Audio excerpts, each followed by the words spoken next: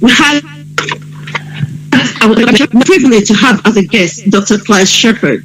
Dr. Clive Shepherd traveled all the way from Edinburgh to London to be with us at a big lecture, first big lecture, which was held at Goldsmith University of London. Now, Dr. Shepherd is a doctor that now in his 90s, but he came all the way. During the Biafra War, Dr. Shepherd ran the Queen Elizabeth Hospital in Imahia, and he survived the bombing of the hospital.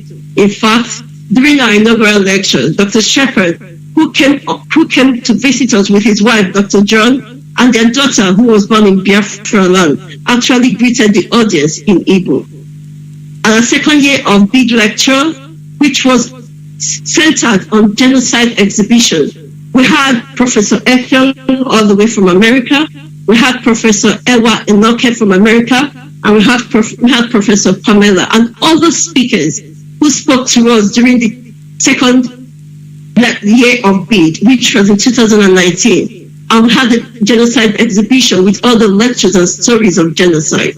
And what we have done, because of COVID in 2020, we were not able to have a big lecture in 2020. But in 2021, we said, no, we had to continue. So in 2021, in October, we had these wonderful guest speakers we have tonight on Zoom lecture, and the lecture was based on continuing genocide, which was held on Zoom in this year, 2021. Why BID? BID is important because our stories are scattered all over the world.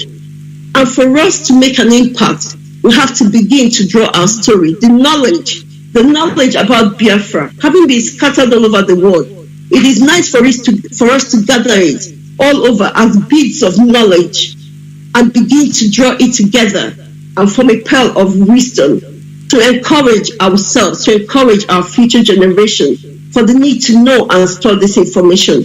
We need to learn from our history because that is the only way we can empower ourselves, our generation, the future, and empower people to know about Biafra. We are not just Biafra for saying. We have a history. We have things we need to tell the world. We have things we want the world to hear. We have our story to tell. And the best people that can tell our story is us. That's why Biafra education, awareness, dissemination is very important. Thank you, everybody. Thank you, Dr. Justice. Thank you for that, Chichi. We'll be coming back to answer questions later on what points you raised about the importance of education, which was, of course, not taught at school. The history, if you don't teach anyone history, they will not know where they are. But we'll come back to that. So the idea of the beads of knowledge being turned into pearls of wisdom. We now need to apply that wisdom, because if we learn from our history, then we'll have the wisdom to avert it and all the disasters we're going through so fast to people. I'm going to ask, thank you for that.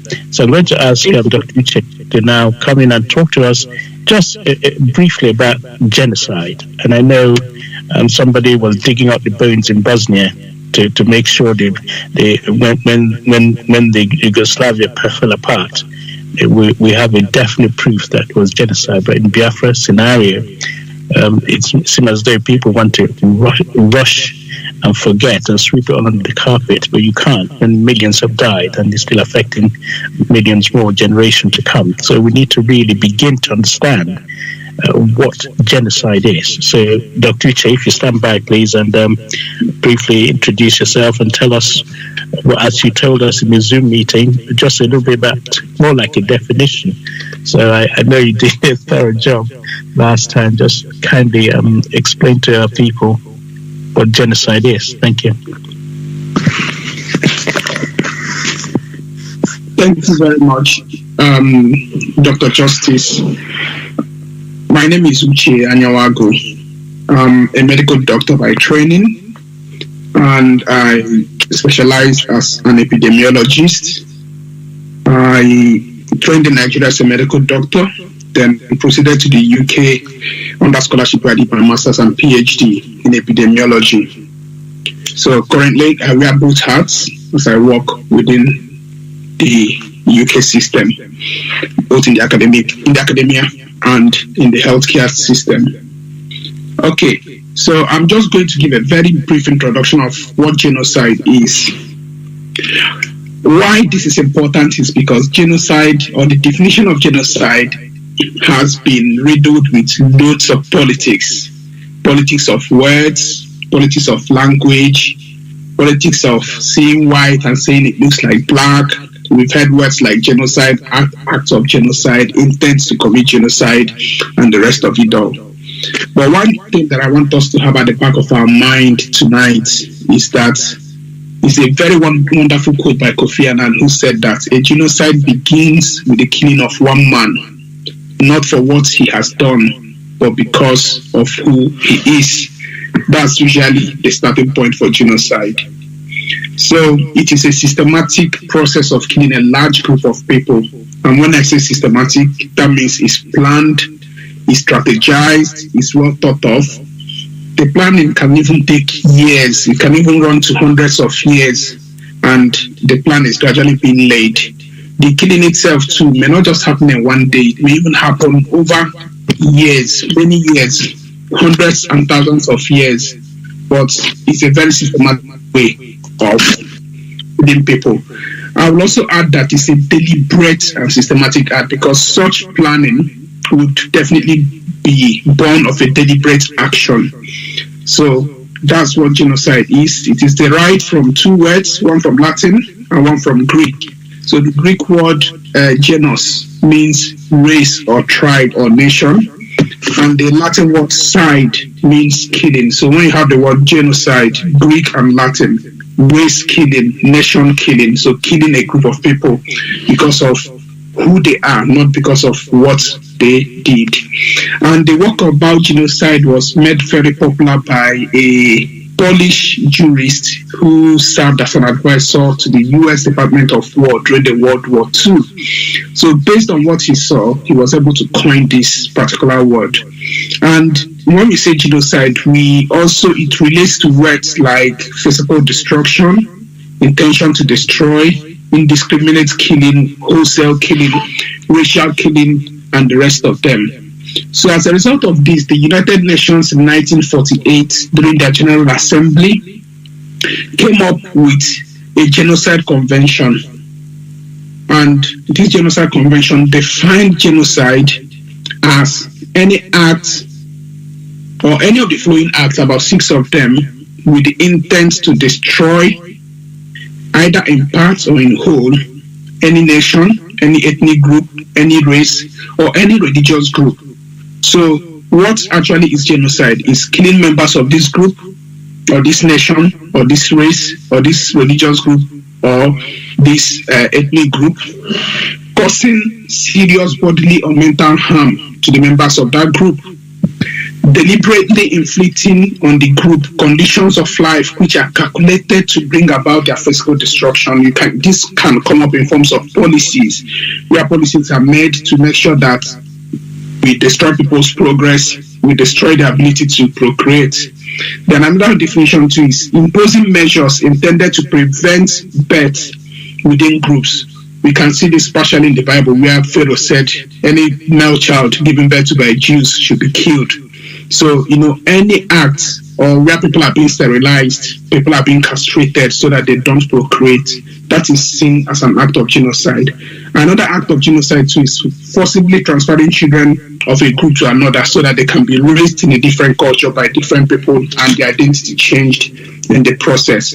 So these are all the things that constitute a genocide. Once you do this to people based on their race, based on their nation, nationality, based on their ethnicity, or based on their religious group or belief, it is seen as genocide.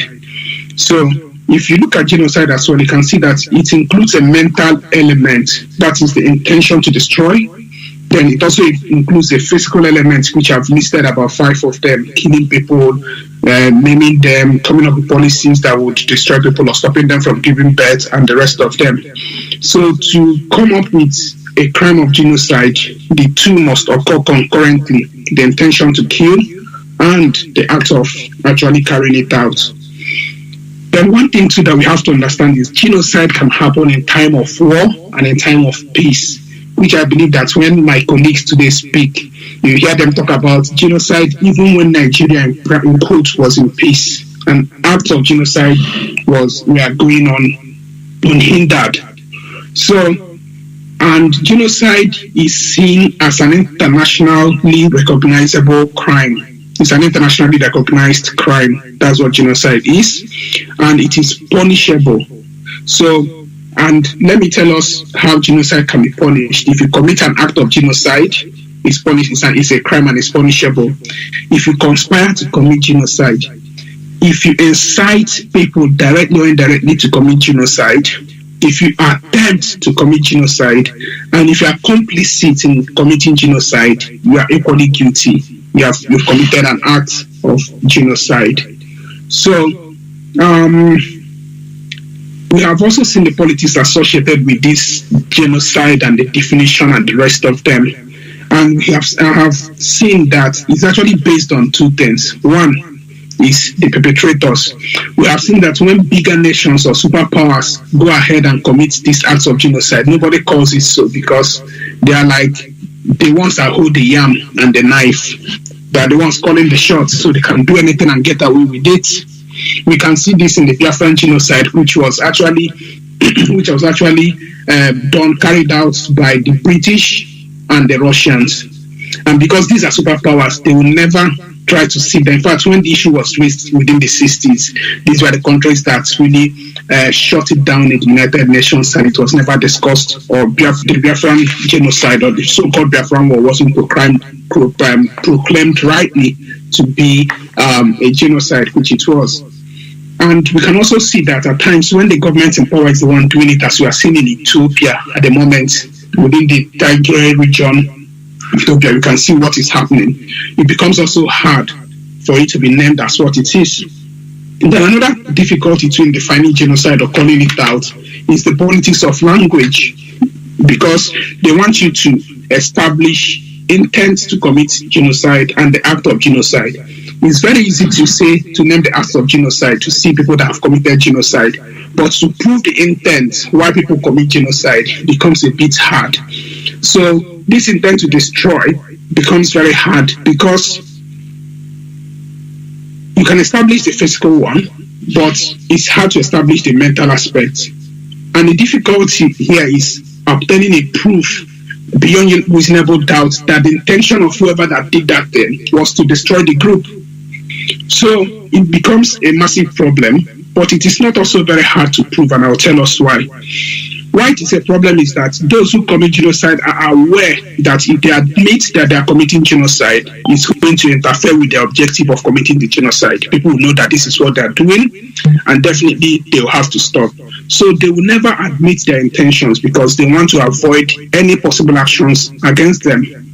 Then again, it's even harder when that reason for committing the genocide is still taking place, as we are seeing today in Nigeria, where the rapacious Fulani headsmen run into people's homes and villages in the wee of the morning and kill people.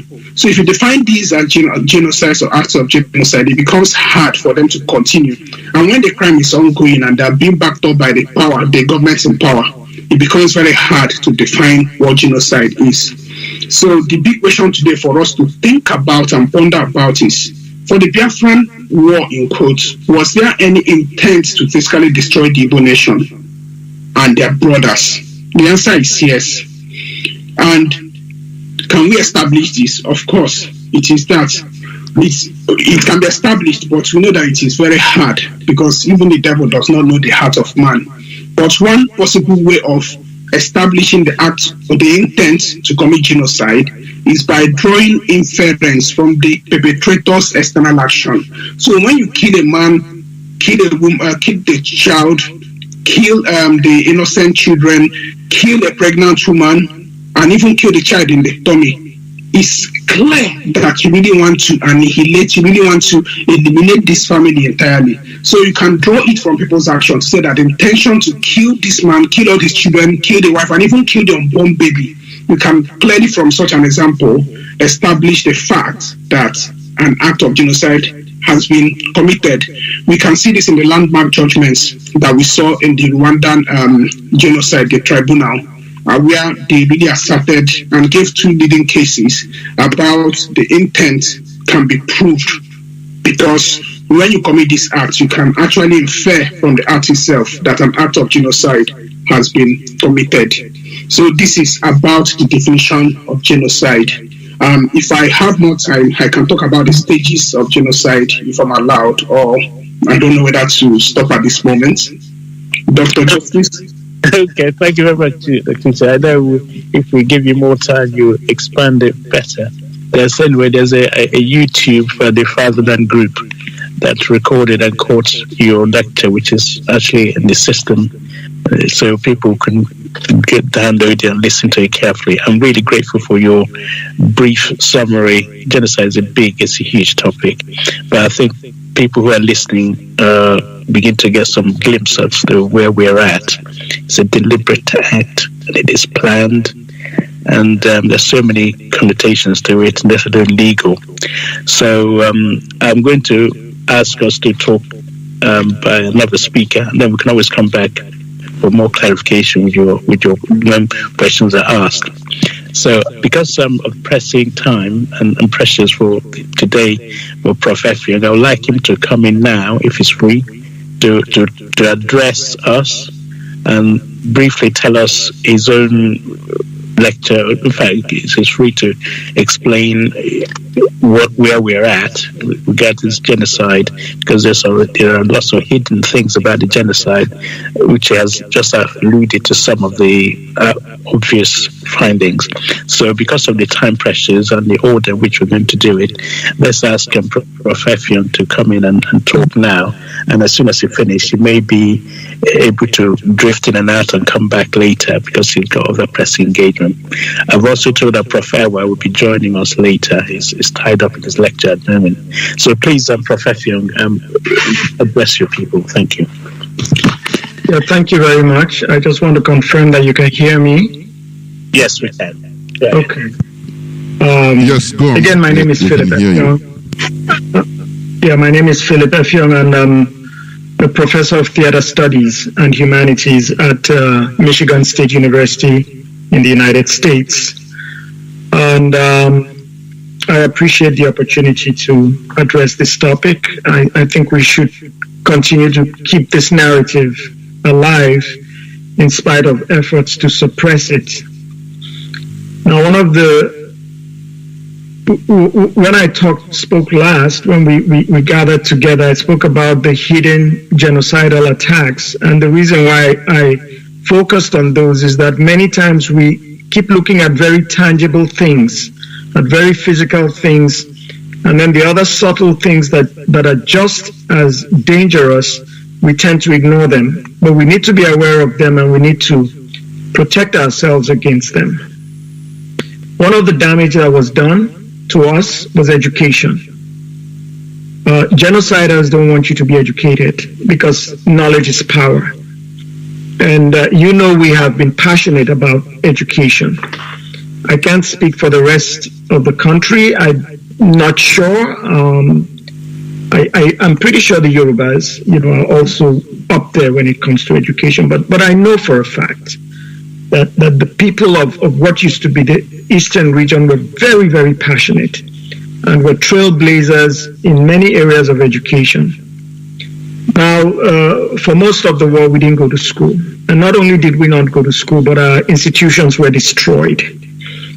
It was deliberate. After the war, those institutions, as people tried to go back to school, it was difficult because the infrastructure wasn't there.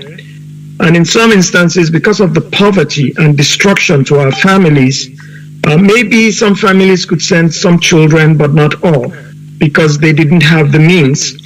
In some instances, some families focused on younger children because they needed the older children for business, because we were destitute. We didn't have anything. And more recently, I believe history, I don't know if it's been included back in the curriculum, but I believe it was removed. If you study history, you have to study the war, and you have to study the evils of the war and the crimes that were committed. So that's one way to erase you from being acknowledged If you can be erased, or a part of you can be erased from history, that's what genociders want to do. They want to make you invisible. And then there are other ways that we're attacked educationally. You know that to get admission to the university, we have to score sometimes 5 times as high as people, especially from the north. They don't have to score that high to get into in the JAM exams or the entrance exams to get into the university. It's all deliberate. If you can hold people back educationally, then it's easier to control them. It's easier to control their minds. Think about the damage that was done to families. I do have a friend who's actually, I don't think she'll mind my mentioning her, the daughter of the great poet Christopher Okibo. After her father was killed, she was very young, and she was raised by her uncle, who she thought was her father. Now that she knows that her father was killed during the war, she's on a mission to try and find out what really happened to him. The trauma that she faces is just part of the trauma that a lot of families face. A lot of people lost family members, in some cases the people who were the breadwinners for the families. In some cases, families were destroyed. You probably have heard about Afia attack. And sometimes when women especially went on a trek, sometimes up to 20 miles, to the warring zones to try and get yams, salt, dried fish to feed their families, many times they were raped. And sometimes their families got to know that they were raped. And this affected a lot of relationships. So this is just an example. There are many other ways that our families were disrupted. Sometimes someone went to fight and they announced that the person died, and then the person showed up later on, sometimes at the end of the war, and his wife was there with someone else. So on so many levels, these are the things that people are not talking about. The destruction to the family. Power is so important, and they continue to deprive us power, whether we think they're giving us power or not. And I'll give just 2 examples. During Babangida's regime, there was the mass mobilization for self-reliance called MAMSA. And the person that headed it at some point in Cross River State was Okokondem. Now, Okokondem had played a key role in Biafra as a propagandist. But Okokondem understood that he didn't have any power in spite of his appointment. At no point would Okokondem open his mouth and talk about the evils of the war. That's the only way he could keep that job. Also, the former governor of Cross River State, Dana Chibong, actually fought for Biafra. And Dana Chibong would go on to be the governor, and I think he would rise to the rank of brigadier, and he died under some unclear circumstances. But Dana Chibong was considered a good person, a good boy who wouldn't threaten the genociders. And as long as certain people are are prepared to be silent and are prepared to do what they want them to do, and are not going to challenge them or speak about their evil genocidal acts, they'll tolerate them. And that's why people like my father were never tolerated and were thoroughly hated, because he was never apologetic. And talking about my father, there are other people like him who were deprived a means of livelihood after the war. So on one level, they try to make it seem as if they were being kind. They didn't execute them. They talked about, rehabilitation, reintegration, and whatever the other R is. It appeared as if they were being benign. But if you think about it, they sentenced a lot of these people to a slow death. Someone like my father, no means of livelihood from 1970 until his death in 2003. That was the story of many former Biafrans. So no means of livelihood. They're not killing you physically, but mentally they're killing you. Economically, they're killing you. Politically, they're killing you. and they're silencing you and making you invisible. So you are alive, but you're really dead. And some people actually ended up committing suicide. So it's all deliberate.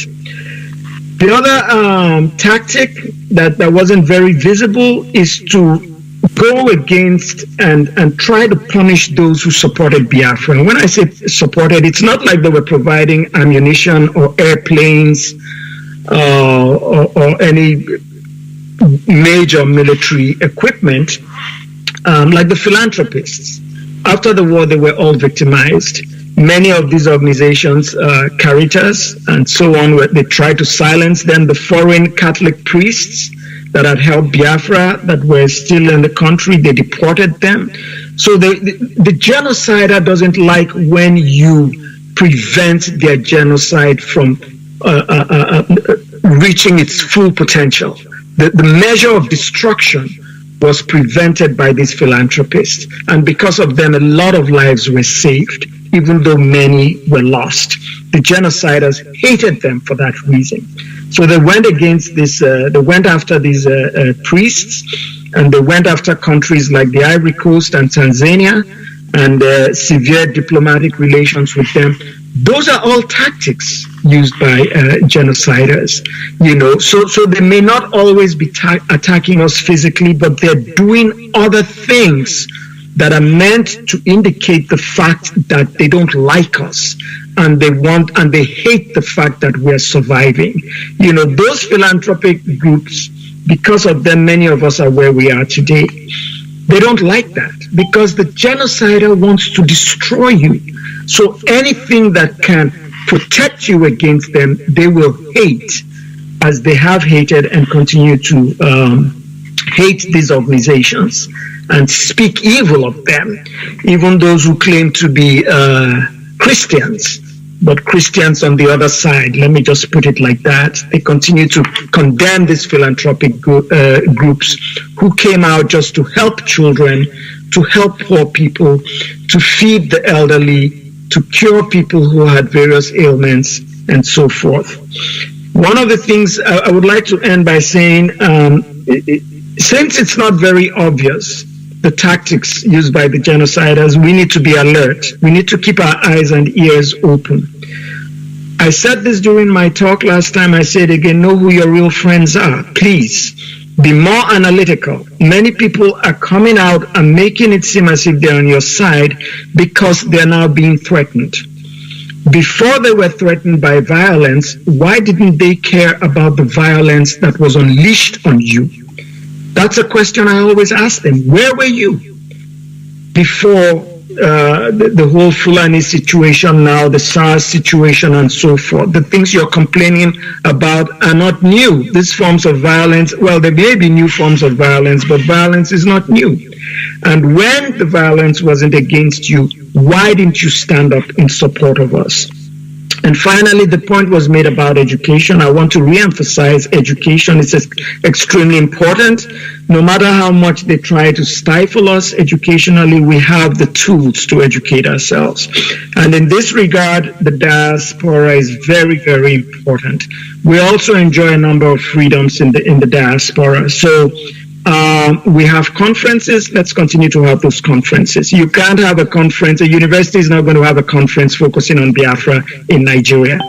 The writings, those of us that can write, let's continue to write. Let's use social media, but let's use other media to keep ourselves alert and aware, not just of our history, but of the methods that are not so very obvious, that are still being used to try to destroy us. Thank you very much. And I'll be leaving soon. Thank you. Professor, we're really grateful for that wonderful outline. I know you're really, really pushed. If you're able to join us later when the question times comes, we'll be grateful. But just to reiterate what you pointed out, that the missionaries who helped us during the war, particularly the Holy Ghost fathers, there were many Irish, they stayed behind. Immediately after the war, they were rounded up and locked up in prison. They had to pay a fine before they were released and then deported. They were accused of prolonging the war. If you imagine that nonsense. They were helping the Biafrans. The young children were dying of starvation. So after the war, they were blamed for prolonging the war. In other words, they did not allow more children to die straight away. They saved lives. That's sort of not we had to put up with. And I mentioned the schools as well. Biafrans in the eastern region were spending 45% of their gross annual income in education just before the 66-67 war. And the result was that they had the highest number of the sub-Saharan Africa of graduates, be it engineers, doctors, lawyers, etc. So it's actually what saved them. They built up such an incredible amount of educated human beings, and that's sub-Saharan. And if they did not speak up, they would have vanished on this planet. So education is too vital to be negated or ignored. So we have serious intellectuals who actually end up building their own weapons to defend themselves. The white person, there was a joke at the time. He said, the war between the East, meaning the Biafrans, and the Northerners, is a war between the bullet and the brain. So who's going to win? Okay? So I want you to think about that. Someone's got a gun and someone's got a brain. Who's going to win this war? So therefore, to summarize what Philip said, is that if you then give up on education, they have won. So education is so critical, you have to, in fact, we haven't even started. Wait till Biafra comes, see what education is like. Anyway, let me stop there for now. I'm sorry if you want. So Ukachi, I hate to interrupt you if you don't mind. Let me just say this, please, yes. Because I attended the University of Calabar, where pretty much every group of students, maybe things have changed now, but every group of students from every background had access to either some form of bursary or except the Igbo students. I remember that very clearly, and they kept saying that they're giving this money to students from oil-producing areas, but the students that received the fattest amount were from the north. What oil do they produce? I just thought I should mention that. Thank you for letting me say that. Thank you. I'm grateful. So feel free to join us later. We're not going in any particular order. I just want to bring bringing all the heavy weapons in now. I think Dele Ogun need to talk to us now, and the rest is more like domestic, if you like. So I defer my talk shortly. But I like Dele. If you're ready now, as I said, we're not going in any particular order. Just offload to us what you like to share, particularly the way you forensically analyze the British role. Of what happened to us as a people, how they literally lined everything up in advance, and where we are now because of the imperial underhand, as it were. So please, Barrister, please enlighten us a bit more. Thank you. All right, good evening. Can I just check that you can hear me? Yes, you can. Thank you. Good. By way of introduction, I am your in-law. I prefer to be known as a historian rather than as a barrister, although law and the practice of law has been my occupation for the last 30-something years.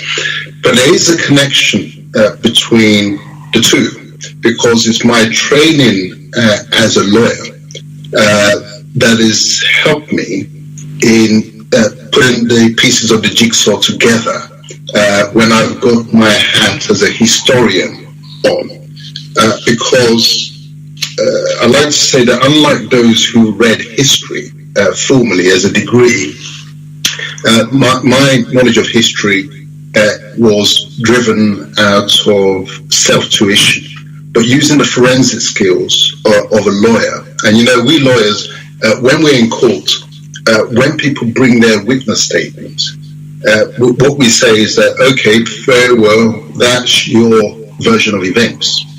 But we know that the truth and the real story lies in between the narrative that you're bringing to the courtroom. And it's the same approach that I've taken in terms of the study of Nigeria's history, that the books that were written, and largely written by the British colonials and their offspring, that is their evidence, that's their testimony. But what is the real story? One thing that I want you to understand is this. History is not something that happened. History is something that is happening, even as we speak. And I don't think any group in Nigeria is better placed to understand that than the Biafrans. It is still with us. It is still with you. The consequences, the effects are still being felt, even as we speak. The second point is this. History is never static. It is always moving. Why? Because there's always new evidence that is emerging. Take, for example, the narrative and the evidence of Mr. Harold Smith. That was not available until, in fact, in full form, wasn't available until we published his story, the Harold Smith story, earlier this year. Some people had managed to get access to the manuscript, but now the story and that evidence is available. But let's bear in mind that there is still evidence that's hidden away, that there is a box of documents that is still classified, not to be released until 2060. They are applying what they call the 100-year rule. So some documents are so sensitive that they've been classified not to be released for 100 years. So until 2060, by which time I suspect most in this audience would have passed on. So there's still relevant evidence that's being withheld. And then putting my lawyer hat on, we know that if we are seeking to find out what really happened, and if you have evidence which is potentially relevant to the issues that we are considering, and if you refuse or fail to bring that evidence to the table for consideration, the court is entitled to presume against you and draw adverse inferences that what you are withholding is incriminating. So if there's nothing to hide, that box needs to be open and needs to be open now. But let me, in terms of the substance of what I want to talk about, I want to talk about a number of things. I want to talk about that January 15, 1966 coup. I want to talk about Decree 34 and the counter coup of July 1966 and the other pogroms that followed. I want to talk about the British role in that war and under the premiership of Harold Wilson. And then I want to, if time allows, share a reading with you from my mother-in-law's book that I helped her to put together, which I think many of you will be able to relate to. But let's start with the January 15 coup. This remains the core issue. It was labeled an Igbo coup, a coup by the Igbos to grab power. That's the narrative that's always been pushed. But as I said, history is never static. New evidence bubbles up and new questions arise. And on the basis of my research, I can see that that narrative is false. And central to that is a number of items of evidence. The first item is this. There's a book titled The Prospects for Democracy. It was written by Chief H.O. Davis, and it was published in January 1961. As a publisher, if a book is published in January 1961, you can assume that it was in production, research, etc., probably a good at least a year and possibly 2 years before. So independence is 1960. This book is published January 1961. But I was struck by some of the contents of this book. Chapter 2 was titled Military Regime in Burma, Pakistan, and Sudan. What did those territories have in common apart from military regimes at that time? They were all former British colonies. And here's some interesting extracts from that book. There's one quotation. The breakdown of parliamentary government in the countries under study, that is Burma, Pakistan, and Sudan, carries with it no implication that some other system of democratic governments might not have succeeded where the cabinet government system has failed. We have suggested that a system in which the executive and the legislative functions are separated, as in the American presidential system, would appear to be preferable in newly established democracies. So they all started out with a parliamentary system, all ended up with the presidential system. And you can still reminder, this book was published in 1961, our presidential system came in 1979. So here's been anticipated. Next quote. The real adjustment is the economic development and industrialization calculated to effect a balance between the developed state of parliamentary institution and the improvements in education, industry, and technology. The disequilibrium may be so severe that temporary expedients of military regime are called for. The tendency is to withdraw the more advanced parliamentary machine while the development of the complementary institutions of education and industry are speeded up. What are they saying there essentially is this, that the parliamentary system is a very sophisticated system and requires a high level of economic development and industrialization to really make it work. Where you have a situation as we had in Nigeria, where there's insufficient economic development and industrialization, you really can't afford a parliamentary system. You need a presidential system, and the temporary expedient to get you there is military regime. Here's the third quote. Nigeria has a very small army and a nucleus of a navy. It has no air force. Again, bear in mind, this is speaking at January 1961. This is a good omen in the light of our analysis, which minimizes the possibility of a military coup.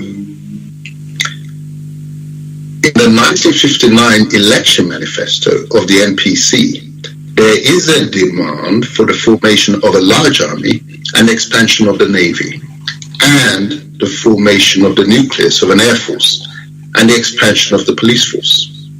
No reasons were given. Indeed, none can be given in a manifesto.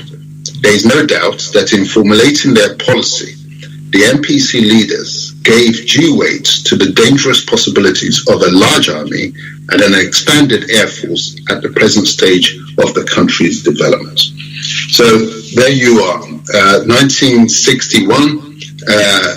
It's been said it's a good thing. The things that might make military coup possible are not there. Small army, nucleus, small nucleus of a navy, and no air force. And then in the 1959 NPC manifesto, lo and behold, all those things are coming in. And it is interesting that the foreword to that book, published in 1961, was written by none other than Sir Tafawa Balewa. This is important if you bear in mind that, as I explained in my History of Nigeria, a Fatherless People,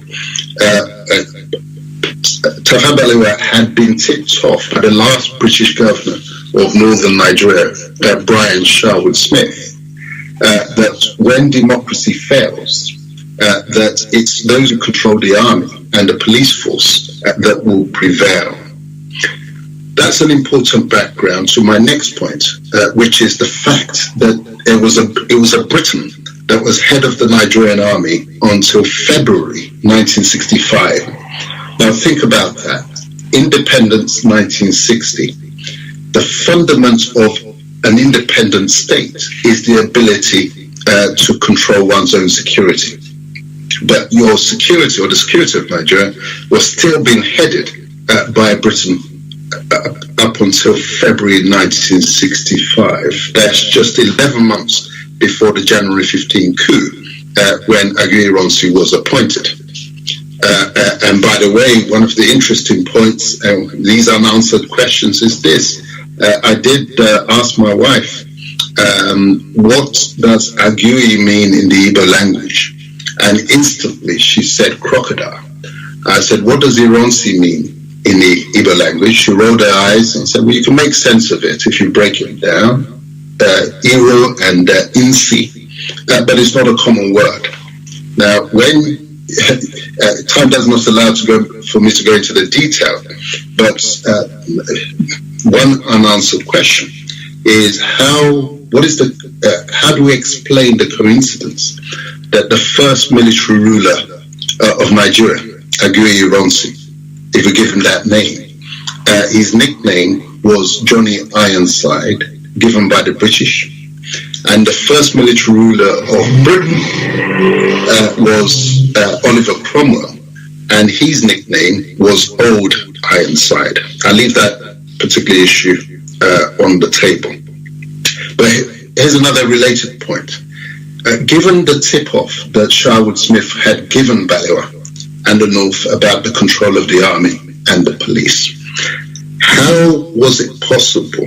How did Sardauna in particular, was he persuaded that an Igbo man should be head of the army in succession to the Briton in February 1965? Doesn't seem to me credible that the exercise was as straightforward as appears. Sardauna, as we know, hated Southerners and the Igbos in particular. How was he persuaded, having been tipped off that control of the army was critical, that an Igbo man should be the head of the army? Then I come to the real mystery, which is Chukwuma Kaduna Nzogu.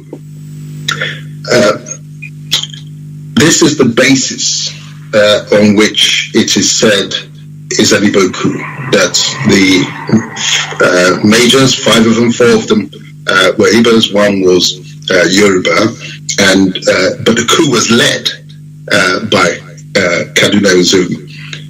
This is a fellow of Igbo extraction who was born and raised in the north, but the evidence is that he was not a Biafran.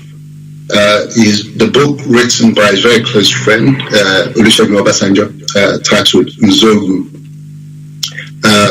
makes it clear that he was a one Nigerianist.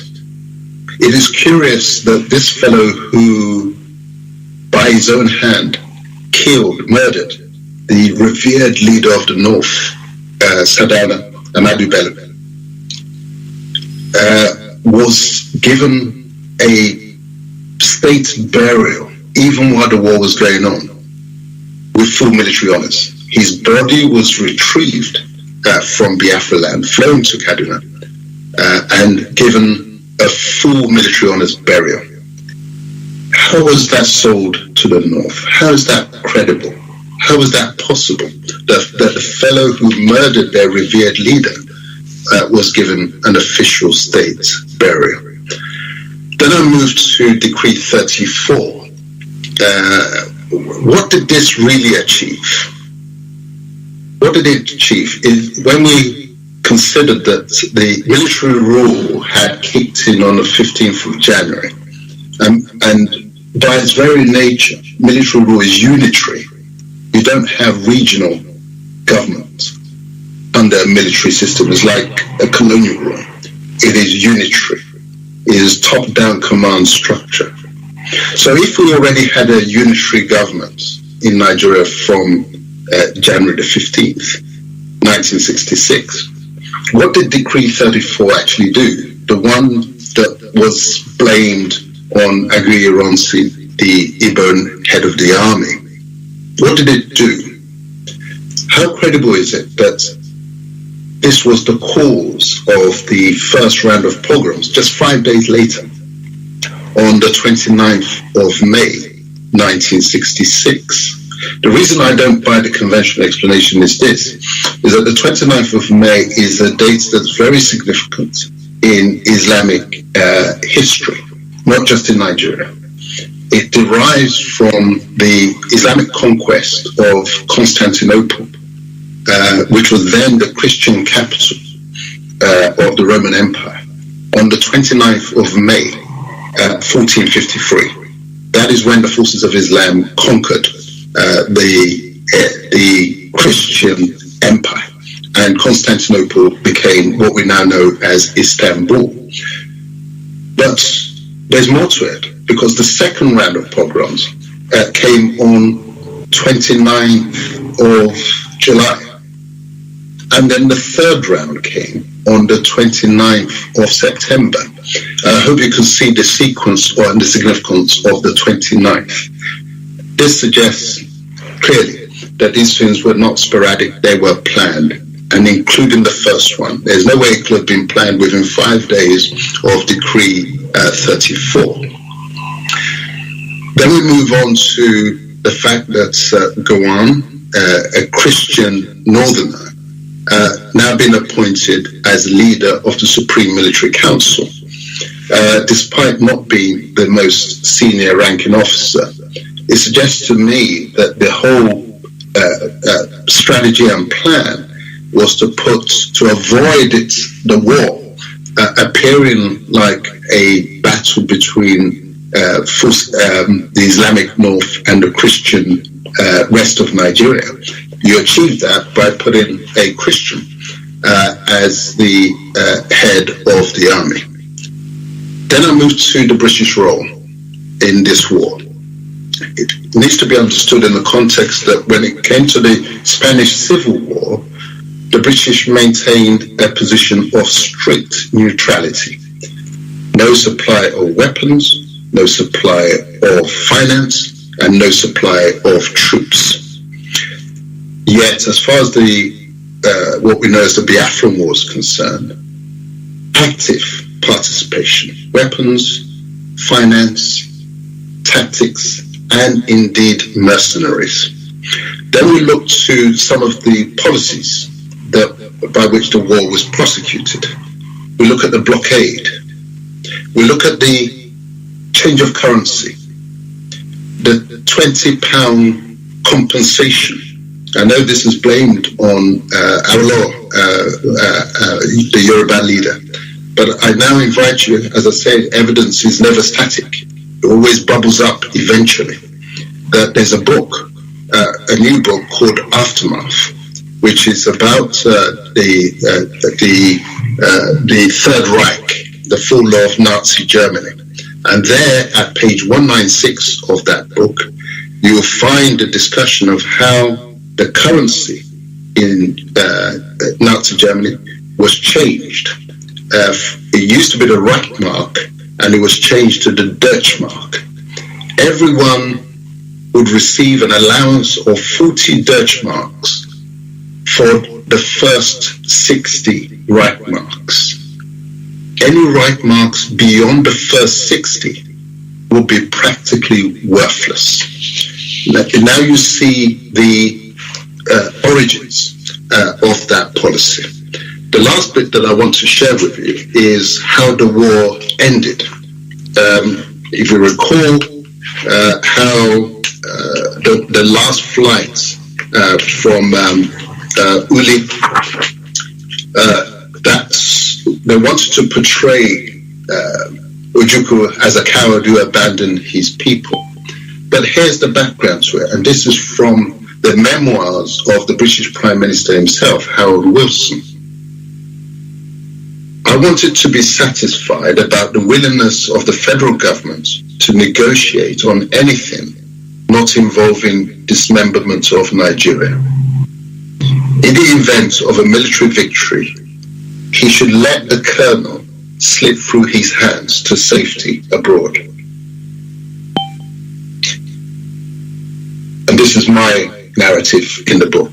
It should come as no surprise that the war ended precisely in accordance with Wilson's script, when at 2 a.m. on 11th of January 1970, Colonel Ojukwu boarded the last flight from Biafra to safety. Now, the other reading that I want to share with you very briefly is, as I said, from my mother-in-law's autobiography, because when I was in the course of my visits, and I'll be asking questions, and I saw that there was a real story there, and that it's a tragedy if we, and indeed you, allow these stories to die off without being captured. And I'm pleased to say we were able to capture her story. She's still with us. Here's a reason. It was just before the end of the war that we had our closest brush with death. Nigerian soldiers came in to destroy a part of town where a very rich man came from. There was a lot of confusion as the Biafran soldiers were running out of their camp shouting that the Nigerians were coming. Next thing, the Nigerian fighter jets were in the air again. They used to fly very low when carrying out their bombing attacks because they knew that there were no guns that could shoot them down. As one fighter jet approached, Alex was carrying Ebelechukwu and I was carrying Ukamaka. Alex was confused in that moment. I said we should hide under the thickets. I was lying on the ground under the thickets, heavily pregnant, and with Ukamaka under me. When little Ukamaka heard the sound of the fighter plane approaching, she would cling to my body in terror. At that moment, Alex was proposing to run with Ebelechukwu to an ukwa tree, which had no cover. But then when I insisted that we stay behind the thicket, he rushed back. It was a good thing too, because just as he did so, a bomb fell by the very tree where he had been heading to with Ebelechukwu. It would have been the end of them both. We were all very shaken by this experience. The truth is that large numbers were killed in the closing days of the war. The Nigerian side bombed an oil palm plant where many people had taken refuge, and it turned into an inferno. Later we heard on the radio Alex's cherished companion news about the ending of the war, that Ojukwu had surrendered on 15th of January 1970. Alex immediately began to discuss about traveling back to our hometown. We decided to hire a 911 lorry for the trip. When Alex went to hire the lorry at the motor park, he saw one of his distant relatives, Joe, passing by and called out to her, "Joe!" He was surprised and asked her what had brought her to Ujali. She said, "War. This is how the war scattered everyone, and family could be living near one another without knowing." She was a nurse who had been working with University of Nigeria Teaching Hospital. We didn't know that she had been transferred to Olu during the war. She asked Alex where his family was, and from there she accompanied him back to our house. She spent 2 days with us. She saw my condition. It's a real pleasure to be with you, Biafrans, and I look forward to the further discussions later.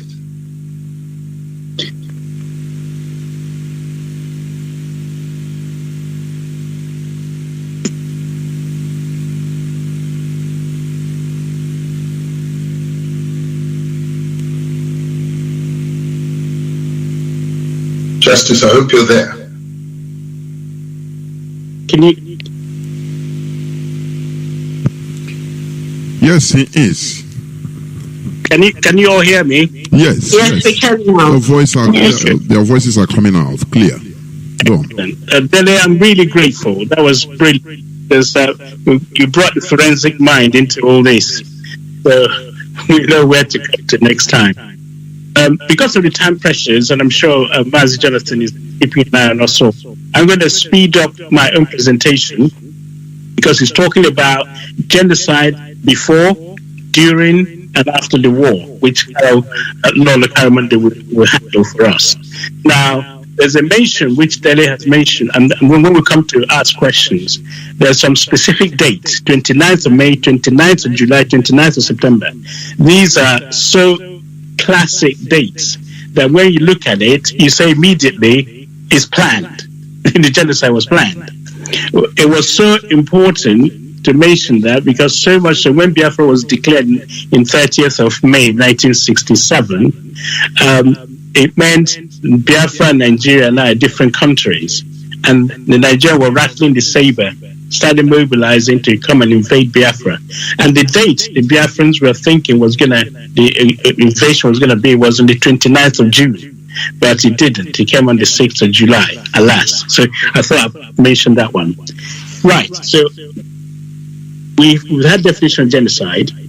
So I'm going to go straight to the evidence, because John Bullock published in the Daily Telegraph in UK on October 22nd. Remember I mentioned 29th of May, 29th of July, 29th of September. So therefore, by the 22nd of October, a newspaper edition in Britain, 1966, stated this, that this uninhibited violence, is not talking about the killings, the uninhibited violence has been, people are trying to put it forward as another hysterical, spontaneous demonstration of northern dislike of the Igbos. Let me unpack that. If the violence that was meted to the Igbos are uninhibited, it's like you can do what you like to them. Nobody will matter. Nobody will care. So that's how bad it was, uninhibited. And it went to the extreme. What are we talking about? Nobody was spared. If you're Igbo, if you're, for example, a woman and you're pregnant, they killed you, took out the baby. In fact, they left you alive, took out the baby from the womb, killed the baby in front of you, and then killed you. That's how nasty it was. If you're nurses in the school, they rounded you up and sent you to leper colony to be gang raped. That's how bad it was. So people were having their heads beheaded and put back in the train. So the amount of violence was uninhibited. I just want to put that across. And this happened in the north. There's nowhere was safe. The killing stopped. Anyone know why the killing stopped in the north? When there was nobody else left to kill in the north. So that's how bad it was. Okay, now, so how did it start? Well, it wasn't, if you mention that, okay, they'll kill Sadriano Sokoto, they killed the Prime Minister, and therefore there was a revenge. Yeah? One could look at it from that perspective. In that, then it would have been like, okay, the cities in the north, the Kaduna, this year you had this today you had a riot, and that riot then spread to Zaria, from Zaria to Sokoto, and so on, and Jos.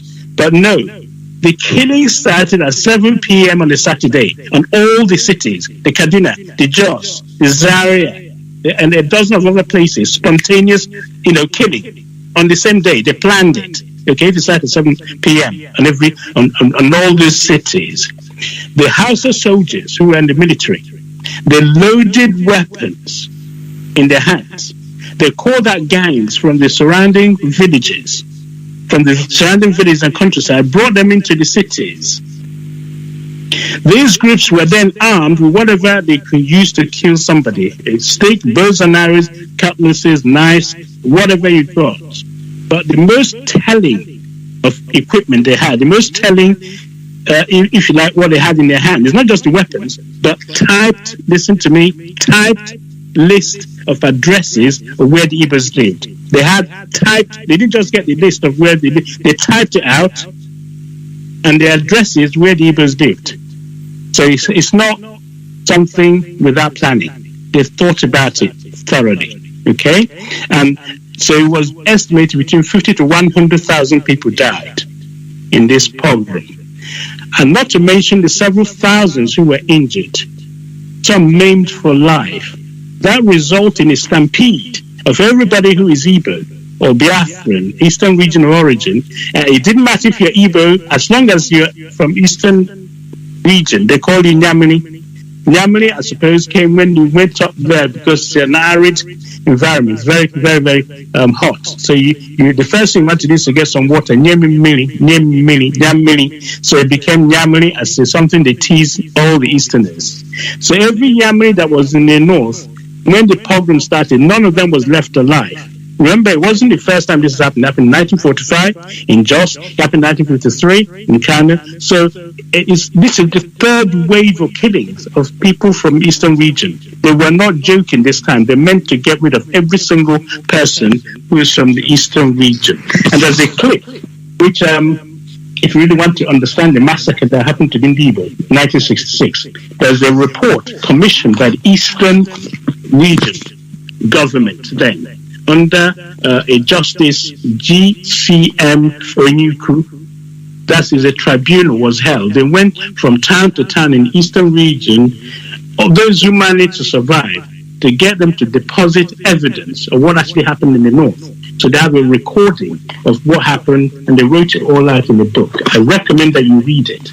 Okay? So from that book, on page 144 of it, it said there was they heard the Castina, Emir of Castina. Yes? He was telling the northerners in Castina. He said to them around 1 p.m. in the afternoon, he was saying, announcing that to the houses they should make sure that no Easterner was left in Castina. Let me explain that. You go around the town and say, make sure no Igbo person, no Easterner is left in a town. Okay? That you're talking about the definition of genocide. You want to wipe them out completely. And they say they should either be killed or driven away. And that, as for their properties, well, that property then rightly belongs to the natives. When you drive them away, then whatever they have left, you can then share it. Okay, so why such hatred? There's this primordial hatred because the people from the east went up to the north to sojourn, to practice, to apply their trade, spare part mechanics. They were running the post office, train stations, banks, and so on and so forth. They were living in a place called Sabon Gari. That was visitors or strangers' quarters.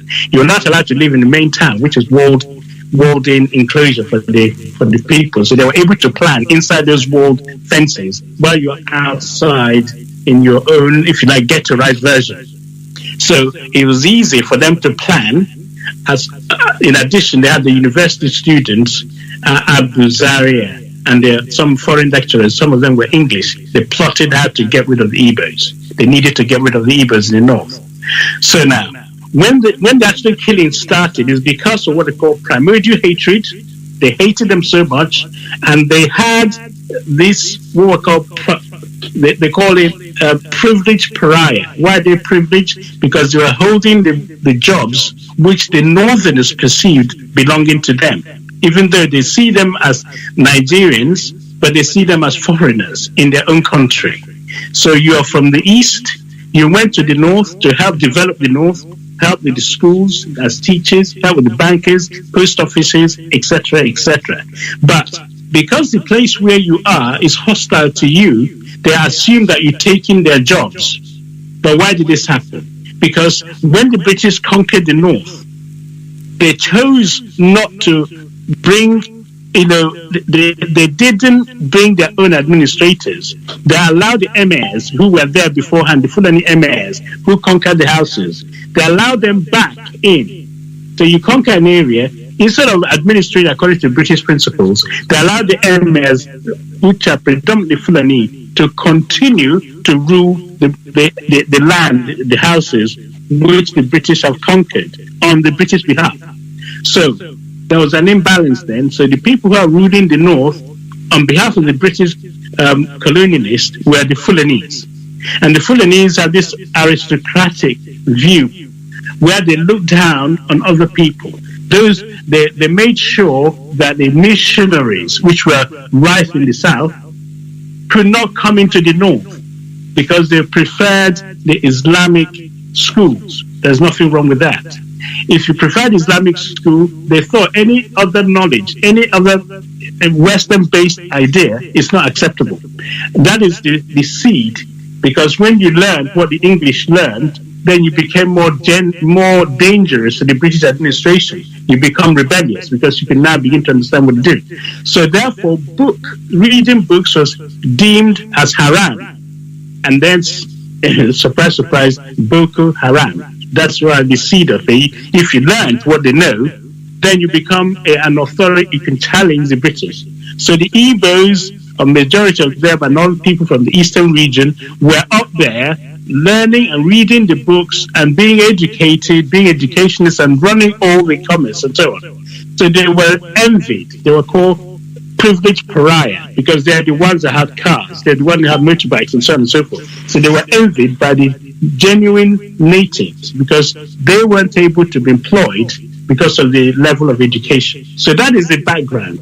So having succeeded in killing 50 to 100,000, those who were able to escape, escaped. Those who were escaping by train were ambushed, heads beheaded and put back in the train just to intimidate those when the train arrived in Enugu, same people with beheadings and so on. So that was the background between May to end of the year in 1966. So Biafrans, before they became Biafran, the eastern region, they were chased out of northern Nigeria, including Lagos, Ibadan, and so on and so forth. All these places, they had to be emptied of Igbos. Because at that time, their thinking was that Nigeria would be much better without the Igbos. So you get rid of them. But the problem was, having succeeded in getting rid of the Igbos, then a penny dropped and said, the British said, hang on, by killing them, the actual code was Araba, separation. It was the Northerners who wanted to separate from Nigeria by killing the Igbos. They wanted to teach them a lesson, said kill them and separate. But they said, hang on, the British went back and told them, if you separate, how are you going to run this country then? How are you you're going to find it difficult to survive economically? Because after all, the Easterners, they have the oil. You see, they have all the oil. So you better not separate. So basically, the British were insisting that the Northerners stay behind and run the actual colony called Nigeria that they have invested a lot on. As a result of that, the British were encouraging them not to separate, but to take charge of the whole of the Nigeria. So that is the basis of why the British got involved so early. So now, having succeeded in doing that, we now have a scenario where nowhere in the Federation of Nigeria that was safe for the Igbos. What could the Juku, who was then leading the eastern region, do? They decided to go the extra mile. They went to Aburi to decide in Ghana to discuss how they can best live together. And the solutions were advanced in Aburi. And everybody agreed. But when they came back from Aburi, the Nigerians reneged on it. So much so that the Biafrans had no option but to decide what they want to do. They thought if they stayed, they've already been killed. If another wave of massacre started, there's nothing they can do about it. So if you became a different country, you can at least scream to the outside world and say, look, we're no longer the same country, so therefore we need outside help. So that is the basis why what happened before the war occurred. They were still nursing the injury. They were nursing the wounded. The schools were bricked. The hospital could not, all sorts of things happened. But that's the background where some form of peace was achieved by Ojukwu by going to Aburi, say, this is what we have. On Aburi we stand. But they did not take that seriously. The Northerners, under Gawan, reneged on it. So, when Biafra was then declared, because I don't want to go, I just want to discuss about the genocide because there's a lot to discuss. But what did happen was, after the negotiation failed, Biafra was declared and Nigerians marched across the border calling police action and to carry on the killing, which started up in the north. So you have people who ran from Sokoto, they ran back to Enugu, and then the next time they knew there was another war, people started chasing them. So there was nowhere safe then for the Easterners. They were being killed before the war started. And when the war started, there's a particular genocide that was happening in the eastern part. Each town that was visited by the Northerners, right? Let me give you some examples.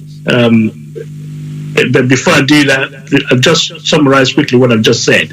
I said to you that the genocide occurred before the war was planned.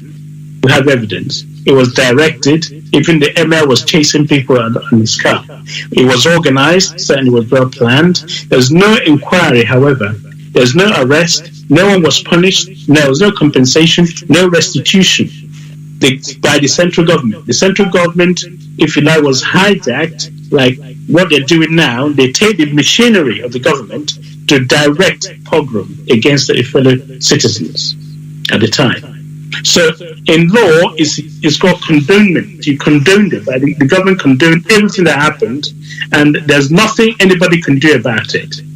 So when the war was declared, eventually, they carried on the same rampaging vandalism. When they got to Onitsha, for example, when they got to Onitsha, some people ran away. Some decided to stay inside an apostolic church. I'm just giving you highlight examples of what happened. When they got to Onitsha, 200 strong congregation members of apostolic church, they wanted to stay behind and pray for deliverance. Everybody else ran away. Muritala Muhammad's 2nd Division stormed into the church, dragged them all out, tied their hands behind their back, and shot every single one of them. So that is part of Nigeria unity. Remember, it's a civil war to reunite the Biafrans who were kicked out of the north and out of the west. And then you're killing them to bring them back into Nigeria. Okay? So you meet across 300 people who are praying in a church. You bring them all out, tie their hands behind their back, and kill them, execute them. I haven't done even worse in Asaba, Worry, Sapele. You just line up men and wipe them out. So the federal troops having, for unknown reasons, massacred all the men in some towns, just wiped them all out.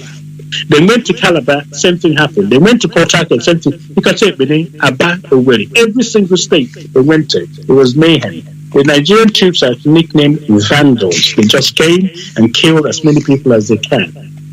So that is part of the background to the genocide that occurred. I think it gave us a definition. By the way, genocide is a crime against humanity.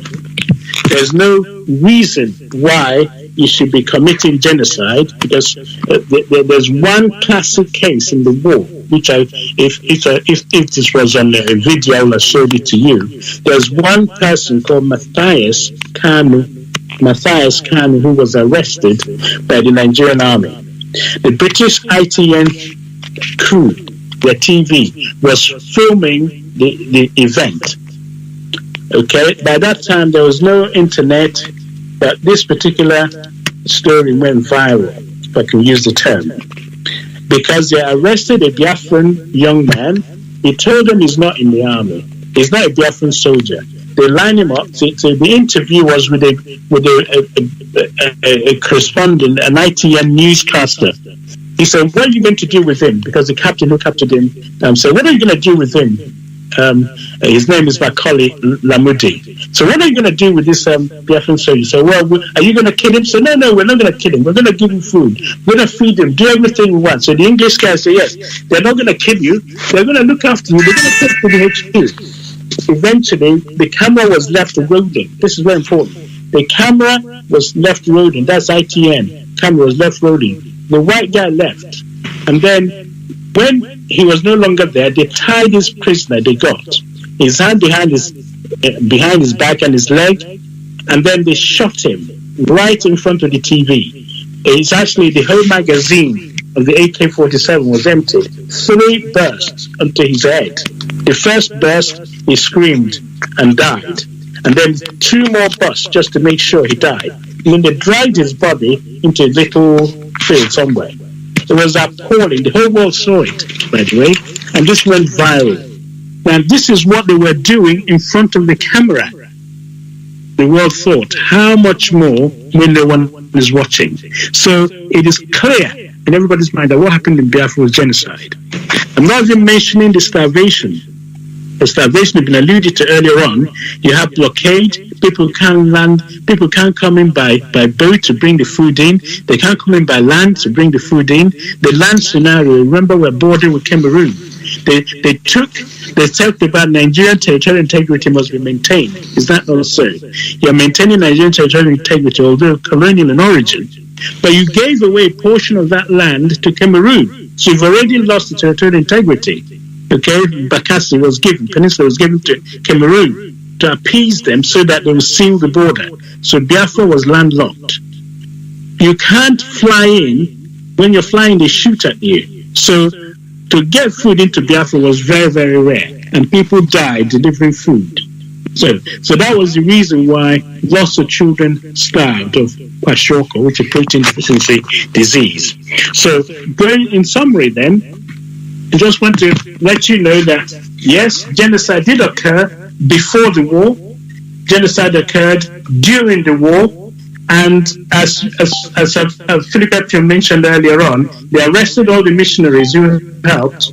The food that was piled up in, I think it's Fernando Po Fernando Po. They was supposed to fly the food in. The Gowan said, "Keep your bloody money, keep your bloody food. We're not gonna. We'll look after them ourselves." But he didn't.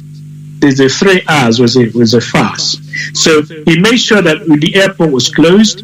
And if you opened it in the airport, we'll have fed so many Biafrans, but they refused to bring it in. So accentuating the death of more people, okay, immediately after the war.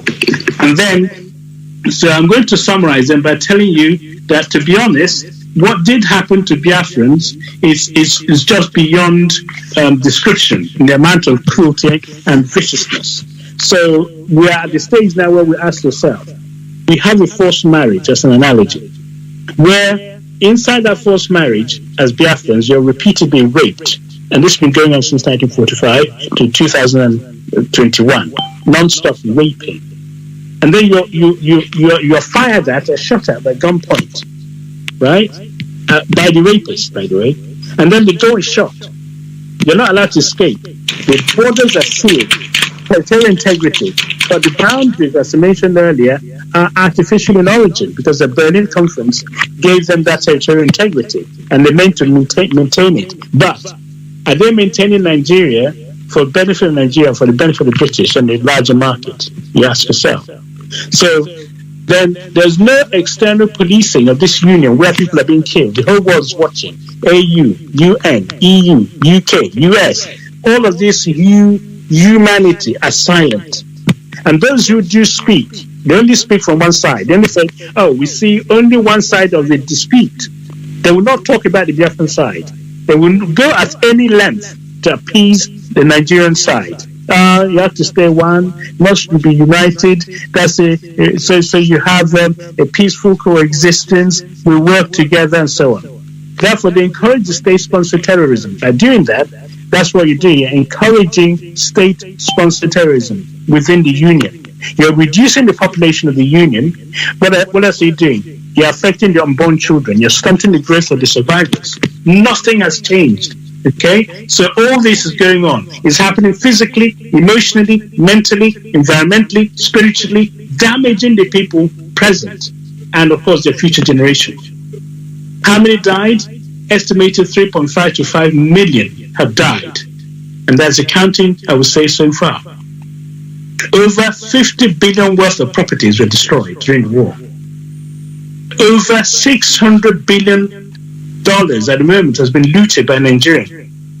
They label them fantastically corrupt, but I know the people who are labeling them fantastically corrupt are actually professors of corruption, but that's another story.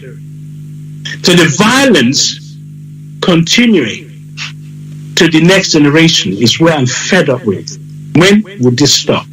Yeah, it's been going on since 1945. It's going on to the next generation remorselessly, unrelentingly, with audacious impunity and in perpetuity. They want to go on forever. Okay?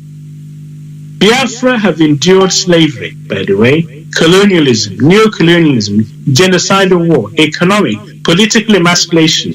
They are now screaming out for freedom. And that is really where I want to stop. Because the world needs to know the genocide has to stop. It has not really stopped. Okay? So they talked about, I think Dele mentioned as a book, some evidence they're hiding, okay, for 100 years. in 2060 something come out. But 2014 was when they amalgamated Nigeria by Lugard, isn't it? And said that after 100 years, we should be free from that marriage. 100 years have gone past. So this 1914, okay, is passing us by. It's supposed to be after 100 years. You should sit down again and discuss a way out. So I looked at it, 1914. So, and I realized, of course, there's a 419 in 1914. If you look hard enough, you see it. So I'm going to pause there and let other people come in. Thank you very much for listening. Okay, so next up is Carol Mundi. Carol, tell us more about the experience of post-war killings. We're talking about your war massacre, the Zoo River, England High School. There's so many things. This list goes on. Please, Carol, update us on what's been happening since the war. Thank you. Hello, good evening. Good evening to the world. My name is Lolo Carol Chidinama Monday. I am, by the grace of God, special representative for the IPOB, Indigenous People of Biafra. I'm also one of the founding members of IPOB. I'd like to thank the host tonight for presenting this program. Thank all the media and all the Biafrans that are listening. I used to present on the radio many years ago, so it's been quite a while since I've been on the radio, but it's very nice to be here tonight. I know that we are missing Nnamdi's thunderous voice as well, but we are here in his absence. The Bead exhibition, something that happens every year. Chichi spoke about that earlier, and tonight I'm going to talk about what I spoke about at the last Bead exhibition. I talked about what ignited genocide in West Africa. It was the arrival of the foreigners, first the Arab traders in the north, and then the ships came. And then, of course, we know about slavery, and we did talk about this, but I won't talk about this tonight. Of course, the slavery, the millions that were taken from the Bight of Biafra, etc. And then slavery was abolished, and what happened after slavery was abolished? After slavery was abolished, for the British, even the British, humans were a form of produce. That's the only way to describe slavery, as sad as that sounds. The British looked for other forms or ways to produce money. They had to look for more money. They had to look for for income, because they were obviously had all these rich men that had made money out of slavery, and they had to fill their pockets. And so began the scramble for Africa. And then we all know about the Berlin Convention. The British wanted to take over the bulk of Africa, and they were very fierce about doing it. They wanted to get in there before Germany and France, and we can see that with Cameroon. They were moving in, other European countries were moving in where Britain wanted to take over. Fortunately, it was the World War that drove Germany out of Cameroon at the time. Some of Cameroon and Biafra, that's another talk for another day, but some of Cameroon and Biafra were occupied by Germany at one point. But the British wanted to take over the bulk of Africa, and then Goldie appeared on the scene. He had been a trader of slaves previously, and there were trading companies all along the Bight of Biafra, along the river edges, that had been there.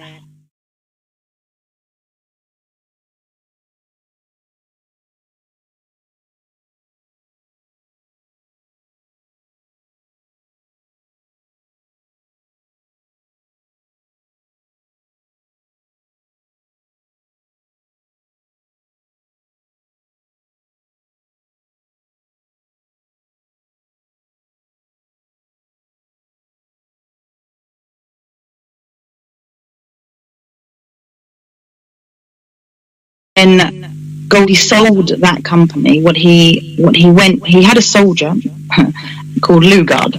So yes, Frederick Lugard was one of Goldie's soldiers, and together they signed signed documents for protection from the British, and then you had an agreement with Britain, and this all was under the United African Company. So they sold those protection agreements to Britain. So they sold what we now know as Nigeria to Britain for £865,000. During this time, Britain removed Biafra from the world maps. Yes, it was Britain. I'm sure that Nnamdi will tell you more about that when he comes back. And it was Lugard who created Boko Haram. I know Dr. Justice just talked about that just a minute ago. He tried to insulate the North from Western education, particularly when they started the media in Lagos.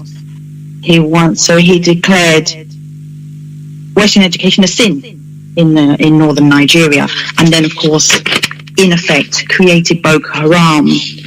Boko Haram today has killed over 27,000 civilians. It has killed more than ISIS has killed in Iraq and Syria combined.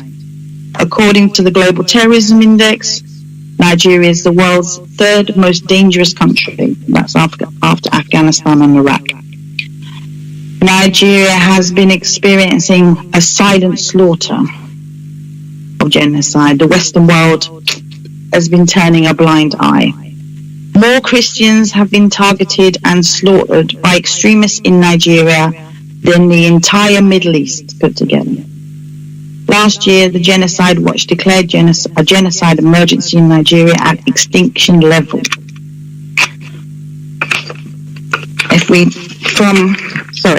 From 2006 to 2014, more than 11,500 Christians have been killed. More than 1 million have been affected, with many driven from their homes, and 13,000 churches have been destroyed or abandoned. In 2013, in Awka, Anambra, 35 corpses of tortured Biafrans were found in the Izu River. These were Massa boys. They were arrested by the police. You'd think that when somebody was arrested, you would find them in their jail cell, not head face down in the river. But they were Massa boys that were arrested and later found floating in the river, decomposing. Imagine that they thought that they would float out to sea. The bodies had been tortured. Shotguns were used to blow out the kneecaps, shoulders, etc. Electrocution, all this was occurred on the bodies. In August 2015 and in February 2016, Biafrans protested in Abia and Imo State, and more than 80 protesters were killed. The figure of how many were arrested and went missing is unknown and may never be known, but we do know that it was more than 400 people. There is a lot of cases. I know we talked about some, and we can talk about that further. In September 2017, the Kanu Palace in Umuahia was attacked by security forces. There was arrested and the killings and tortures of Biafrans in Abia. Those people walking in the street, they would be arrested if they were a particular age. Even people working in their shops, making shoes, were picked up and arrested. November 2020, Reich ordered the hunt of IPOB members. 60 Igbo Biafrans were shot and killed, 100 injured. Approximately 3,000 people disappeared from Oyibo. Just over 300 have been bailed so far from jails in the north. What happened was they picking up people and flying them to northern states so that they wouldn't be easily found. And IPOB lawyers have worked diligently to secure the release of many of them. 300 have been released so far, and they are still working on more. Today, at least 15 Igbo youths are killed a day by security forces. Media for Biafra media is blocked. The IP addresses, the FG has spent an incredible amount of money to stop broadcasts like this. The IP addresses are blocked, like I said. Websites with the news coming up are blocked now in Nigeria. Buhari banned Twitter in Nigeria. If I go hunting for history, even here in Britain, it disappears. In fact, I had the document in my house, and one day it just wasn't there. things just disappear. The crimes are covered up. There are people working in every area and they have an enormous amount of money, and they do everything they can to cover up these crimes. Nnamdi Kanu was abducted in Kenya, under the nose of the Kenyan government. We're fighting for his release. So, as we stand now, as Professor Effiong said, knowledge is power, and our knowledge bolsters all the legal cases, because this is the way we're going to still fight them. We are still fighting with legal cases. We have, Nnamdi's case, and there is IPOB members that are being hunted, being arrested. We are fighting their cases, and knowledge is what bolsters those cases. It bolsters the cases not only in Nigeria, but in the UK, in Europe, with the UN, wherever we take our legal cases, US, wherever we fight them, we need as much knowledge as possible and much evidence as possible. I know one of the Delhi Ogun, wasn't it, was talking about having evidence. A lot of evidence is destroyed. I know that mass graves, they destroy the evidence with acid, etc. And people live in fear. It makes it very difficult to carry out legal cases, and this is what we push for. We push for to bring the crimes against humanity into the public space, because the more people worldwide understand what's happening, then we can move with people power. It's the only way forward, because the governments are not listening, so we have to keep pushing, and this is what we do. And our plea, one of the things that came out of the bead exhibition, and it is why we are here tonight, our plea here is for you to record your own experiences. I know there's many of you listening now in Biafra land, particularly veterans that experience in the war, not even the veterans. Today, there's the Igbos that are being attacked, affected in their homes, their experiences, their experience with the DSS. Record your experience. If somebody has a phone, you could do a video on your friend's phone. Record those experiences for the future, because very soon we're looking at knowledge now. We're looking back at what was written 50 years ago at the war time. We need your experiences now. We need those witness statements. We need you to say, this is what happened to me. I remember this. You have people in your village that you can talk to. If you have a mobile phone that can do recording, you could talk to some of your elders and ask them for their experiences. Try and record as much as possible, because this is what is going to go forward. The knowledge is going to bring us the win.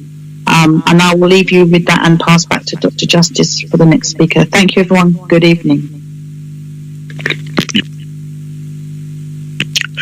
Lola Karamonde, I'm really grateful for your contribution. I think Prof. Ewa is now with us, but I want him to talk after we've heard from Lola Tina Kanu, who will tell us a little bit about the women role. So the women are not exempt from all this goings on. So if Sophia is ready, she can tell us a little bit about women's role. I think Philip Effiong mentioned what they call ahia attack.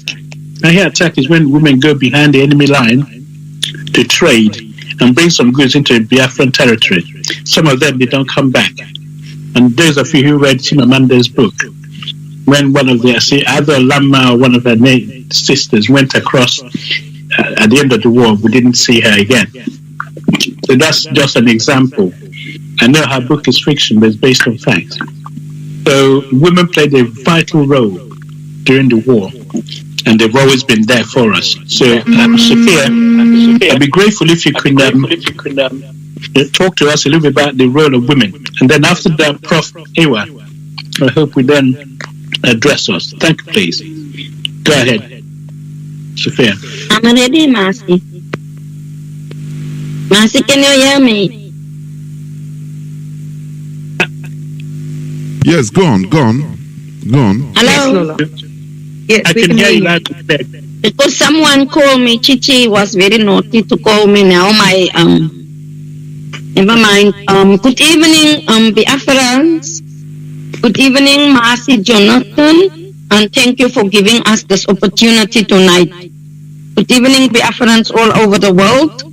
Good morning and good afternoon from wherever you are, in which area, in which country of the world. My name is Sophia Chinere Kalu, and I hail from Ikederu in Biafra land. And I'm going to talk about, today is the 92nd anniversary of the Aba Women Riot. So I'm going to talk a little bit of the 1929 Biafran Women's War. I want to ask the Biafrans all over the world, wherever you can hear me, what did you know about the Biafra riot? The 1929 Hebrew Women's War, referred to as Ogu Moani in Hebrew, or the Aba Women's Riot, by the British colonial authority in Biafra land, was one of the most significant protest movements in the former British Empire. The protest was organized and led by a rural woman, and once the war started, it spread like wildfire in southeastern Nigeria, among the Ibu and Ibibio of Owerri and Calabar provinces, covering a total area of over 15,550 square kilometers, about 6,000 square miles, and involving a population of 2 million people. Historical background: by the mid-19th century, formal British policy in what later became Nigeria was designed to protect British interests in the expanding trade activity in the Nigerian hinterland. By 1861, British administration was formally established in the colony of Lagos in the Niger Delta region.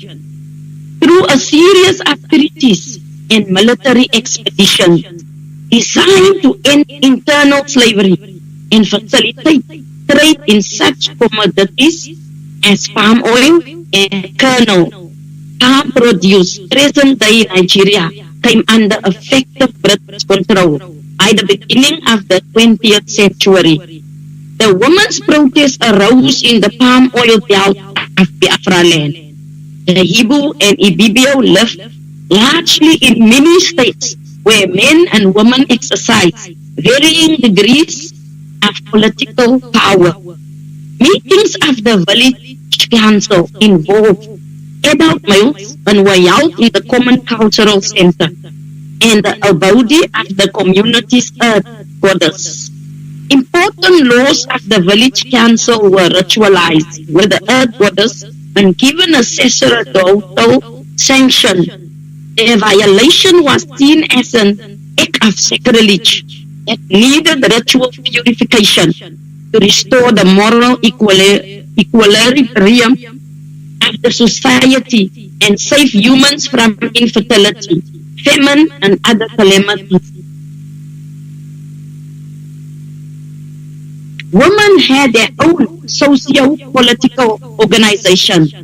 They held weekly meetings at the market day of their community and made and enforced laws that were of common interest to them. But British colonialism brought fundamental changes that eliminated women's political roles in pre-colonial Igbo and Ibibio societies. Women, however, saw themselves as the moral guardians and defenders of the taboos of the earth goddess, believing that they naturally embodied its productive forces, the cosmology of the woman, and the moral outrage they express over the intense economic and social changes that occurred during colonialism, are helpful in understanding not only the roots of the Hebrew Women's War, but the unusual solidarity and friendship the women displayed during the crisis. The initial protest was sparked off in Oloko in Bende division of Owerri province, where in 1926 the colonial government had counted the number of men without indicating that the figures would be used in taxing them in 1928. Thus, when on November 18, 1929, British appointed Warrant Chief for Coup asked a teacher to count his people in keeping with the directive of the British district officer, women who feared that they would be taxed began to protest against the census. The women dispatched palm fronds to other women in Bende division, summoning them to Oloko. The meaning of the palm fronds vary according to circumstances, but in this case, palm fronds signified a call to an emergency meeting, and people were forbidden to harm those who bore the fronds. Within a short period, thousands of them had assembled in the compound of Okugo. Sitting on him, Warrant Chief Okugo, a traditional practice involving chanting war songs and dancing around the man, making life miserable for him until the woman's demands were met, and demanding his resignation and imprisonment for allegedly assaulting some of them. Fearing that the situation might get out of hand, especially as the protest spread to Umai, where factories and government offices were located, the British district officer acceded to the woman's demands and jailed Okugo for 2 years. Generally, the protest in Bende division ended peacefully, and the district officer effectively used leaders of the women to contain the protest. The women's war, however, took on a more violent form in Aba, division of Owerri province. And it was from there that the protest spread to parts of Owerri, Ipob, Epene, and Aba divisions. The protest began in Owerri after the enumerator, census taker of Warrant Chief Njoku Alaribe knocked down a pregnant woman during a scuffle, leading to the eventual termination of her pregnancy. The news of her assault shocked local women who on December 9, 1929 protested against what they regarded as an act of abomination. The woman massed in Njoko's compound, and during an encounter with armed police, 2 women were killed and many others were wounded. The leader was whisked off to the city of Aba, where she was detained in prison. Our Rinta woman then summoned a general assembly of all Wa women at Apara on December 11, 1929 to recount their sad experiences. This meeting attracted about 10,000 women, including those from neighboring Hibu areas. They resolved to carry their protest to Aba. As the women arrived on Factory Road in Aba, a British medical officer driving the same accidentally injured 2 of the women who eventually died.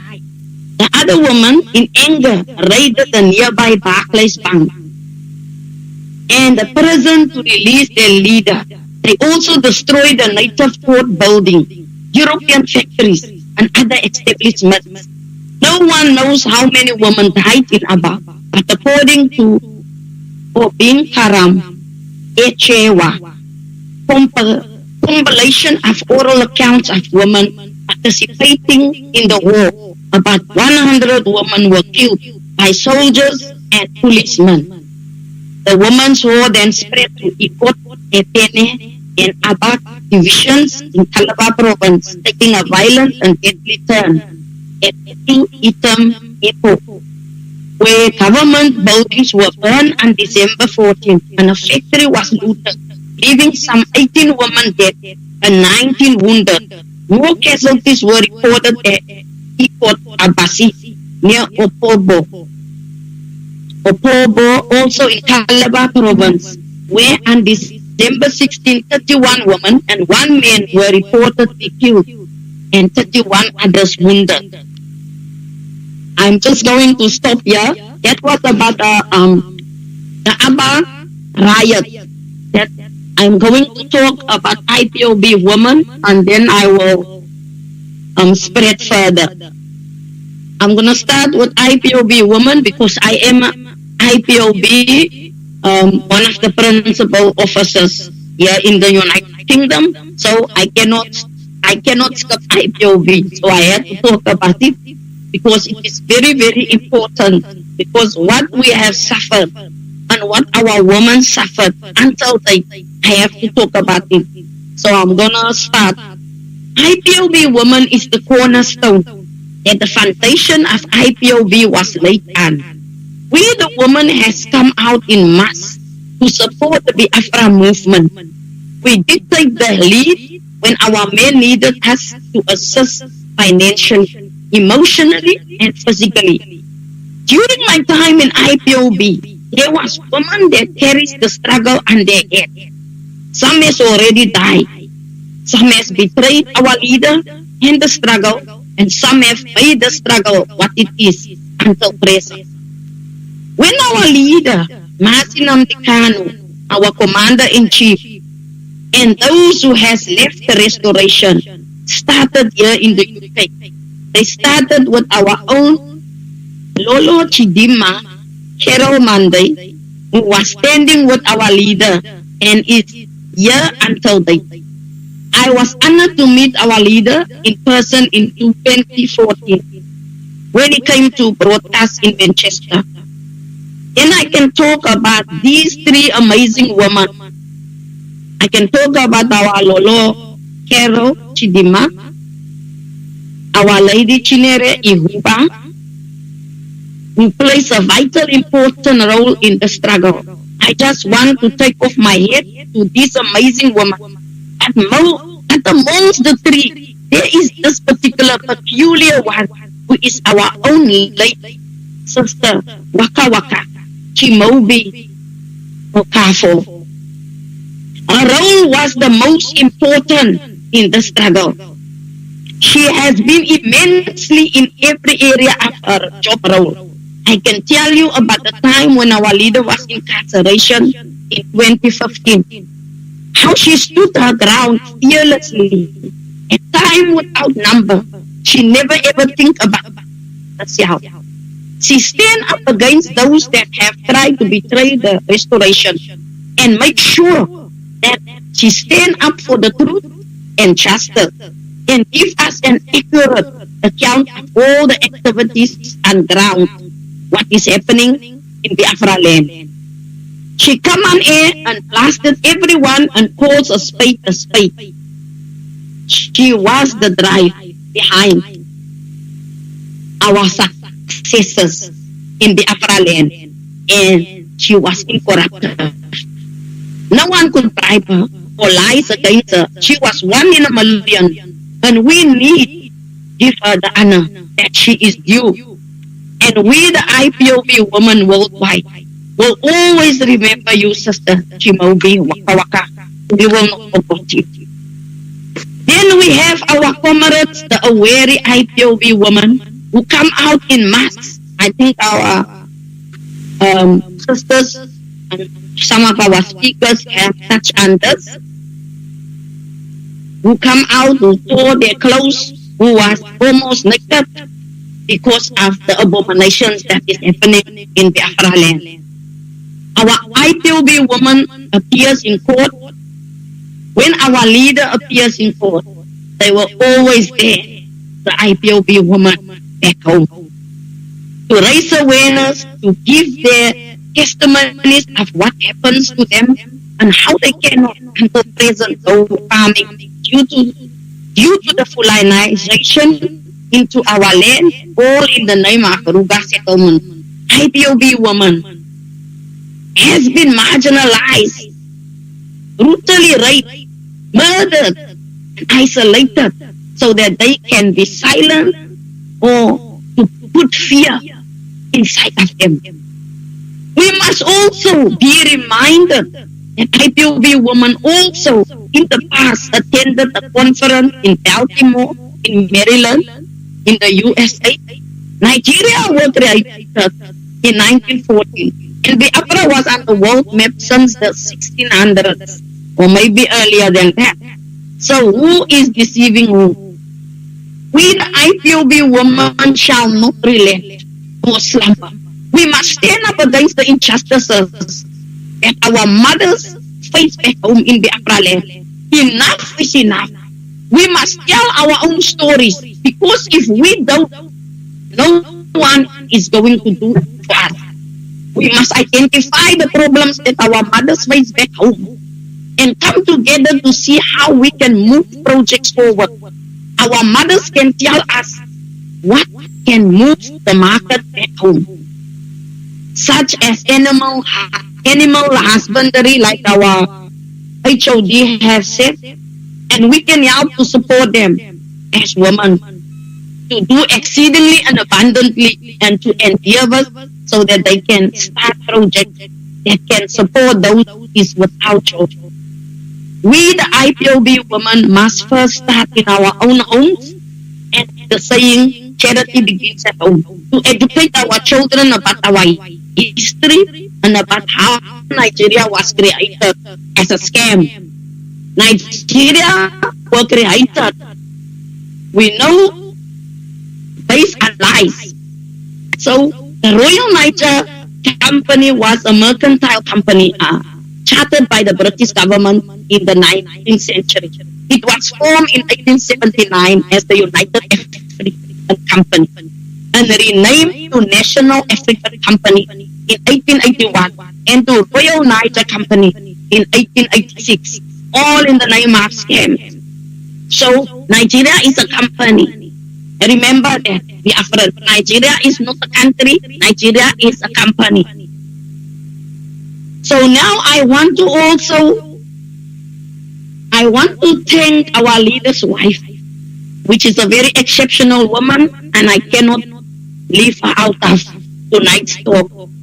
I want to thank our leader's wife, Lolo Uchechi Kanu, who is a very brave woman. Over the past 9 years, I have watched and admire Lolo Kanu for the way you have kept the strength to watch your husband and also your best friend been taken twice into captivity by the Fulani terrorist government.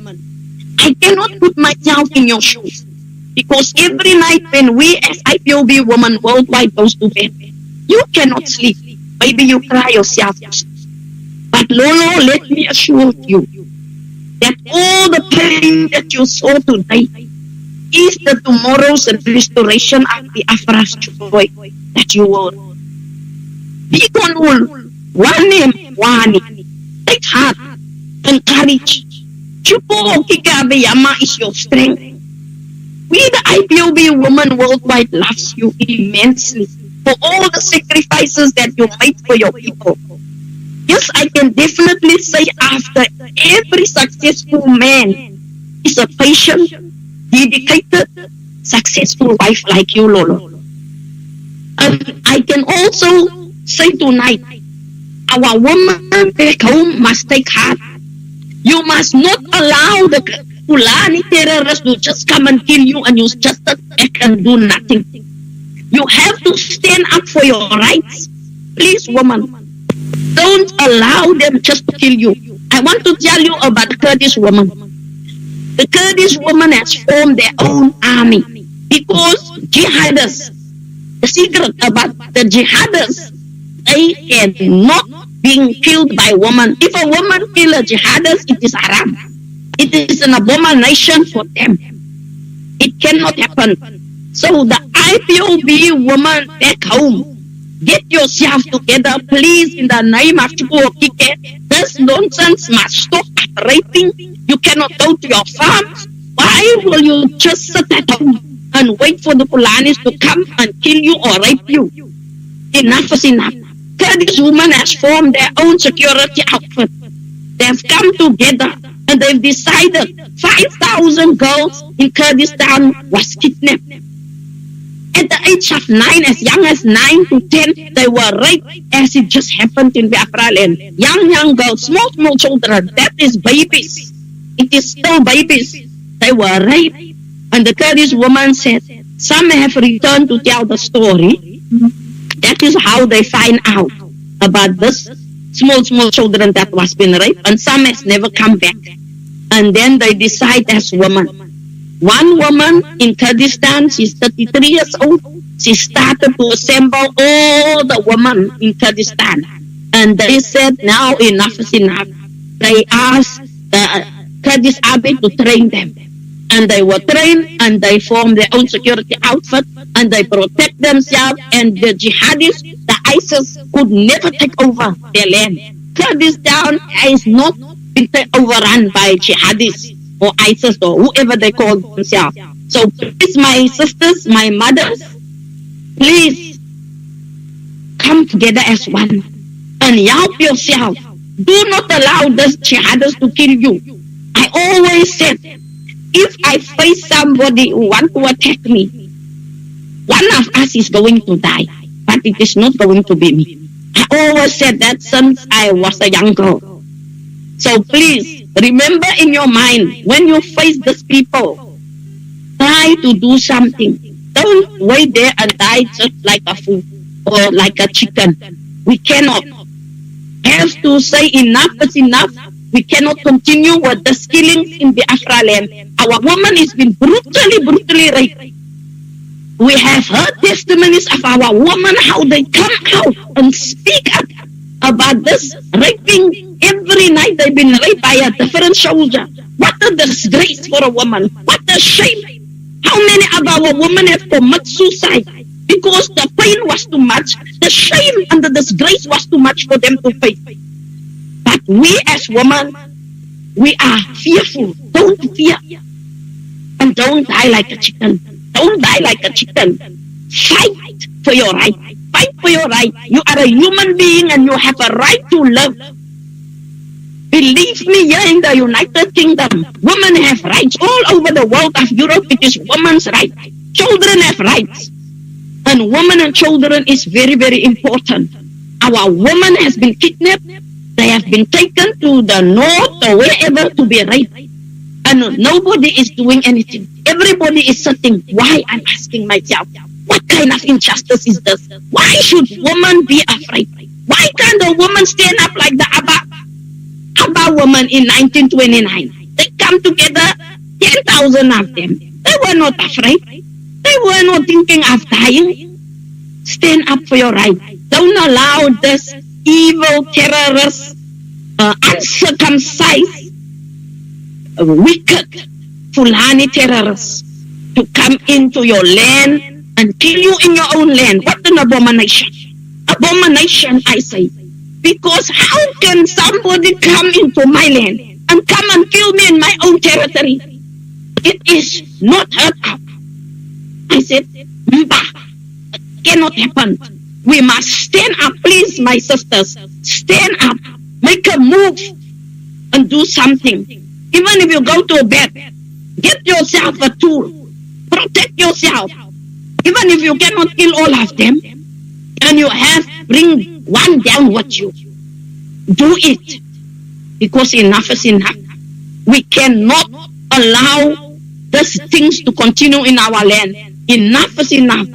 I will stop here because I become now, I don't want to say emotional, but I will say in my spirit, I cannot put my head around it. How can the people that were so strong, beautiful women, not bring themselves together, come from all over Biafra land, and form your own security outfit, and see how you're going to get the Fulanis out of our country, out of our land. Biafra is my religion, and that is where I worship. And I will say, all hail Biafra. Biafra, freedom. All hail Biafra. Biafra is going to help us. And thank you very much, Mazi Jonathan. And from my side, I will say, all hail Biafra. Thank you. Oh, help My Biafra. Biafra. Well done, Nana. Well done. Thank you.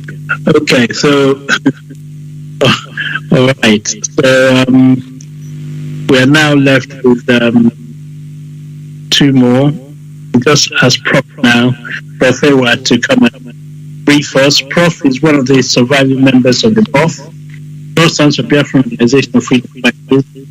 Happened as a child to bump into them during the war when the world was liberated from Vienna. So, Prof, please talk to your people. Thank you very much. I think you're mute, sir. You're mute. Unmute yourself. Prof, you're mute. Unmute yourself. There's a button somewhere you press where the microphone is. Press on that to unmute yourself. Can you hear me? Much better, sir. Yes. Go ahead. Okay, so you can hear me now? Much better, yes. Go ahead. Good. Well, my people, I bring you greetings from Kansas in the United States. Thank you so much for inviting me to participate in this wonderful, wonderful session. People talk of Biafra, but Biafra, to me, I carry, how can I put it? I carry the scars of the wounds we sustained in Biafra.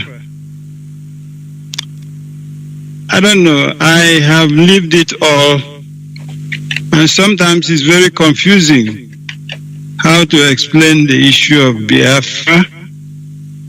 I do not hate Nigeria. I love Nigeria. But I also love Biafra for very obvious reasons.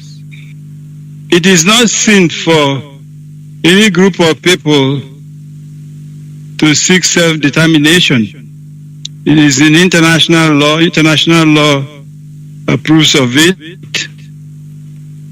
The United States said for some years after Declaration of Independence in 1776, they were not accepted generally, but they continued to live and operate as an independent nation until in 1778, when some countries recognized them. Turkey the same, Germany the same, France the same thing. So why should Biafra's own be different? Let me just interject quickly that one of the issues I want to clarify today is that when Biafra was defeated in war, but Biafra in international law exists as a nation state. It is just the political will that we need to make it happen. We keep wondering how to explain the events of this world. But those of us who are involved in political theory as a political scientist, I'm beginning to understand how this world works. The world is all about power. How dare you ask for justice? Justice is only for those who have equal power. Then you can talk of justice. If not, the Peloponnesian dictum states that the strong do what they have the power to do, and the weak endures what they have to endure. I'm sorry, it doesn't sound like a good news that we live in a world of dualism, in a world where the strong, whatever the strong does is right. Whatever the weak does is wrong. So, but let me quickly, we've spent so much time here, let me quickly run through my ideas. Number one is that I am BOF. our founding father,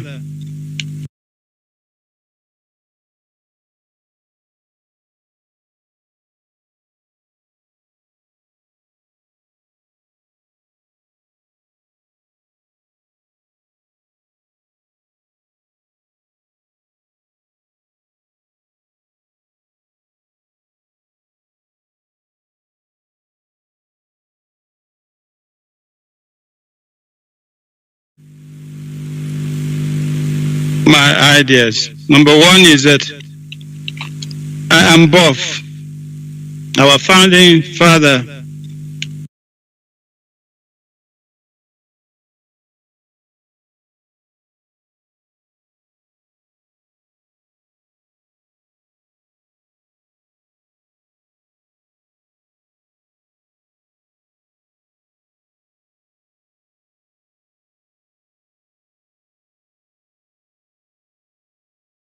Yes. Number one is that I am both our founding father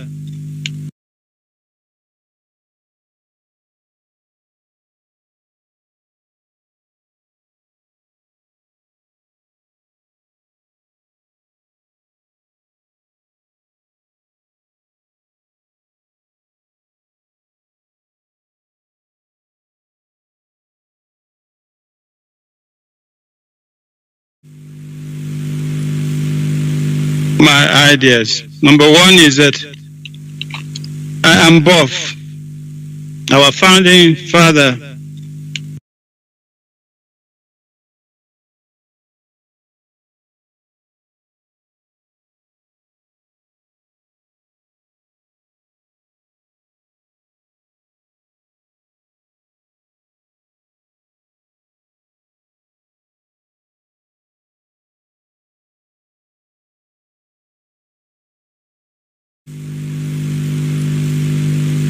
my ideas. Number one is that I am both our founding father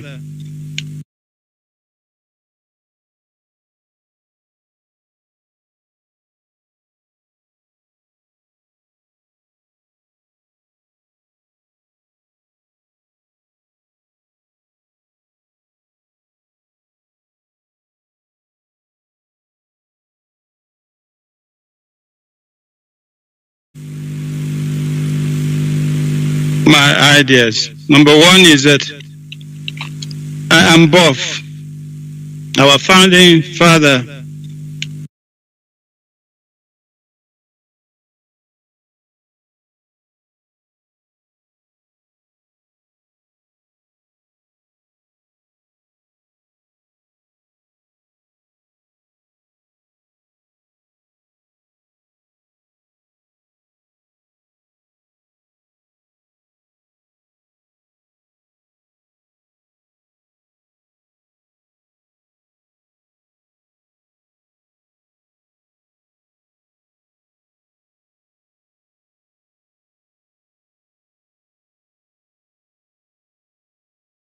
intelligent. And the form of democracy that we practice is called ultra-democratic society. The Biafran society is an ultra-democratic society. But Biafrans, especially the Igbos, also have the other side, their limitation. We are very arrogant. We give such names as Onwa. That's how corruption begins. Everybody begins to steal, get involved in prebendal politics so that you get a title, Onwa. Onwa Netilora. Are you Onwa Netilora, the moon that shines for all? What have you done? Are you living the Biafran spirit in you? What have you done to show that you are Okemili, Mwakibia, Akajiako, Akunesiobiike? how can wealth makes your heart strong? Is it really what should make you strong? Suppose you substitute that with virtuous lifestyle, fighting for your rights and the right of the subaltern society. Is it? So we have our own problems, which is why the fight for Biafra has taken so long. I am aging and I have so many problems which I may not be able to enumerate here. But I have a dream. My fear is, as I'm aging and health is I'm getting weaker, when I go to join the other veterans who had lost their lives, what will I tell them? I'm scared to face them because it seems the baton of leadership, the baton of the struggle, has not been properly passed. Especially with the BOF. We were so happy with the BOF.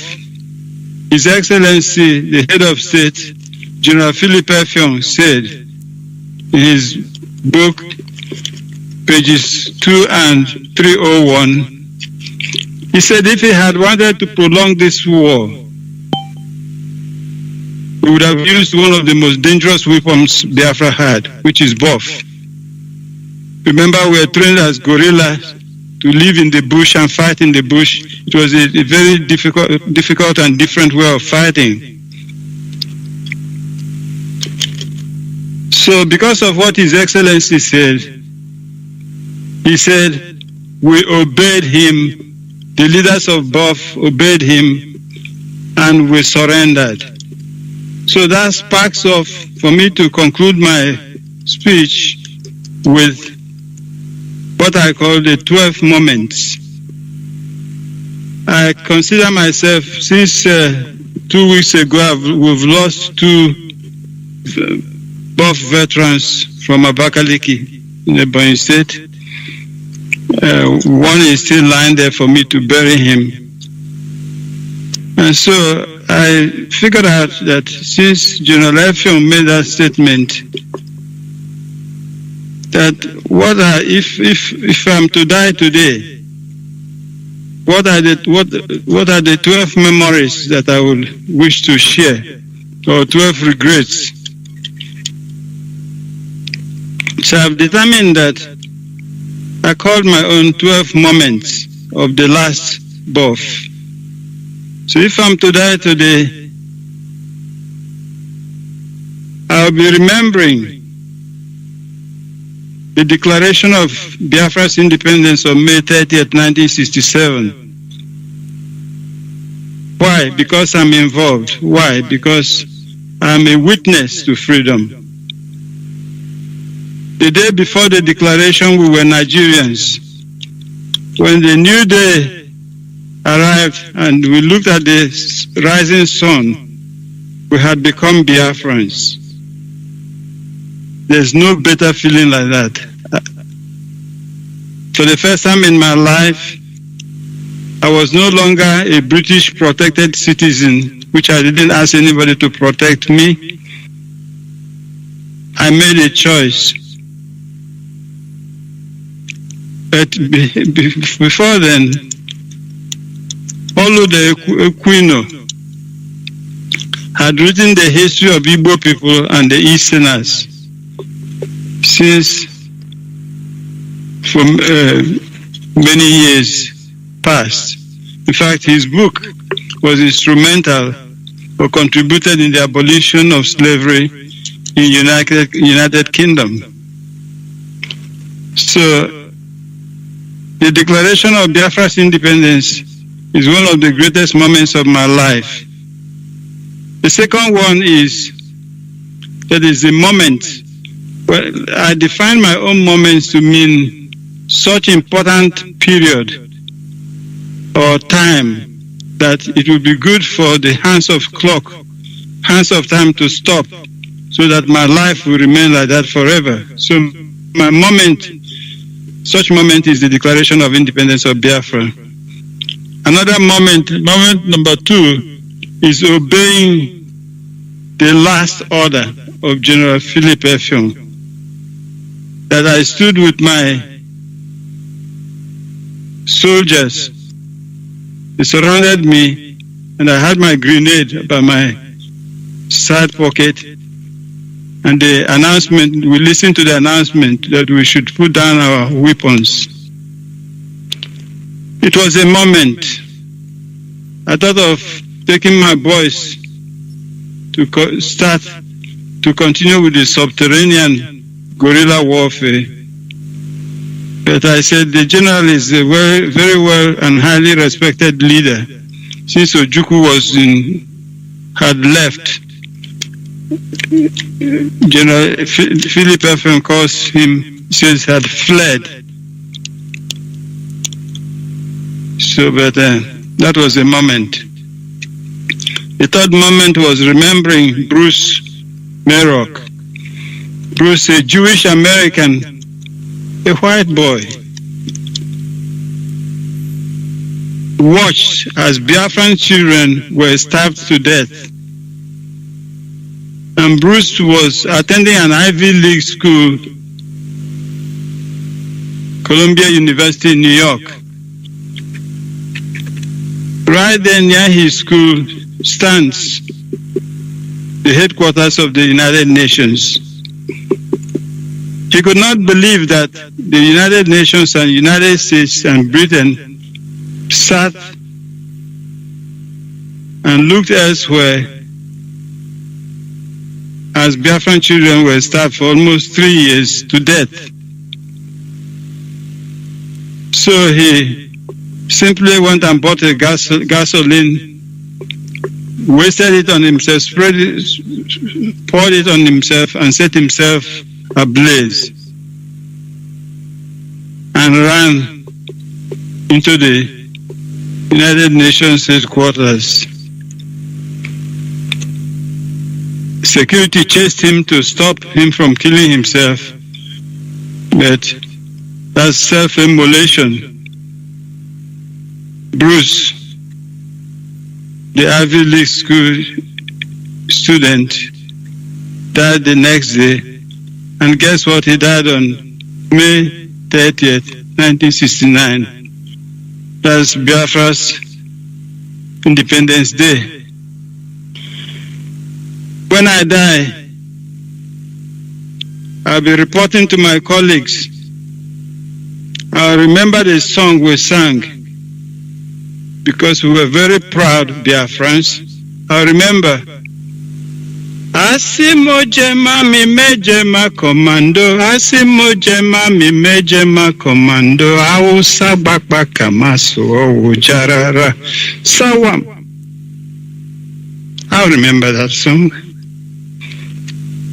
Asimo jema mi mejema commando, Asimo jema mi mejema commando, Ausa bakba kamaso ujarara. Wedim nobi.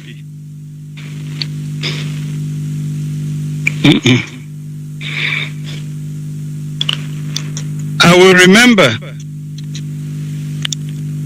the fifth moment when in my village, Okosha, in Eza, federal military men invaded our village and set over 200 huts, grass huts, on fire. They lined up men and women differently.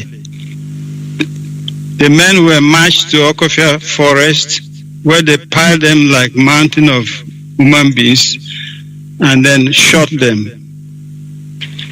The heap of human bodies was like Mount Everest.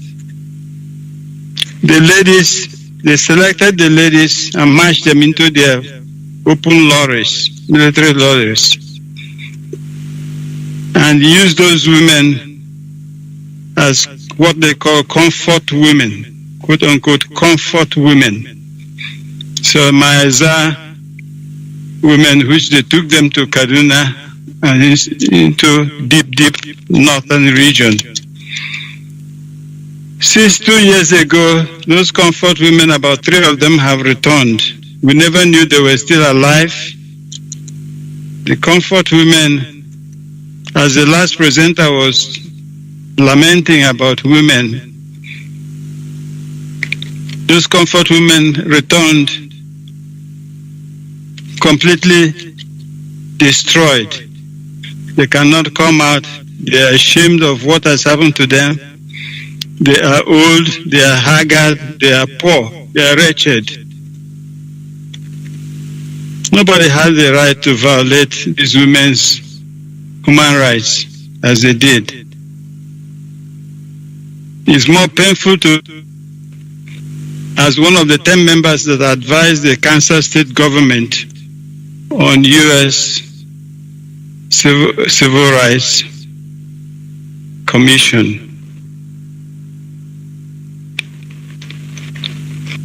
The next on my mind is the Okofia genocide,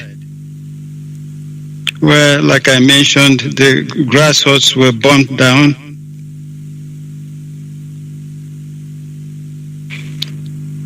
The next on my list of 12 moments is Onwamibe. Just as his name depicts, death doesn't know neighborhood, doesn't know friendship. Onwamibe was the worst atrocity committed against Ndi Igbo or Ndi Biafra.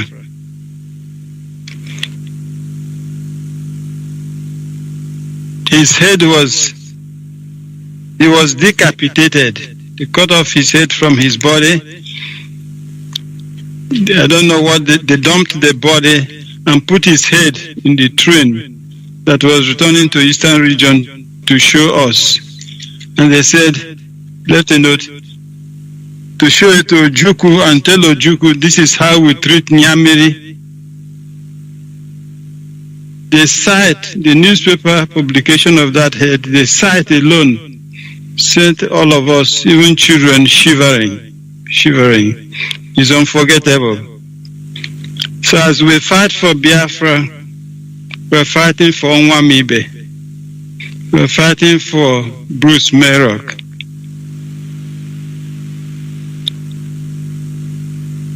The next was the ambush they laid at Abomege, which at Amudo, and our kidnapping.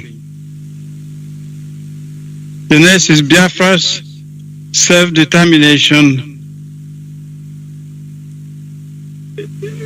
is not achieved. So if I'm dying today, I'll be telling my colleagues, one of my greatest regrets is that during my lifetime, Biafra is still a vanquished state, a captive state to Nigeria.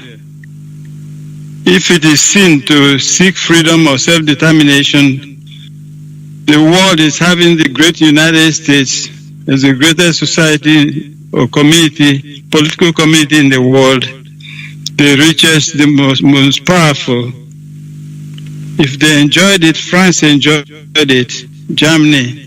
Why is Biafra's own different? Why are we not taking our seat at the United Nations?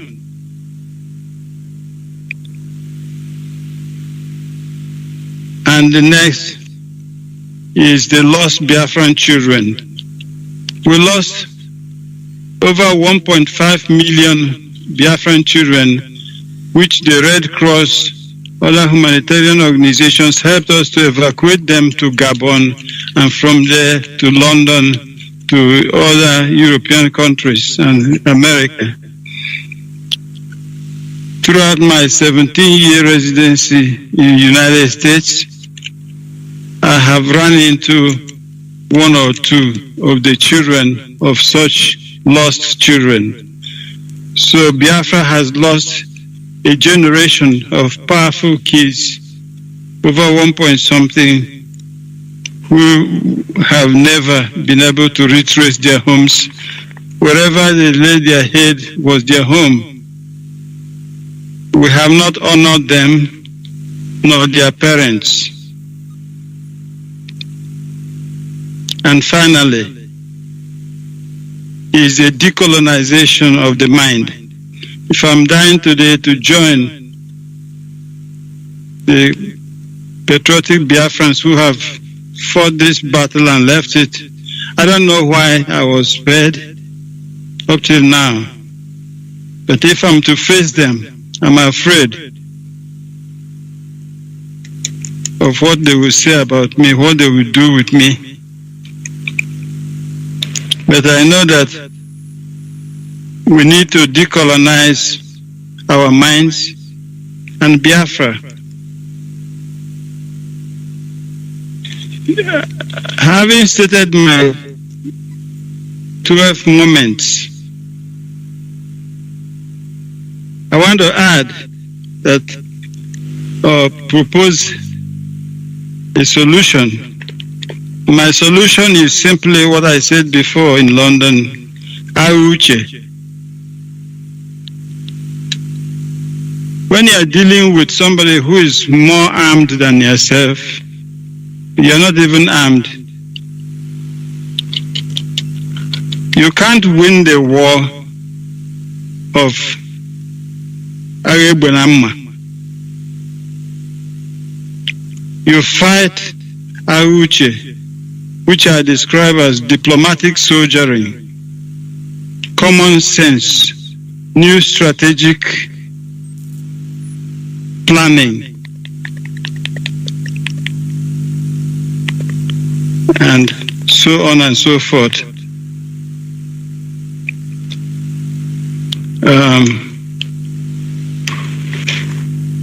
I want to thank the organizers of this wonderful meeting or radio talk, and to emphasize that in transitional justice journalism,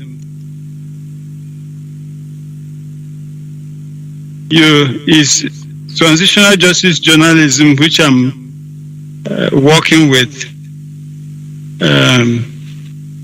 is a truth-oriented approach to reporting or making your case. Transitional justice identifies truth-telling. In a conflict society like Biafra, truth-telling, we have to tell ourselves the truth, which is what I've just done. Then the next thing is to seek justice, maybe establish truth commissions and so on. Then the third is to seek reparation. And the final one is to think about the future.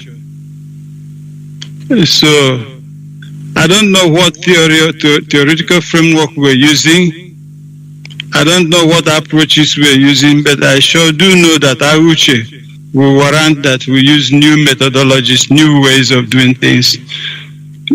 As IPOB cannot carry the fight alone. BOF is doing its own. Let everybody be up and doing. Especially contribution of ideas. We have not, in thinking of the future, and when I die, I'll be saying to my people, to the Biafrans, I'll be reporting back to tell them, we have not been able to declare Ozemena. We've not been able to say never again.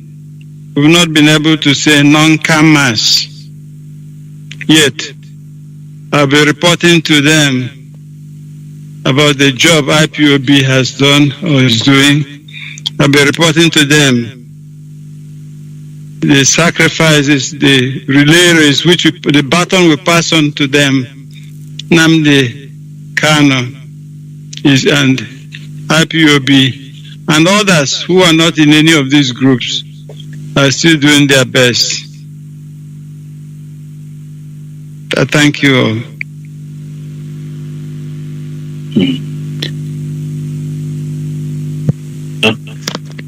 Dr. Okacha, are you there? Honorable veteran, thank you very much. Thank you for your enlightenment. I think anyone know if Mazi Val is here? Is Mazi Val with us? We're finishing. Mazi Val, are you here? Yeah, Mazi Okacha, good evening. Yes, I'm here. Greetings, Biafrans. Yes. Go ahead. Okay, Prof. Ewa, thank you very much for your always wonderful encouragement and wonderful information, and also Prof. and all the whole guests that have spoken this evening or in this session. I thank you all very much. Thank you. Okay, history here we've seen. I don't think anyone is in doubt if genocide has been committed against Biafrans, unless the person is very biased. Even the Brits, they are not denying it. I was opportune to run into a man here who is one of the people that trains Nigerian soldiers. His name is Tony Bracknell. And where I was working in a town called Honiton.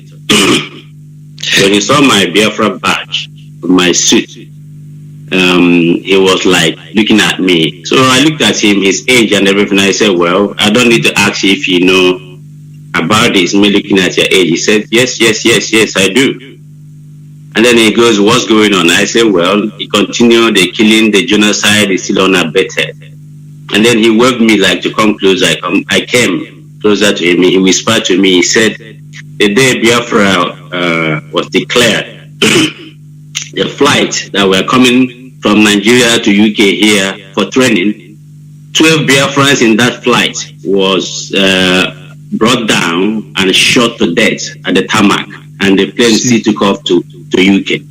And I don't think anyone have ever heard about this till today. You know? So I said to him, well, that's no surprise to us, given to what Britain stands for, you lots, your generation and all the rest of it. He said, well, it was very bad. That he's still sorry that things like that is still going on. I said, well, what went on that time, probably, you can't compare it to what is going on now, because before we thought media was so biased, but now the level of media blanket that is going on in Biafra land in terms of stifling what is going on, they are not reporting it. It's amazing. He said it's no surprise. So we left it like that. He said we should continue. Once freedom is in our DNA, don't give hope, don't give up. Eventually you get what you want. But he's sorry for what they did. And then he left with his wife. So all I'm saying to Biafra this night is this. A lot is going on in our land. And the history is there for everyone to, delve into, educate yourself if you want, know what you want to know, or turn blind eyes while the killings, unabated killing in Biafra land keep going on. Now they've come, I learned that they've moved away since they disbanded SARS, and then anti-kidnapping squad took over now to do what SARS people are doing before. They would kidnap late in the night, 2 a.m., 3 a.m., they don't put them on the list.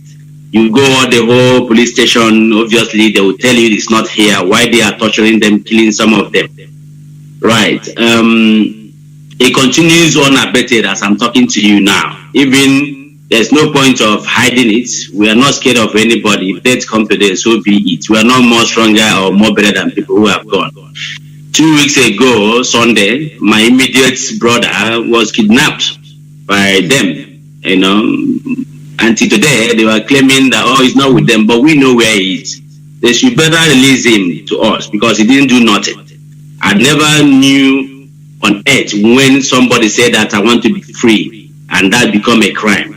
You understand? Because that's why here in UK here, They don't win us in argument. They will even rather run away from you completely than to discuss it, because they don't have nothing to discuss. It can't be free from here, put law, everybody's abiding by it, and then there you support all these kind of heinous crimes being perpetrated or committed by Nigerian state against Biafrans, and they keep quiet because of what they benefit from them. Okay? So all I'm saying to Biafran is this: listen, we can't afford to go back. Being honest to you now, see, our veteran here have said his own. In their own generation, they did their best. You understand? Now, they kidnapped them, like he said, most of Biafran kids were flown out of Biafra land in the name of rescuing them, to avoid them being killed by Nigerian evil forces. And most of them now can't come back home. But we are everywhere now. You understand? So let's make use of the advantage we have and forget about this fear of whatever they are trying to put on us. No way. You understand? Even here, I'm being honest to you here. There's no bank here that belongs to UK. They shut all my banks here. I'm not hiding it. This is they are listening to us every time this radio is on. But who give a hoot? They shut it down. I even went to financial ombudsman to debate it. Oh, they come back and said, well, there's nothing we can do. Banks said they have right to trade or deal with whoever they want to, and not to do business with whoever they don't want to. And I was warned, if I ever open any car account belonging to these banks that belongs to UK, that they will not want me to shut it down. And any money that is there, they will not give it back to me.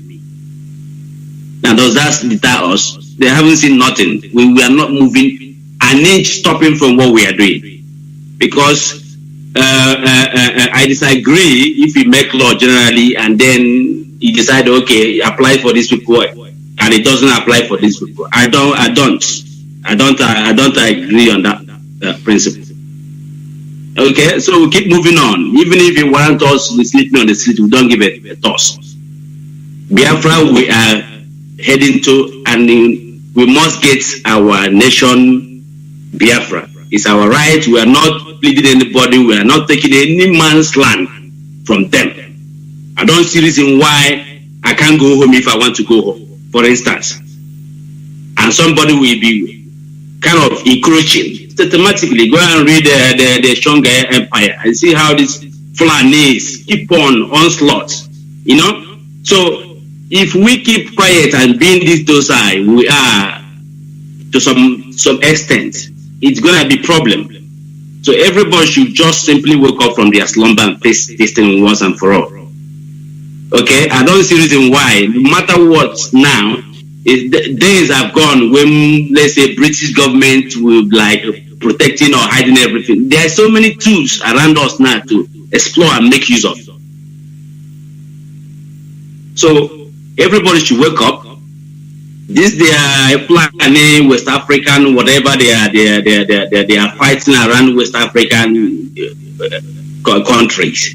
Sectioning, naming them, they go to Kenya, they call them whatever, they come to Nigeria, they call them Boko Haram, and then they break it down, then down to ISWAP, and then Fulani Herdsmen. This is like layers, called strapper. It's well thought out.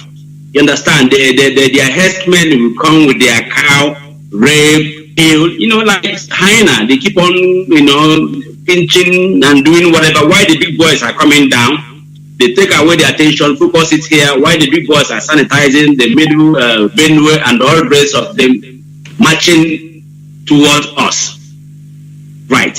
Now, my own take on this, that most of our problem, from all my analysis, is in our hand. We have this problem we are the part of the problem. Biggest part of it is from us. You understand? And Trojan horse, you notice a Trojan and keep being quiet. It's very, very dangerous. So I think it's high time we start, doing something proper. Those who understand what I meant will understand what I meant. Because They said in adage or whatever, these rats that are in the house, they are the one killing the rats in the bush. There is a dried fish somewhere in the kitchen. So a word is enough for a wise. Okay? We can't stop this. I'm telling you, if we fail to get Biafra this time around, nobody should even talk about it again in the next, 1,000 years.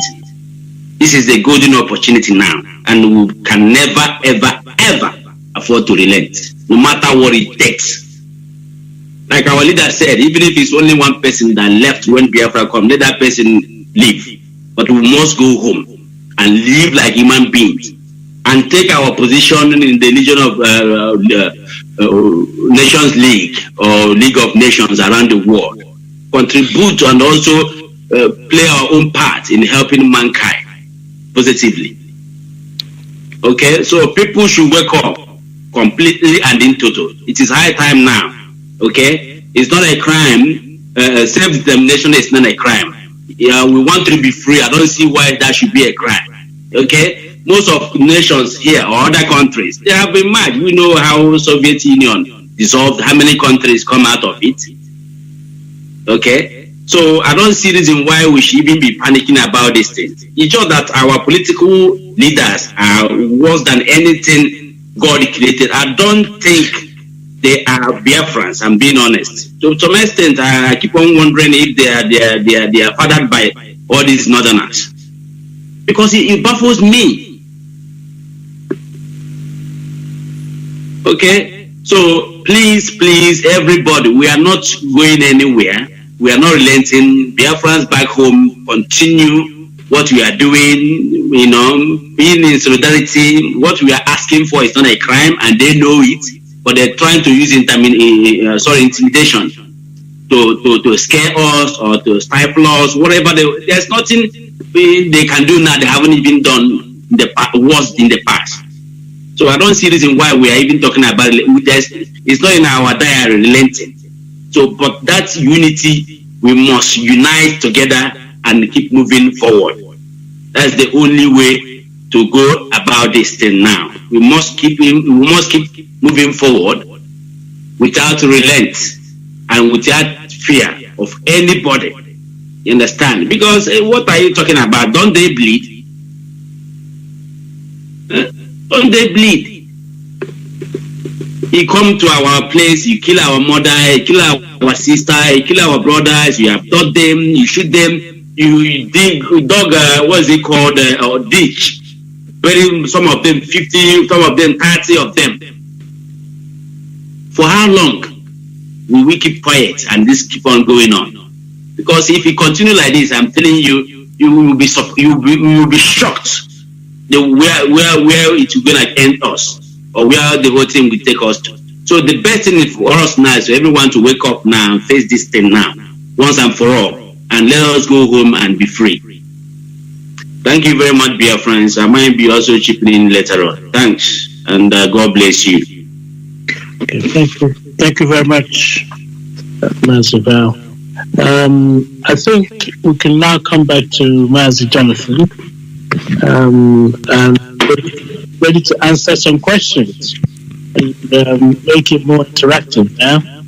So my plea is that when the question is asked, we'll probably nominate somebody to answer it if it's related to their field, or we answer BS. Don't get carried away like me and talking too long. Just answer it briefly so we can get as many questions in as possible.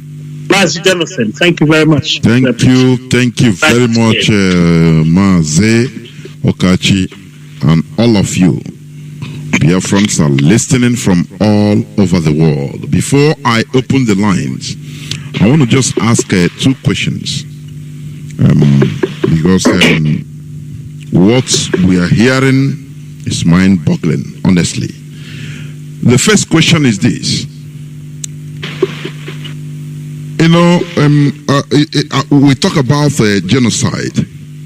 We had the Armenian genocide that happened during the First World War, far back, 1915 to 1917. during the First World War. It's more than 100 years back. The Armenians, they tried any way without relenting in order to make sure. Time did not wear it out. They made sure they pressurized the world. It doesn't matter the time, to recognize that killings as a genocide by the Ottoman Empire, which is, there was no Ottoman Empire now, but Turkey. You see, that is another thing. Now, and today, the international community has recognized it. That is number one. I'm coming to my question because I'm building up a background. Another genocide we witnessed of recent was a Rwandan genocide. It happened in 1994. And when we look at the cause of that genocide, it was, just two ethnicities mostly that are there in Rwanda. I think Tutsi president was killed. The plane was blown out of the air. And he died with other members of the same ethnicity by the opposite ethnicity. Now the genocide happened. They retaliated by killing many people, up to 1 million or even more according to records. Now when you look at that situation and you compare it with the situation in 1966, because that is always the case they are building, the excuses. The Fulani Caliphate has been given. Oh, Igbo Coup, they killed Saduana, they killed. These are politicians, yes. They shouldn't have killed them. I don't know, that is the problem. But what concerns ordinary citizens? Now, in the case of Rwanda, the world reacted immediately by setting up even the International Criminal Tribunal for Rwanda. And, many people are in jail today because of that. They didn't say, oh, these people killed the president and the others, so they deserve it. Just like the way they have been talking about the Ipob of 1966 and still talking tough today, as if we are not human, we are subhumans in this planet Earth. Only us. And all of us also, our people, can I say that we kind of accepted the situation and kept quiet? Now, what is happening?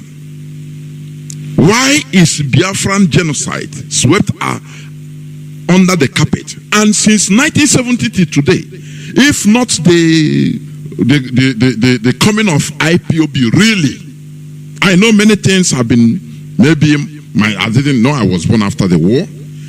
Maybe many things must have been going on behind the scenes by others. I didn't know, but it was not making any headway until Ipob came into the scene.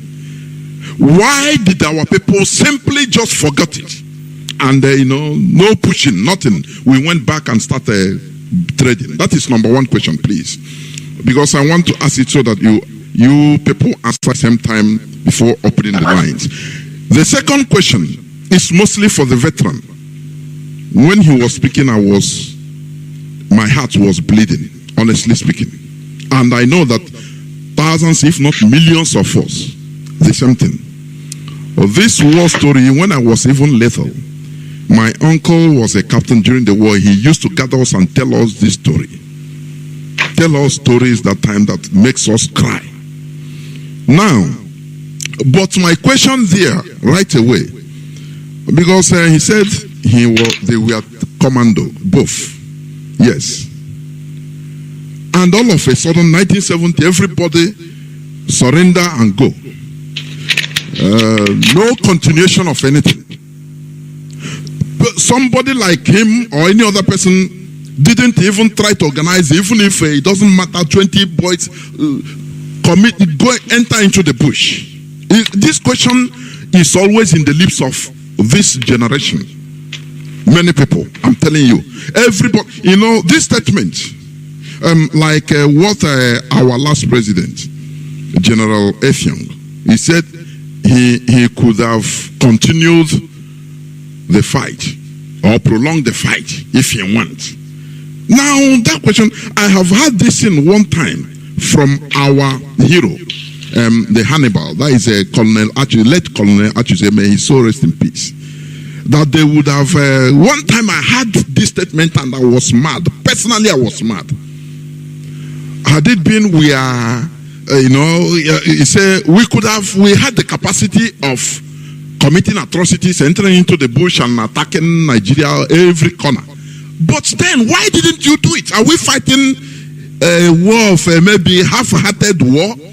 One of our mind is in Biafra. Another one, let's do quick, just go back to Nigeria. That is the question in the lips of many people, not only me.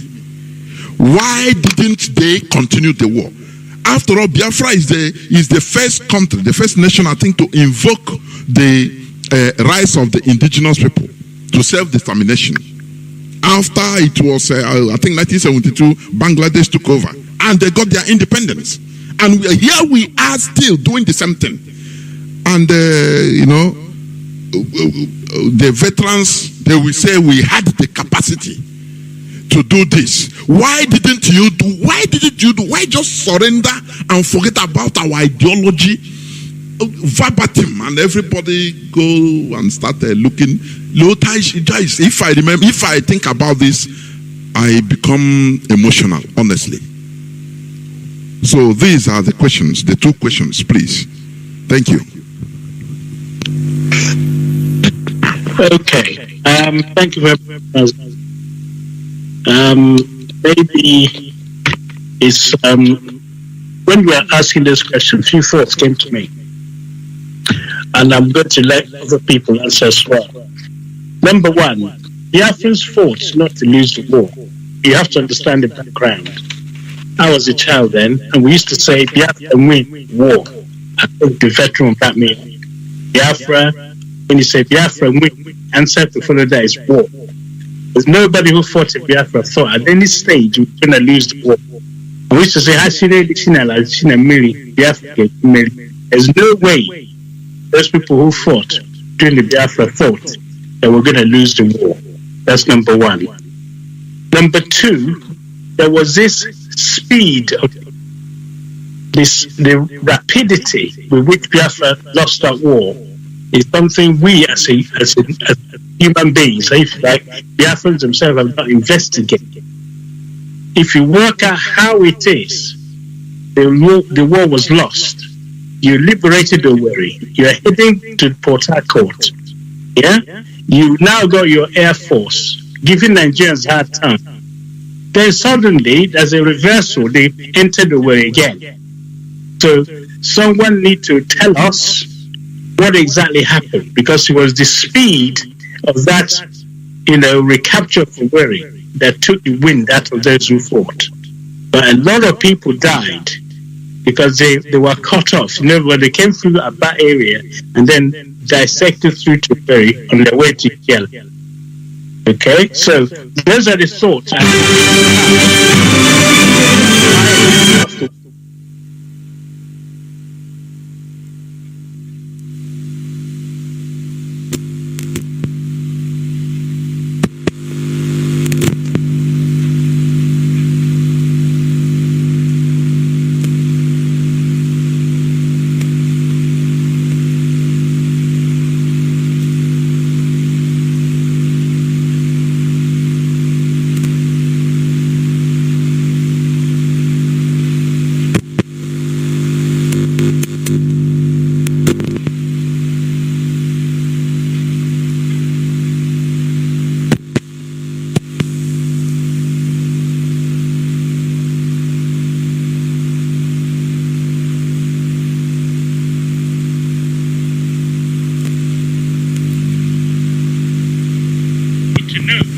Exactly why you lost the war, because that took wind.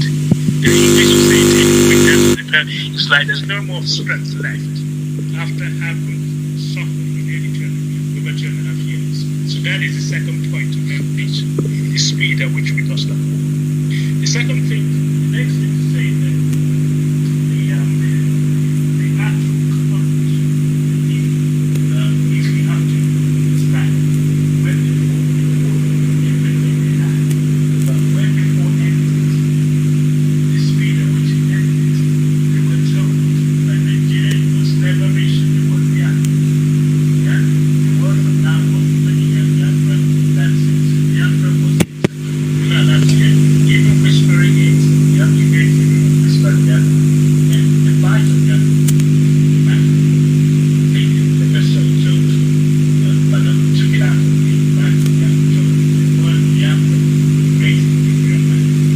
So, and the three are rehabilitation, and what's the other one?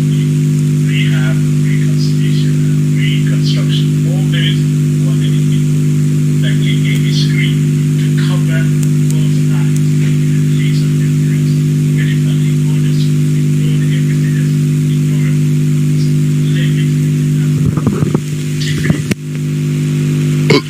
Dr. Okachi, please, can I crave your indulgence? Dr. Okachi, can I crave your indulgence? Please, people should stop calling to disturb their Kelechi, stop calling this line, please. You disrupted everything.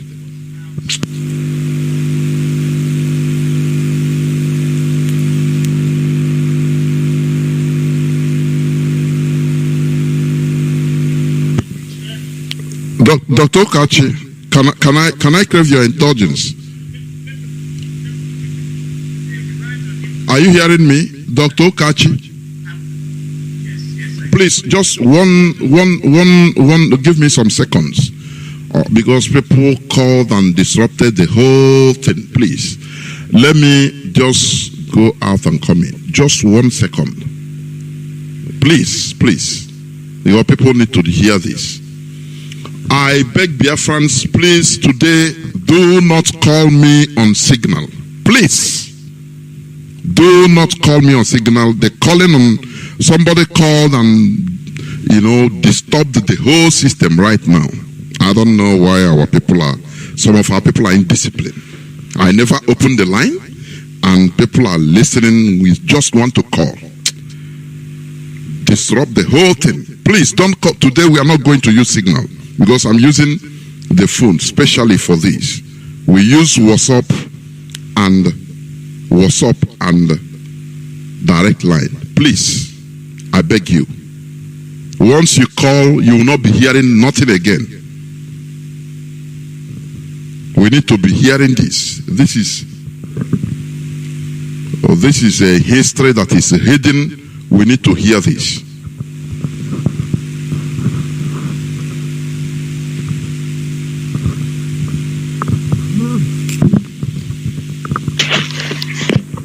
Dr. Okachi, can you hear me now? Are you there? Yes, I can hear you. Okay, yeah, you're okay. Please, go on.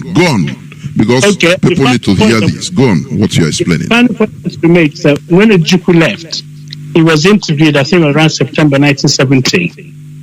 And as a child, I happened to see that very interview on the telly. And he told us that the ball is now in the Nigerian's court. We have to pay attention to what this means. He said the ball, like a tennis, is now in Nigerian's court. It depends on how they play it back. If they play back softly and kind, fine, there'll be no need. But if they play back viciously, then the Biafrans have to reconsider whether to fight again. So everybody remember the phrase, the ball is in their court. Okay? So what then happened, you guys said, why didn't they go out and start fighting again? They could have, but the issue was, how are they going to get the supply of weapons? Okay? And Nigeria being so vicious, if you attack a convoy, for example, they can wipe out a whole village and the world will not do anything about it. We have learned that lesson. So the Igbos or the Biafrans who survived the war have to absorb so much pain. The pain of, one, you can't talk about what you've been through. The pain about, you can't talk about going to your work because they won't give you your job back. The pain of starting from scratch. You say trader. Everybody became to learn to trade as they were surviving. They had to survive at an individual level. What IPOB now need to do, what Nnamdi has admirably done is to become courageous. Yeah, that courage is now infectious and it has spread. And through that courage, it is now piecing back the unity we had before the war started. Because they have not treated us fairly. The war that we fought was to survive. And the factors that led to the war is still there. So that is why what Nnamdi has done, the phenomenon that Nnamdi Kanu is the unifying factor to rally around everybody. I don't know if I've helped to explain what your questions are, but I'll just arrest them because other people obviously need to talk as well. Thank you very much. Thank you. If any other person wants to speak, the floor is open also. I don't know. Yeah, can you hear me? Yes, the whole world is here. That's the veteran. Okay, thank you, sir. Welcome. I want you to put mouth in this issue, honestly. Yeah, I know you directed the question really to me. Dr. Okachi has really given you a wonderful response, but here is what happened to us. Remember, we fought when they took over Abakaliki, Afikbo, Abreba, Hafia, and all that. We fought behind enemy territory. So we were living with the enemies. So when we were not strong enough because we had to use static strategies for them not to know that any village is harboring us and all that. So by the time we heard the announcement, number one, it was too sudden. None of us had that on our mind. And so by the time it happened, our morale collapsed. That's a spirit to the core. What held us together, things fell apart just by that announcement, because we had to respect the head of state. Juku was no more there. So Juku's departure was a sign that things were not going the way we wanted it. And then remember that Onitsha sector, Ogoja sector, Enugu sector, Nsukka sector, Onitsha sector, Port Harcourt sector, they had reduced Biafra into just about 1/20th of its size and population. So we all watched it as, even though we were gallant soldiers, but we were fighting with our hands. Our songs, Biafran songs, changed. We started singing Nnamu Murumu, Nemurumu, Bom Soja Bini Mohia, Agu Agubona Soja, Iwo. So we were lacking so many things then. So the announcement was a form of relief for us. And let me also tell you that we feared people like Achuzie. People talk of Achuzie. He was a great warrior. He was feared, very much feared, more than any other Biafran soldier, because they said those under his command, if you are going to the war front and Achuzie is behind, you cannot come back for any reason whatsoever, because Achuzie himself will kill you, will shoot you, that you're a coward. So he did such wonderful, brave things, but also people were victims to his type of command. So with that such discipline and the fierce nature of the commands around us, we had no choice.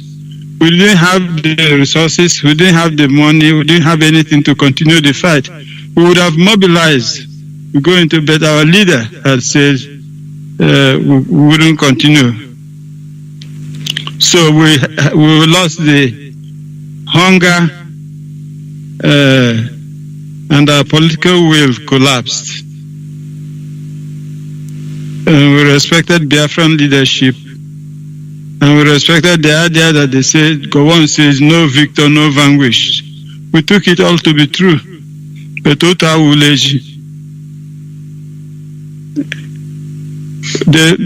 end up by saying that for who we are, we were not reasoning the way you're reasoning now. We were just little young teenagers.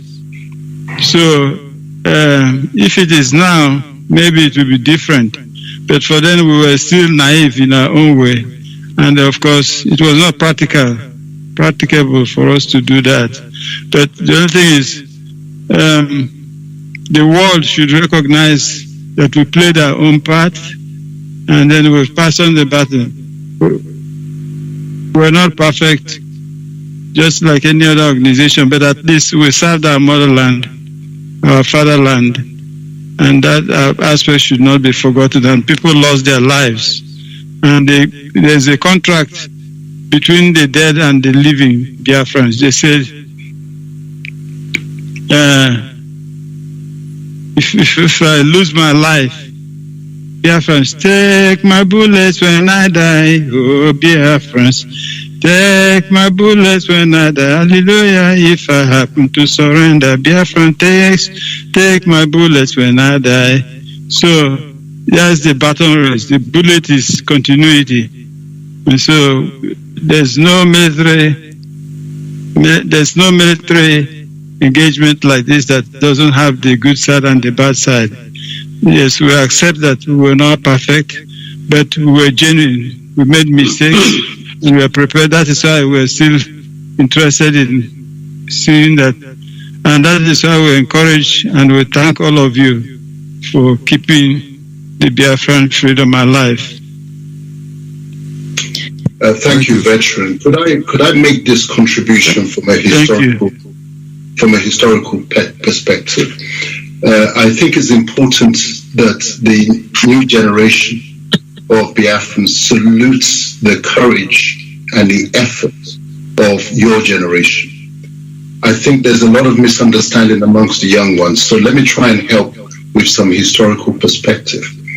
Because Jonathan's question, it was comparing the Biafran genocide and the failure of recognition with the Armenian one, the Jewish one, and the Rwanda one.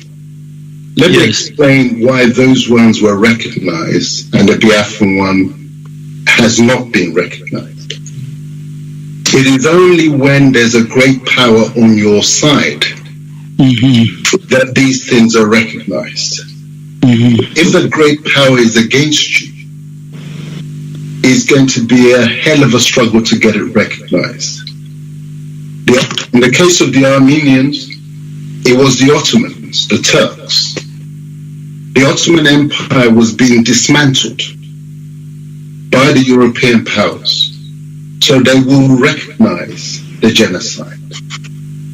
Similarly, in relation to the Holocaust, the Jewish Holocaust,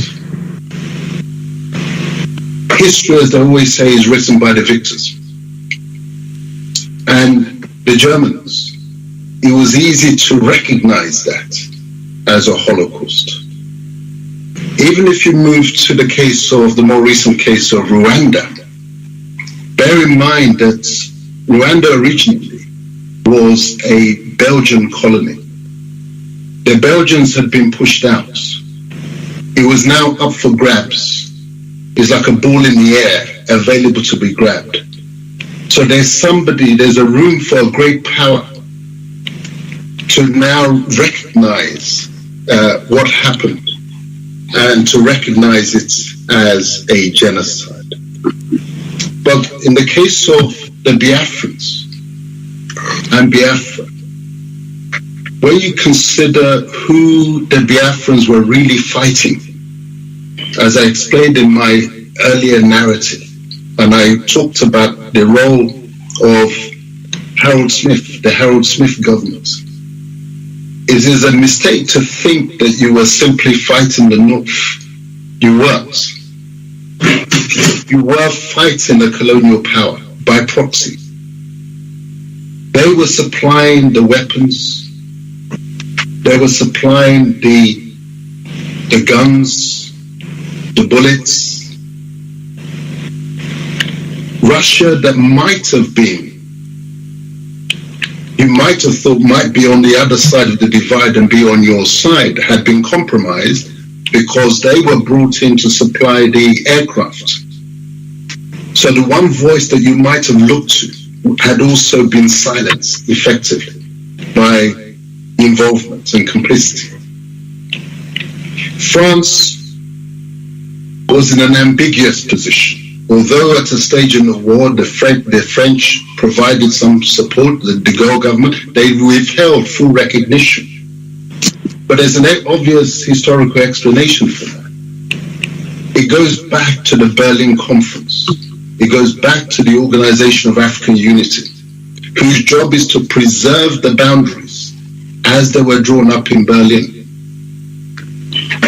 France knew that if it provided support to the extent of Biafran success, what would that mean for its own colonial territories and secessionist movements in those territories? So the reality was this, that you had no support. You were fighting by yourselves, and you were fighting a war that you could not win. You were not going to be allowed to win. Why? Because it will set a precedent for the whole of Africa. The first one to break out, that becomes leads to the domino effect. So when you think about it, the fights, especially when you recognize also that this was not a war that the Biafrans looked for. This was a defensive and a reactive war, reacting to those pogroms, reacting to the federal side reneging on the Abuja Accord. Withdrawn, the Igbos have withdrawn, or the Biafrans have withdrawn into the east, their enclave. And the war now came to their homeland. Where was the support? So the new generation must be very careful to avoid this narrative that why did you stop fighting? This was not Vietnam. The Vietnamese had the support of the Chinese, a great power behind them. The young generation must understand that this was a lone fight by the Biafrans, by the veterans, and they fought beyond human expectation. They fought like those who fought for liberation during the era of slavery, with no weapons, no external support. History tells us that very few revolutions succeed without external help. Even the Americans who broke away from British Empire, 1776, and the war ended 1783, they were successful because they had help from the French. You check the whole of history, you will struggle to find any breakaway that has succeeded all by itself. So the new generation really must understand context and avoid the narrative that somehow their fathers did not fight properly. They fought bravely. With the weaponry that they had available, when you consider the weaponry that was being provided to the federal side, the mercenaries that were involved, they are really to be saluted. So I just wanted to bring that context to it. Please, before you go, there is something I want to also put there so that you clarify all. Because we see wars, or we hear about wars all over the world, as you say. There must be external help. We saw the Second World War. Why Stalin, Joseph Stalin, that is the Soviet Union, fought alongside the Allied forces, was because Hitler made a strategic mistake by attacking the Soviet Union. Otherwise, I think they had agreement, him and Stalin, MOU, sorry, Memorandum of Understanding. So, but he betrayed it. That is why, what made them to join together, the Allied forces with the Soviet Union to defeat Hitler, the Mazi. Okay. Now, in the case of Biafra, Okay, let me cite an example also of Southern Sudan, South Sudan, that got their independence of recent. They fought 2 wars from 1955 down to 1972. After an interval of peace, they took up arms again from 1983 to 2005, making it 39 good years of war, and today they are free. Why is it that we didn't have no external support? Is it a diplomatic weakness or error from Biafra? Or, we need to understand all this, please. If we need explanations on all this, is it a weakness from our diplomatic front? Because we know that war goes on many fronts, both diplomatic fronts. So, what could we say? Is it a weakness from this diplomatic front, our diplomacy? Or just because even other wars, you must see, an external help, staunch one. If, for example, the West is this side, the East must be the other side. If this side, the other one will be this side helping. So what happened in the case of Biafra? What is the reason why? At the heat of the Cold War, 2 international foes, the West and the East, they have to compromise in order to fight Biafra. Why? What do we say there, please? Thank you. Okay, let me come in a bit. I know other people haven't spoken. The East-West Cold War, it just happened that in the Biafran scenario, as you quite rightly pointed out, the Juku call it unholy alliance, meaning the West and the East joined together to try and squash Biafra.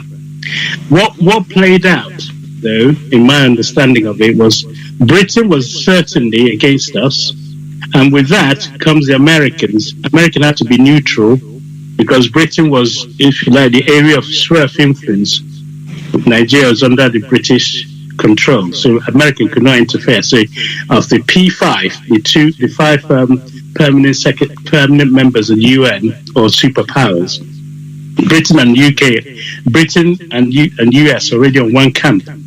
France, as Deli pointed out, played neutral at one point. They recognized Biafra self-determination, but they really didn't want to go all out to attack Britain by supplying us all the thing we needed. So it was neither here nor there. China was just emerging. China didn't want to take any part.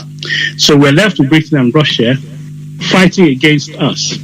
But remember, diplomatically, if you mention how well did they do, even the people who are supporting Biafra, Biafrans, did extremely well in securing diplomatic help from other countries like Tanzania, Gabon, Ivory Coast, and I think Zambia, and then Haiti. All these people recognize Biafra, which, according to Prof. Ewa, the fact that you have been recognized, that has not been withdrawn. So you're still a sovereign state.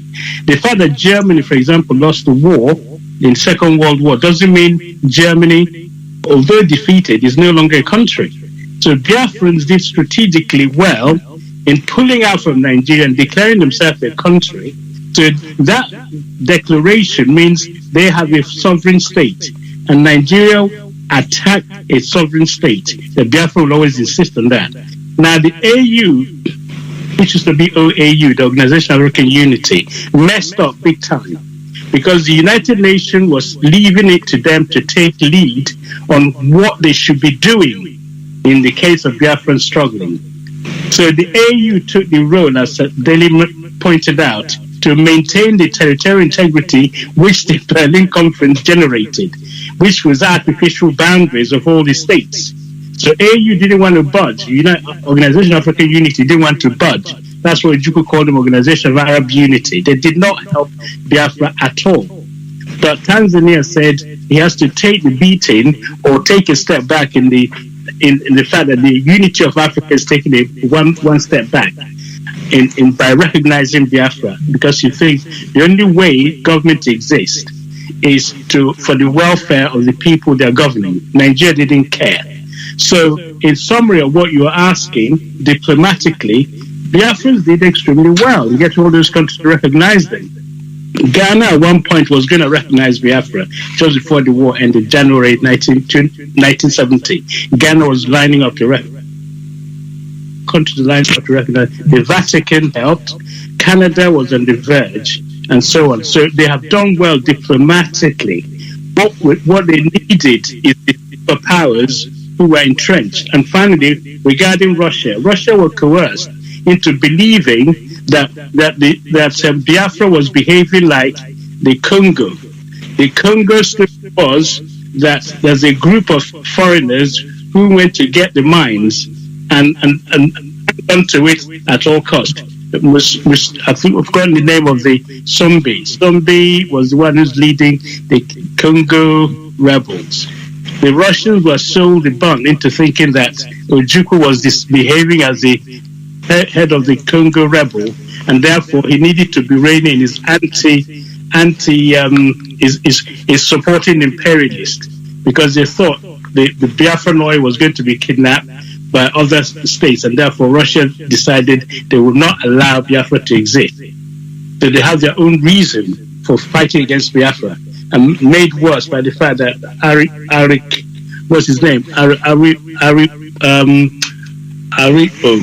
Aripo, who's from either Calabar or so, went to Russia.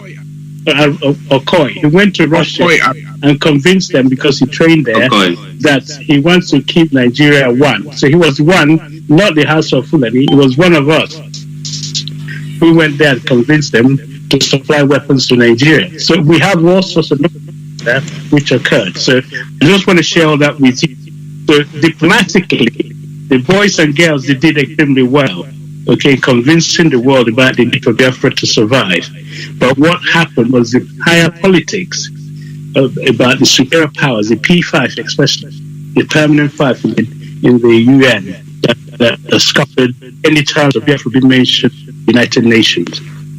That's it, really. Thank you. Thank you. I don't know. Right, to chip in a little bit more to Mazi Jonathan, because you made mention on one of your questions why Biafran genocide is being kind of swept under the carpet.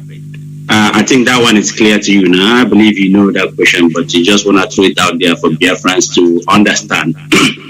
And also, I'm not sure if you are aware that when they are trying to lure Ojukwu to come out of Biafra land, they set up meeting in Dodan Barak. He refused to come there. British government set up a meeting again in a warship in the Republic. Ojukwu declined that he's not going to go there before Aguri. I don't think most of people know that. So Britain have been at the hem of all this treachery, deceit, lie low, leaking Russia's ass in order to, because they knew if Russia come there, that's the game is off. That's it for them. So they just have to forget about the Cold War and just go there and say, okay, you do this and you do that. So Britain have been our problem till tomorrow.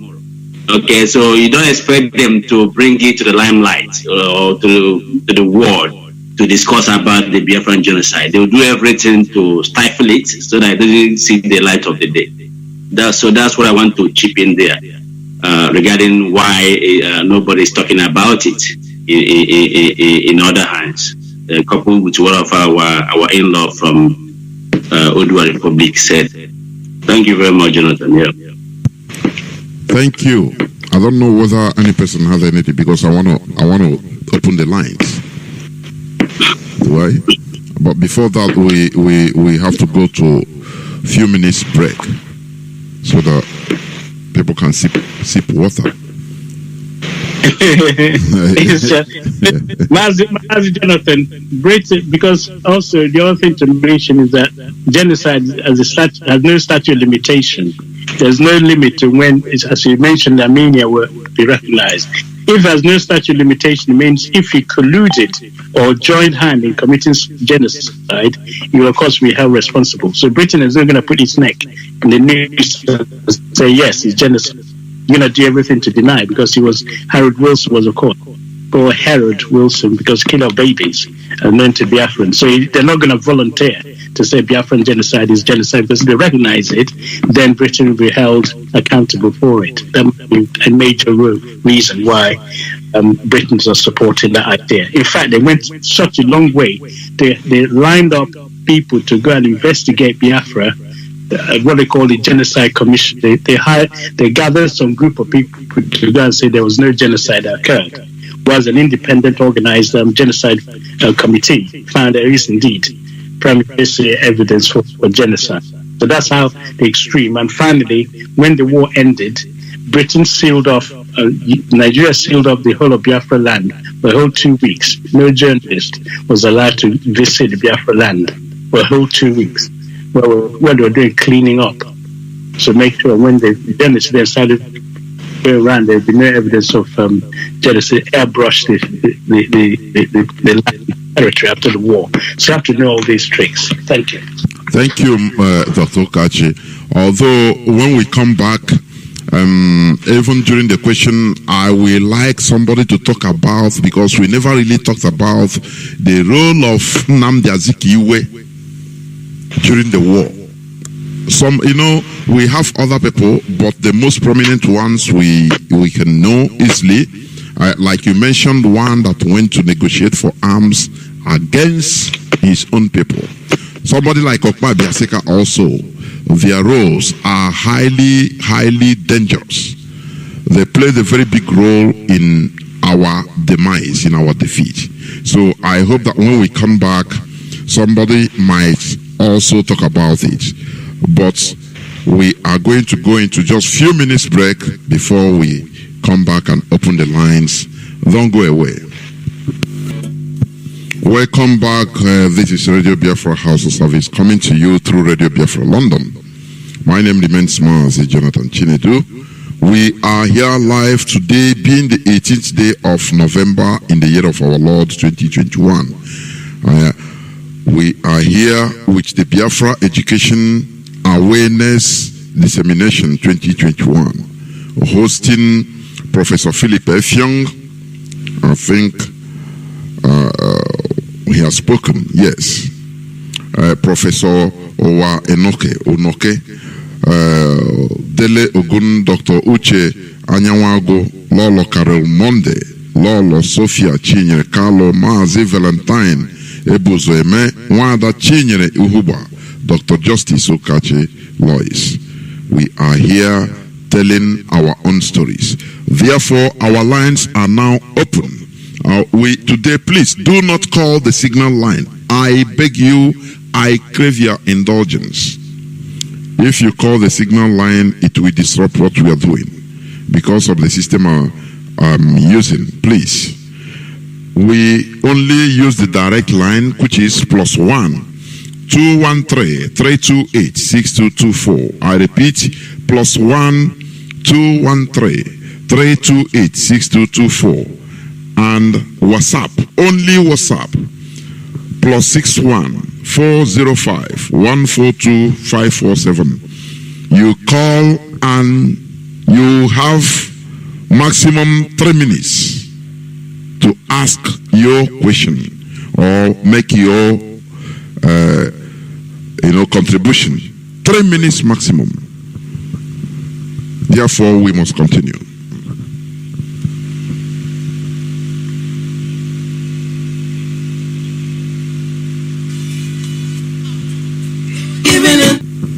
I have a caller on WhatsApp. Caller on WhatsApp, welcome to the program. You are the first caller. Please, you have 3 minutes maximum. Go on, please. Mr. Jata, may God bless you and all our Biafran brethren that are with you today. My question is very simple. This so-called Biafran elders, Ohaneze, and the traditional rulers and the Igwes, after the war, this year our brother mentioned that over 1,500 children have been taken away by Red Cross. Is it 1,500 or 1.5 million? I don't know. Is it? Sorry, 1.5 million Biafran children was taken away by Red Cross to US and UK. Then after the war, this code of Hanesi that is demanding respect from us, what have they done? Why not them ask of these children? Why not them write to Red Cross and tell them to return those children back? Now they are demanding respect. They say we are not giving the respect as elder. What have they done as an elder that they are asking for respect from us? Those children, those are here that plan also take them to Congo. They are now in Congo. They grow there in Congo. Congo is not far from Biafra. Congo is Africa here. Why not this so-called Ohanese and the elders? This one that is wearing long red cap, going to Abuja to beg, to pick crumbs. Why did they not ask for Red Cross to bring those children back? This is my question. And why did they keep them? They have done nothing since after the war till now, until we begin to make research, to begin to ask for our history from foreigners, instead of them claiming to be elders to give us the history. They hide it, and they are claiming to be our elders for we to be respecting them. Why are they like that? This is my question. Thank you. Thank you, Mazi. I remain blessed, Mazi. Thank you. Dr. Okachi, do you people answer, or I pick another call? Maybe 2233, I don't know. How do you want it?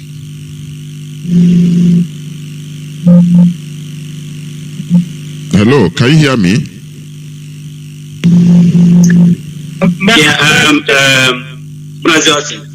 I can hear you. Let me chip in. Doc, hold on. Let me chip in regarding the evacuation of our children. It's just an experience before, Doc. I won't take long. I went to work in Croydon. And I came in, obviously, as a pharmacist, if I don't come, they won't open. So they were waiting for me. There was kind of a little bit a delay. So I came in about 5 minutes late.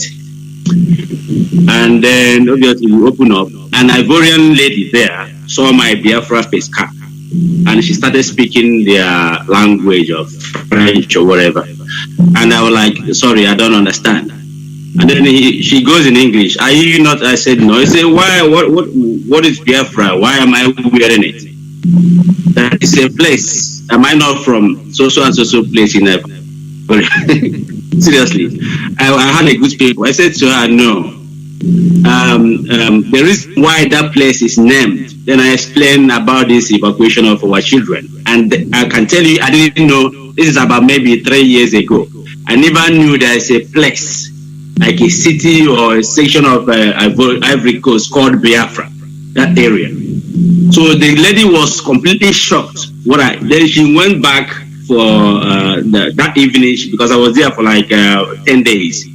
She went back, and the next day she came back after she did her research. She almost in tears.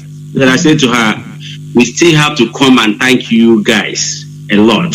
That is because of us. It's because of me. I've seen a Biafran now, the real Biafran. You're looking at me now. But we owe you guys a lot for at least accepting our children during that bloody genocidal war against Biafra. So she was almost in tears.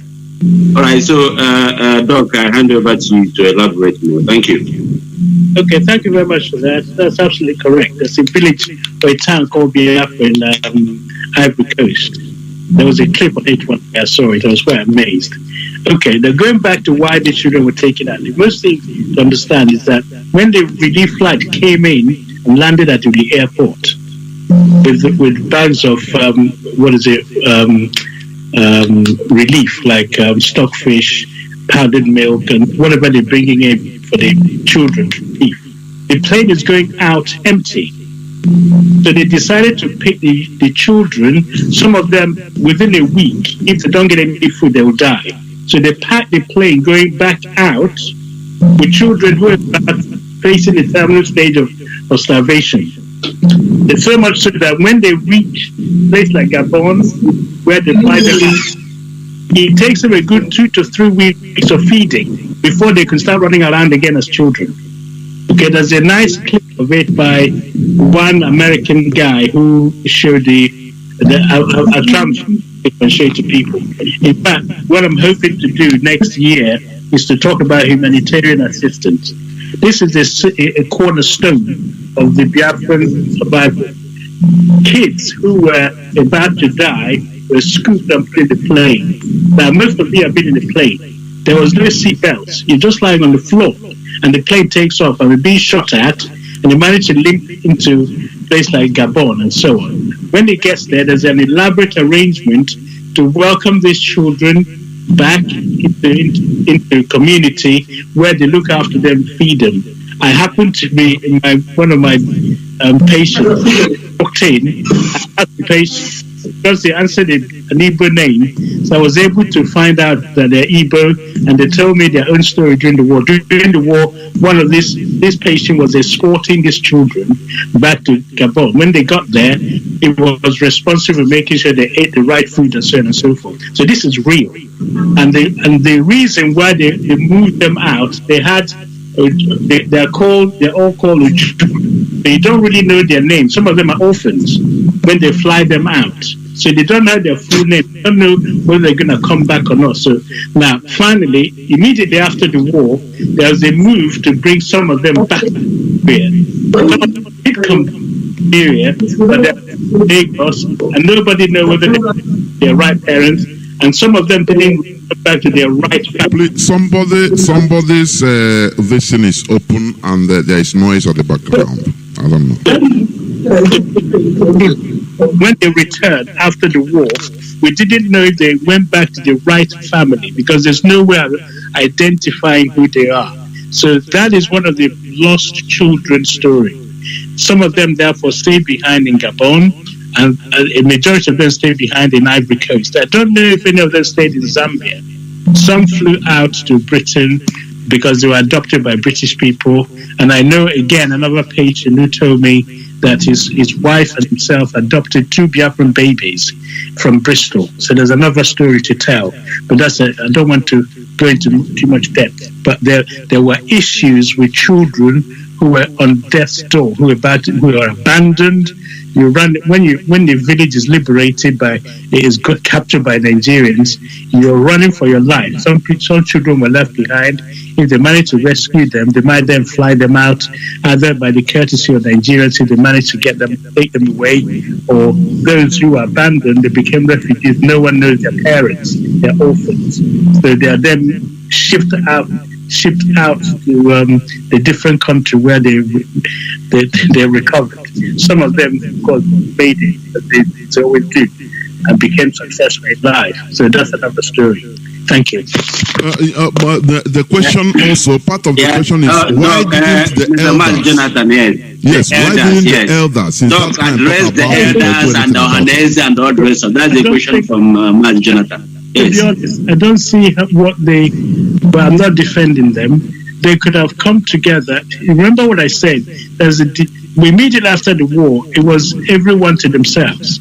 Yeah, the unity we had was dismembered. Dismantled.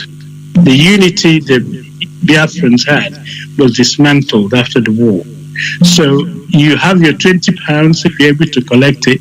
You're trying to survive. There were people starved during the war. They starved after the war. So there's a lot of, if it wasn't for self-help they had during the war, after the war, more people have starved. Okay, so for them to be altruistic and start asking for their children to come back, it would have been an incredible thing to do, because those didn't know whether their children were alive or not alive. It's a very difficult scenario. We can now look back in retrospect and say, why can't we ask for our children to come back? When they come back, which village do they go to? Which country? Who are their parents? But it's not an easy thing to do. I'm not defending Ohanese or anybody of our elders by any means, but it's a very, very difficult situation.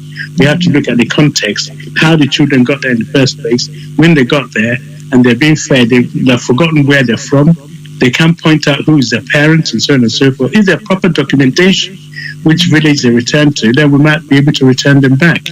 And also, some of the children were kidnapped by the Nigerian soldiers and taken away to the north, never came back. If they came back, they didn't know which village they belonged to. So there's a lot of missing children, as you do in any war. But ours was quite special. Thank you. Thank you. I don't know Let me take another caller. Caller on WhatsApp, thank you for holding on. Can you hear me? Please go straight to your question. No preambles. Go on, please. Good evening, Mazi Jonathan and everyone on the studio. My question is, since my prof say that that the fight we are fighting is diplomatic fight, so I want more explanation to that, because our leaders say that Fulani they know they hear diplomat, they know they hear abeg. Are you getting me? So is there any another way based on that? This are we going to? This is my own personal suggestion. If there is another the way if it's not the way I understand it, then I can be put through. All this sabo in our land, like Meketa now, many people are supporting the governor. We are seeing them doing all these impunities. Is it the Awuche to introduce a guerrilla war to be pinning them down? Is it the Awuche? What do we mean by this Awuche? Because I don't know if we are going to be begging them or do use another means, which I don't know. Okay. Because the only thing I see now that they are pushing us to understood your question. Yes. And please again, I want to use this medium to warn everybody to hold on to our DOS. They are doing a good work. No, this time we unite our front. Nothing more. Thank you very much. Thank you. Dr. Kachi, you have the question? Okay. Or even our veteran, anybody can pick the question. I don't know. Well, Awuche is my theory. Prof will help us out with that one, yes. Prof, yes. Awuche should be understood from this context. Or can I continue with Ara Ebenamma? Kowo Ogana Ogwejo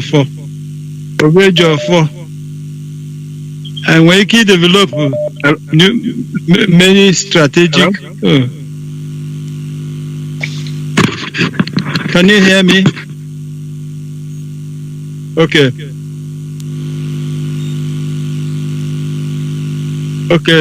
So Awuchebu, I'm trying not to sound arrogant, but Awuchebu, can you example? The African Americans nearby. O.C. Davis, one of the freedom fighters, Sefa. Black people non are Congress, U.S. Congress, non are cho. They should establish an agenda so that ndị na-achị achị onye nke achị chịcha ọ bụrụ na ọ nwụrụ ma ọ na-egburu ya n'agha asị lekwa agenda anyị, lekwa ebe ọ kwụsị mbụ Nnamdi, ma lekwa ebe ewu n'oke kwụsị, lekwa ebe Ojukwu kwụsị, ka continue. So I would say we should begin with a highly rated, intellectually approved agenda. So the second one, W.E.B. Du Bois say he needed just a talented tent. What he means by the theory of talented tent, the talented, is I think he's trying to avoid this very highly intelligent people. So uchebu ndị Kanu, ndị ọ na-arụ ọkụ n'obi, ndị mma ihe, not mediocres, ndị nwe wisdom, everything ka a na-ekwucha na radio. So uchebu Malcolm X by any means possible, mmadụ na-egbughị ọ bụ na a ga-etinyekwu nke a na uche. So everybody ga-ama the in-depth description of Awuche, but not common sense, high reasoning, believing that Onyedika Socrates, permit me to cite him, I'm not supposed to, because Socrates is not as wise as Igbo, Biafra. I say that an unexamined life is not worth living. So I would able to re-examine our lives when the Agaropota can plan a strategy.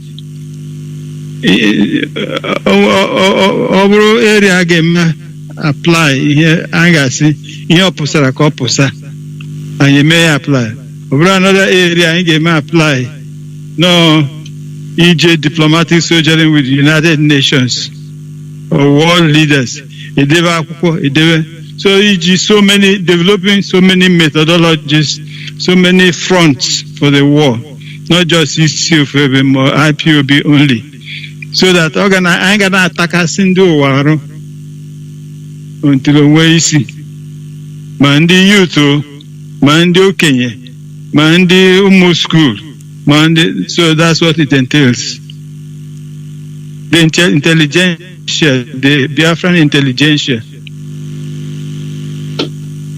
Thank you. Thank you very much. Anyone else want to add on that?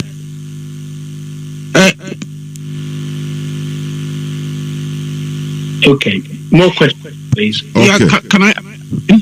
Okay. Okay. So very quickly, Igbos, we have this concept now, Eke Ronro Eke, and we are all diverse people with different talents. We all have our different interests. We also have our different riches as humans. I think it's important. We need to fight on all fronts. Onyobula, the farmer, the Okada man, the professor, the doctor, the intelligentsia, Onyobula, we have to fight on all fronts. At That's home, right. At the international community, at the diplomatic level, at the politics level, at the guerrilla warfare level, at every sphere. Let us mount pressure. And we shouldn't just see only one way as the way of doing this. We shouldn't just see only one way as the best way of doing this.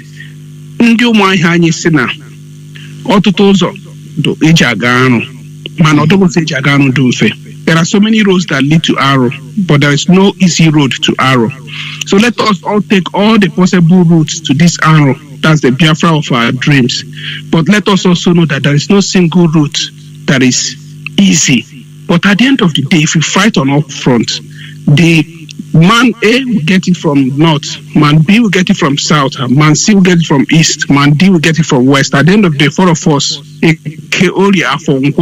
will definitely arrive at Arrow. That's true. Thank you. Thank you very much. I have a caller on WhatsApp. Please welcome to the program. Your name, where you're calling from, and go straight to the question, please. Okay. My name is Osita Wezoke. I'm calling from Vancouver, Canada. Mr. Chinedu, good afternoon from here, and good afternoon to everyone in participating in this program. I have two things to say here. One is to encourage us. Two is just suggestion. Number one is if I thank the man. Sorry, I don't know the names, but the man, the editor who spoke about his opinion about Biafra. That got me into tears. And the other one who spoke that we cannot go back. Yes, that I agree with him. We cannot go back at this point. We must fight on. We must survive. We cannot go back to Nigeria that is killing our own people. So what else I want to say here is I believe I'm a member of IPOB here in Vancouver, Canada. I believe as the Igbo people, we are carved into other states that are not Igbo. I believe other states in Biafra, other communities in Biafra, we are carved into other states also. I encourage our people to set up committees that will find out or recognize all these people that we are carved out from the original indigenous land into other states. I think that will help us in this. And again, after Biafra has been restored, all this genocide will be recognized. All this genocide we're talking about will be recognized. But at this point, Biafra will be a nation standing, and we will recognize it or push it for recognition. Another thing is about the 2 million march. I know you give us 3 minutes, so I'm rushing to end this thing within 3 minutes. About the 2 million march Nnamdi Kanu proposed before the COVID. If, please, it can also be reorganized. Chinedu, do you know what I'm saying? Please, to have this done with. Yes. 2 million march. And nothing is suing Britain all over for the release of Nnamdi Kanu, to sue Britain everywhere. We have people, Biafra entirely have people, to sue these people everywhere. We are scattered all over in Britain, to start in every community of suing them until they do the needful. The last thing here, please, is please, you are exceeding your time. Please, just rush it, please. To educate us, both the people from southeast, even though we don't believe in that, to educate us of the need for Biafra, and to assure us of the fact that the need why we should be in Biafra. All these things that people are accusing Nnamdi Kanu of not asking for other people, sorting for other people's opinion, so that we have our people, organization. You always say we are in different fronts. Please. Thank you. For us to have this done. Thank you. He's part of Auche. Thank you very much. Thank you. Thank you. I have a caller on WhatsApp also. Caller on WhatsApp, welcome to the program. Your name, where you calling from? If you may, go straight to the point, to the question. Thank you. Good evening to you, Mazi Jonathan. My name is Onyedikachi, and I am calling you currently from France. Mazi, I want to greet you, my elders. You people, you guys fought well to defend us, to keep our race going. Without you guys, would have been wiped away. So I greet you. I think the Chukwu Kabra bless all of you veterans that fought for Biafrans during the Biafra war. So my question right now goes like this. These Nigerians, this zoo, they don't know what is diplomat. We've tried all we can. We have protest. We have done every look at our leader was kidnapped and rendition. And since then they keep on postponing the court. And where they are postponing the court, they are torturing our leader. Maltreating him. So as well as their military and their police raping our mothers and our terrorizing us. My question is now, what are we going to do next? Are we still going to keep on, watching them this way as we? Because this is too much. We've suffered enough. I mean, but I left my home when I was. Mazi, I don't know. You are using earpiece, I think, and it's interrupting. That's why your voice used to cease. If you call, remove earpiece and speak directly to the phone. You'll be very clear. So that's the problem. No. So. I'm sorry. I hope you got my question. Thank you. Yeah. We've gotten your question. Okay. Thank you very much. Thank you, Dr. Kachi. Do you want to say something? Not on this occasion. Let's carry on. Okay. Let me pick a caller also. Caller on WhatsApp. Welcome to the program. Please go straight to your question, please. I hope my voice. It is. Go on, please. Your voice is coming out clear. Go on. I agree with our background. God bless them. They are still fighting. What I want to ask is, they said 3 hours. That was the agreement for our last president of Biafra give the to Obasanjo. Until today, not even one. Last time I traveled, I saw some of our veterans in Ujiri. Some are still moving with clutches. Some are moving with clutches. Some don't even have hands. Some don't have leg. And they're there. Where they kept them, there is no toilet, there is no water. When any of us go there, the person will weep tears. And those men are there suffering. Some of them has died, and some of them cannot even hear. Surely, some cannot even do anything tangible. Some lives have been shattered and useless. Till today, the government has never done even one. What our politicians are, what are they doing? And what this organization do? And what are they doing? If some of our veterans can come today to lecture us and talk to us like this, why organizations are still keeping silent till today? Do we have any obligation to respect those people, both our politicians? Because they are sitting in the affair of us. They are eating from us, and they are not doing what we ask them to do. Is it not time for us to walk all of them out from there and do what we want to do? Thank you. That's my question. Thank you very much. Over to you, the panel. Dr. Kachi, do you hear?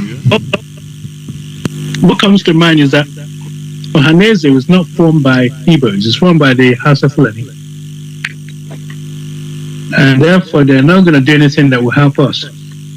They raise a very important question. How are we respecting our veterans? If it's not for IPOB, even 30th of May is not recognized. Now that we started 30th of May anniversary celebration, I'll call it celebration because people think on that day we should cry we can cry as much as we want. But at the same time, we also recognize the triumph. People like veterans, what they actually did for us in keeping us all alive. The 30th of May is a very, very important start, recognizing what has happened. And then from there should be a committee to look after the remaining veterans. There should be a day set aside, just like they have in UK, Poppy Day. And every money they raise from the Poppy will go to look after their veterans, isn't it? Isn't that what they do? So we should have a system which will recognize we could do something to raise funds universally for the veterans. So places like where they are sitting on Oje River, so close there, we go there and rehabilitate them as a source of pride because they fought. They gave everything they have for us. But you mentioned artillery, some of them cannot hear any longer. And some have died by now. But there are still some who are alive. We should be able to recognize them, at least get their names, write their names down, get the story of what they did, video them, so with posterity, something there's nothing greater than an individual person, a soldier's contribution to your survival. So they take their veterans seriously outside. So we should also do the same. So it's a very important, valid thing you mentioned. We can also mine from them important information on how they survived. It would be for our own posterity. So the points you mentioned are very, very important. So we should bear that in mind and do something to make a shrine recognition. So on the 30th of May for the Veteran Day, yeah? And from there, we may generate some funds which will help to rehabilitate some of them who are still alive. That's my take on it. Thank you for bringing that up. Thank you, Dr. Okachi. I think I have another caller on WhatsApp. Please, your name and where you're calling from, and straight to the question, please. Thank you, sir. Mazi Jonathan. Thank you. Good evening. Welcome to the program. I greet you all, the SARS in the diaspora. I thank you for what you are doing this evening and what you have done. My name is Mark Olisechukuma. Mark Olisechukuma is a native of Isialangwa North Province, located in Abia State, Biafra land. But I'm calling from my location. I thank God for this day, for Biafra Education Day. I thank God for what's been going on. I've been seeing the explanation. Thank you for giving me this opportunity. So Daddy, my daddies in Biafra, I want to put this up to Biafrans now, because I've seen histories, people that witness it, and they've been saying all of things, and I shed tears now when I heard Prof speaking. There's a song Prof speak, and there's a song that's Prof sing now. That song touched my heart, and I was crying, I was weeping. I have not cried since I'm an adult, but I cried this evening. So that waking my spirit more. And remember me, my dad, that is a member of Nigerian soldier before the war. And he's a witness of the first genocide that happened between the army training depot, Zaria. My dad was among those that escaped in that, the first genocide. And the Nigerian soldiers committed it in the north, in army training depot, Zaria. And my dad, his name is Silas Chukuma Ocholo, a native of Ngwa, Isialangwa North Province in Sulu, precisely. So he's still alive now, and he told me everything about the war. And he's a hero, he's my hero.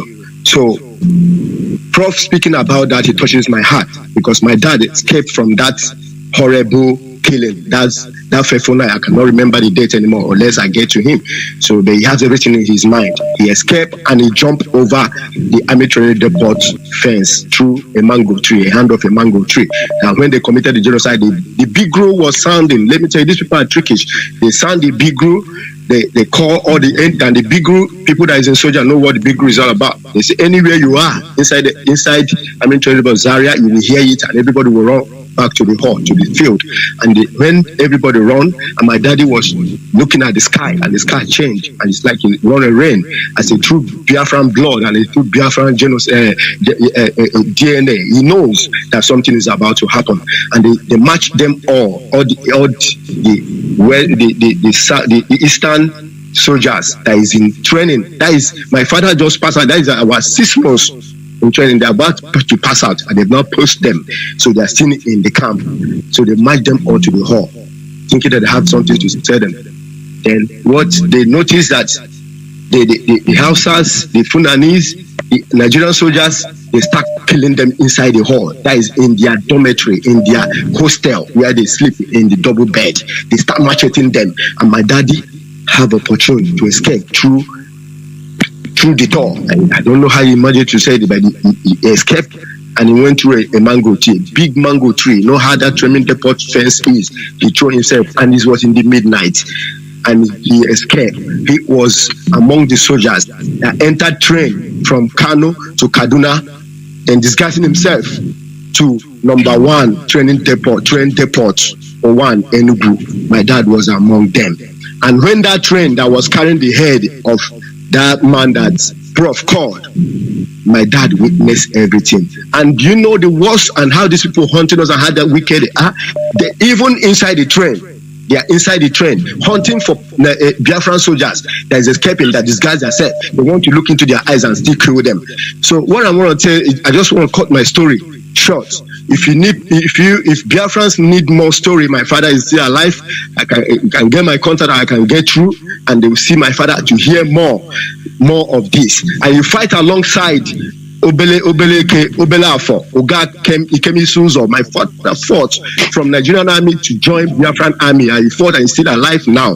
And he was the one that manned MG1 the day the Southeast, the Biafrans, let me say the Biafrans, both the Philippine and the Ojukwu, the day they gathered in Owerri to declare Biafra, the meeting they had, my daddy was the one mounting MG1. He's a military. I don't know, those in military know what is MG1 up there, waiting for security with that machine gun. My dad is still alive today. And when I remember, I listened every day. And when I heard it and I heard about Biafra, it touches my mind. But what I want to offer now is not, I just want to say to you all, what is the next way forward?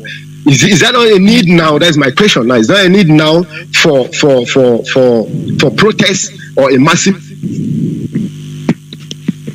Okay. Thank you very much. Okay, thank you. Dr. Okachi. Yes, thank you very much, though. God bless you. People like your dad, heroes, always will be. Some of them didn't return. Some of the stories are such that because they didn't return at the expected time, some they have graves dug for them with nobody to bury, so that the family can forget about him. In fact, it was the commander of the Biafran army, I think, Mazi. The day he walked into his village, they were doing a memorial service for him because they think he's died in the north. He was a high-ranking Biafran. He managed to escape, so they actually did a burial service for him, and then he turned up. He was alive. And there are stories we don't even know about. So what I advise you, my brother, is to get a tape recorder or a tape of phone or whatever, record everything your dad tells you, yeah? Because that story in itself is unique. Just record it, how he escaped, how he got away, because indeed, in the battle, for example, in the depot, they call a bugler, there's a parade, everybody lines up, and then all the people of Eastern origin were, bayoneted or killed. And that's how they got rid of over nearly 300 Biafran officers. Yes? Imagine you kill all the high-ranking officers in an army, so you literally depopulate the army of the Biafran origin and they're of Easterners before the war starts. They don't have any trained soldiers to fight for you. So that's how bad things were. So these are officers, they were killed. So it's important, my brother, you write down or record everything your dad tells you. The good news about it, he may not remember everything, but by recording it, somebody else will have a similar story. Imagine if we have 20 of these types, then you begin to have a pattern of what has happened. Okay, so don't ask us to say, come and record him. You are in a better position to get as much detail as possible, get it all down. Because once it's written, it's difficult to then lose it. Yeah? So that's your task. As for what are we going to do now? Well, the knowledge you're getting from your dad will inform you of why you need to fight on to prevent a future equivalent from happening. So if you're an IPOB member, and I know it's difficult because it's prescribed, in fact, where you are, you do your best to equip yourself mentally with Biafran struggle. So there will be one day when the prescription is lifted, then people like you will have a better position to actually do a lot more for Biafra. But where you are now, knowledge is the power we're seeking. As Prophet told us, you have to start thinking, what can I do? Because Nnamdi Kanu can do everything himself. He sacrificed his family, he sacrificed his parents, he sacrificed his house. He's been in prison, I think, 3 times now. This is the 3rd time, by the way. So, and so you ask yourself, what are you doing to help Biafra to come? Because when Biafra comes, not everyone is going to enjoy it. So you must find something you can do to contribute to Biafra restoration. So that's where I want to leave it. Everybody else, please feel free to contribute. Thank you. Thank you.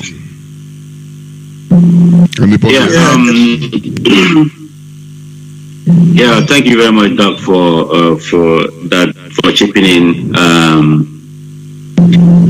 for the young man who told us a story about his dad. I mean, few Biafrans were that lucky, which our prof here, Effiong, dad happened to be one of the lucky one that escaped that pogrom in the north. Can imagine a handful of them, because it's very rare to see who is in force or who is even masses couldn't even escape. They are being killed, talk less of the actual soldiers from the Biafran extracts. You can imagine that the chances of them escaping, how slim it is. So it's very rare that they escape. Those few, a handful that managed to escape. Right. I don't want to waste much of our time again. And let me re-emphasize again while we are continuing with this program that I keep on saying this. We must move ahead, relentless and no going back. On Biafra, we stand, no going back. That is the only solution I see in this. Only outcome is for us to keep moving forward. Eventually, Biafra will be here. Biafra will be in our land we will be in our home and dry, as people would usually say. Please do not even have anything fear. Don't even put it in your mind. Regardless of whatever they do, we have to continue until Biafra is restored. That's the only hope that we should be able, or we can live as a human being. Thank you very much, Jonathan. While we take further questions. Thanks. Thank you, Mazi. Can I say something? Okay, go on. Jonathan, can I say, I like to draw inference from what our brother has said about what Dr. Justice has advised for him to record his father's story. When Professor Ewa was speaking, I was taking notes of the 12 things he has said and what message he would send. These are important things we have to get from our veterans. And I think Dr. Uche told us during bid lecture the last time of how himself and his brother have decided to do some things about getting these stories and keeping them, if he can throw more light on it. Because we have these veterans with us now, the ones that are still there. It's important for us to get all their stories at hand now when we can still have it, and those stories will help us to know better and have more bits of knowledge to add to our pearls of wisdom. Thank you. That's what I want to say. Thank you very much. Thank you. Can I add something to what Chichi said? Go on. Okay, so what we are planning to do, my brother and I, we are working on it, is just to develop a very simple form. Even if we don't get to interview everybody, but we just want to first of all recognize and name and give faces to those that have died. We have a very short time, sadly, because most of the people that were involved in this war, they are quite old. Many have died because this war ended 51 years ago. So none of them today is less than 50 or to start with.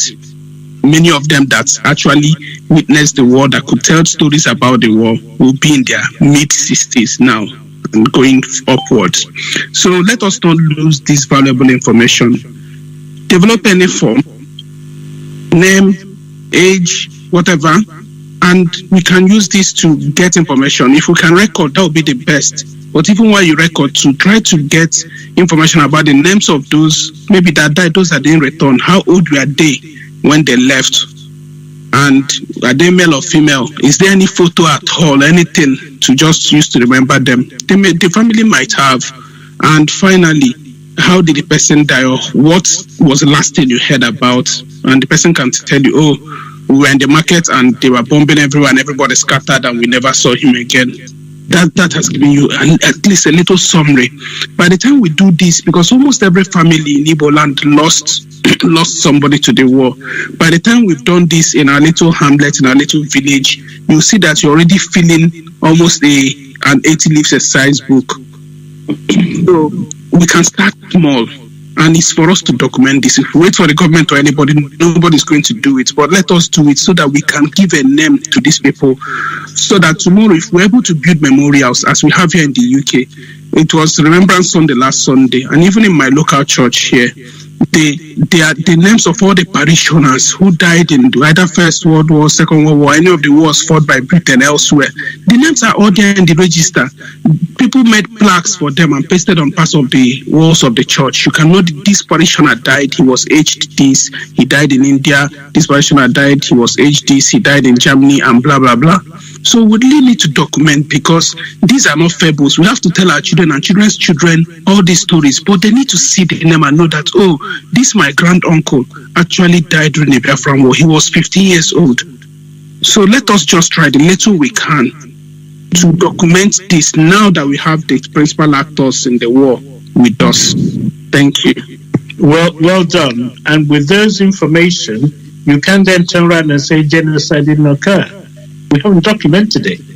So they can, you see, if you document it, then you can have a bundle, and the lawyer tell us, you can then approach the call your bundle and say, this happened in village church, so this village, like okay.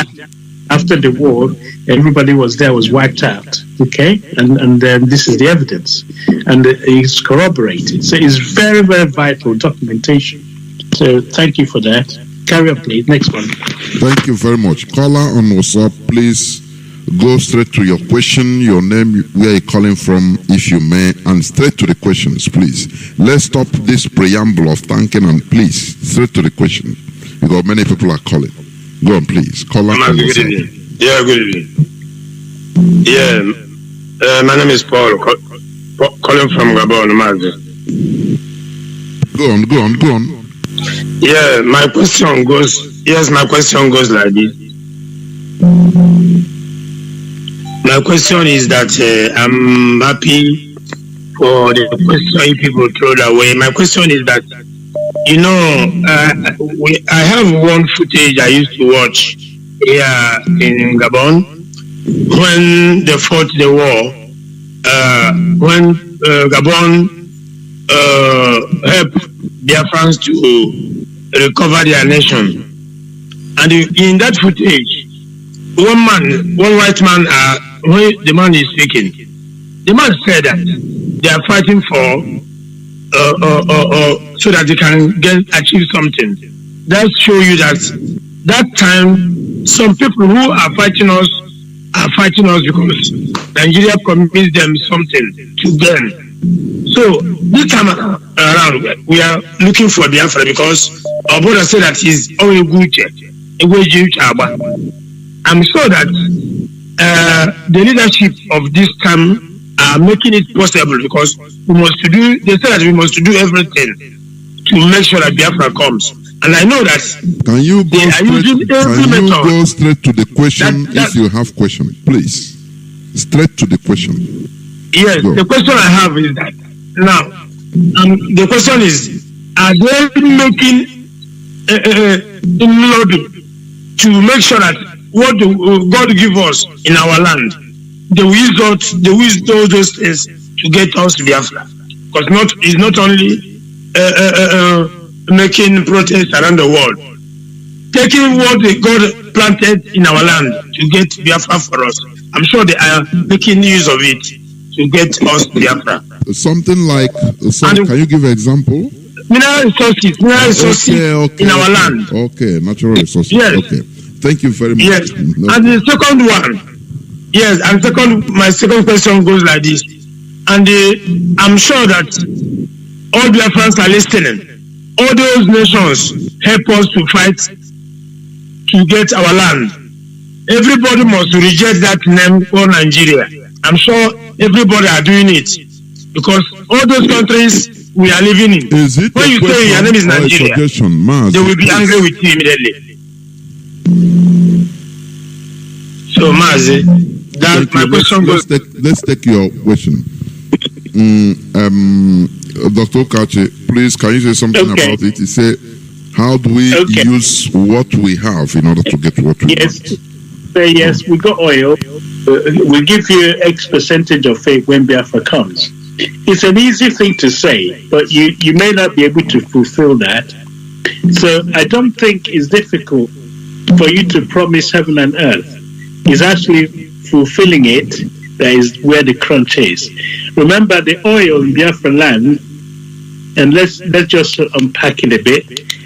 Before I think 1966, around May or April, the actual oil dug from Aba area was more compared to they got from the rivers then. The trick was that the British had more oil in Biafra land than they declared, the BP. So they have a lot of oil in virtually every state in Biafra land. So it's not just in the riverine area. That's the impression they're trying to give. So are we going to say, when Biafra comes, we'll give you X number of oil wells? I don't know how that is going to work out. But if we're going to go into a negotiation over any power, it will be to consider them favorably in the development of Biafra. That would be enough to give them the clue. But our enemy, those who are fighting us, are getting so much loan that they are relying on taking the oil if they default on the oil, if they default on the loan. So that is the biggest fear. So I can't think we were in a better position to make a diplomatic agreement at this stage. What I will recommend, however, is to go back to all those people who recognized Biafra during the war okay, and reaffirm their recognition. Because once you recognize somebody, you can't take away the recognition. You still recognize them. So we should build up a diplomatic, bridge for all the people who recognize Biafra before the war, like Gabon, Ivory Coast, Zambia, and Haiti, and what's the other one? Tanzania. So all those people who recognize Biafra, we should be having, dedication to remind them that you recognized us. We're so grateful. In fact, ordinary Biafrans should, I think somebody mentioned in this meeting, we should go out of our way to say, I think it was Val who mentioned we should, like Ivory Coast, should actually go there and say, thank you guys, you helped us during the war. Yeah, we haven't done that, because we know what we say at home. If someone kills a chicken for you, the next time he might give you a goat. You never know. So we need to have that principle up our sleeves. So, my brother, you're saying, what should we give in exchange for our freedom? Freedom is not cheap. We know that. But let's recognize those who have helped us to begin with, and then we build a diplomatic channel from there, and then to hopefully create more diplomatic recognition when Biafra comes, and then we'll be favorable to them. I think that's the way around it. You can't promise something now if you haven't actually got access to them yet. Biafra has a lot of resources, especially human resources, not just the minerals. We can offer the book. But I think if we built a very powerful diaspora population that can move diplomatically, they could help. What I'm saying, supposing you assemble all your doctors outside the UK, outside Biafra land, and you go to an African country that recognizes you and go and assist them, that would be a very powerful thing to do. You assemble all your lawyers, all your accountants and so on. So there's a lot Biafrans can offer the world. So I don't think you can put a figure to it yet. But the idea you suggest is very good. Build a system whereby you use it to trade and bargain for your freedom, because Biafra will have to come high waters, because the killing can't go like this. Anyway, that's my views. I don't know what anyone else wants to say. Anybody else want to say something? Or should I go on? I just want to make a correction, if you don't mind. Go on, please. I don't think many callers understand my name. I don't think they know how to pronounce my name. Please do correct it, please. The name is Catholic name is Ewa. The first name is Ewa. The last name is Unoke. It's Ewa. Can call me Dr. Ewa Unoke, or just Ewa Unoke, or Professor Ewa Unoke. Thank you very much for that correction, because even I used to make mistake of the pronunciation. Ewa Unoke. Thank you very much, Professor. Thank you. Caller on WhatsApp, please. Your name, where you calling from, and go straight to your question, please. Yeah, Mazi, I'm calling from the zoo. My name is Kelechi. Sorry, Mazi, for calling the signal before. Okay, let me start from that. I saw Kelechi there, so I didn't know. Signal used to bring out the names. Like exactly. Sorry, I'm sorry. All right. I love what our elders or our daddies has been saying, especially this our brother, the veteran, the professor. I was moved when he was talking. But let me just go straight to my question, Mazi. I love this diplomatic talk that took over the air this night. But my problem is this: the zoo, the Fulani people does not understand what is diplomacy, and that is why they kill us every day. They don't care what anybody do or any international body talk. And in the other hand, they have managed to use our own brothers that are working for them to go diplomatically, and we're able to convince US to abandon their own constitution that say that they will not sell their nation to any country that are using it for human rights abuse. and the US abandoned that law and give 12 Tucano jets to the zoo to kill us. And they also use this, our brothers that are working for them, lobbying for them, to go to China and bought armored car to kill us. My question now is, Mazi, why is it that it's difficult for our own diplomatic move? Even in ordinary India, China, let them, or India, let them be able to convince them to give us even ordinary bullets for us to defend ourselves back. Or even go to North Korea and let us convince, even if now one country, because we cannot be talking about diplomatic. I remember how much our leader told us we are spending millions to this for a law firm in America. Till now, we have not heard that one person in the zoo have been brought to book. We only hear that International Criminal Court have accepted our case, this and every day, the same story, and we die every day. Mazi, what can we do to get out of this mess? This story is too much. Thank you. Thank you. Please, the panel, over to you, please. You know the thing here, people express their emotions. It's really sad, honestly. When we see what is going on every day, and we are just like helpless orphans.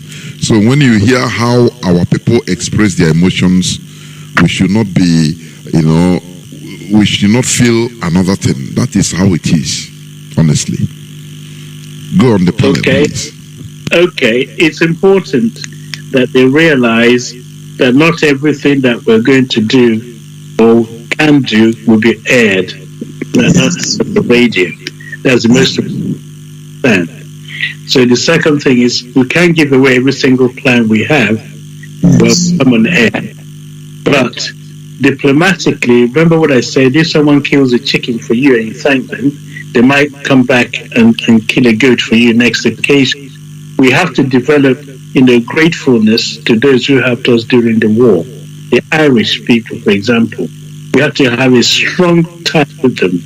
We have to have a strong tie with Gabon, Tanzania. They may not appear great now, but we can assist them, promising them that when we come, we will be able to assist them in their development.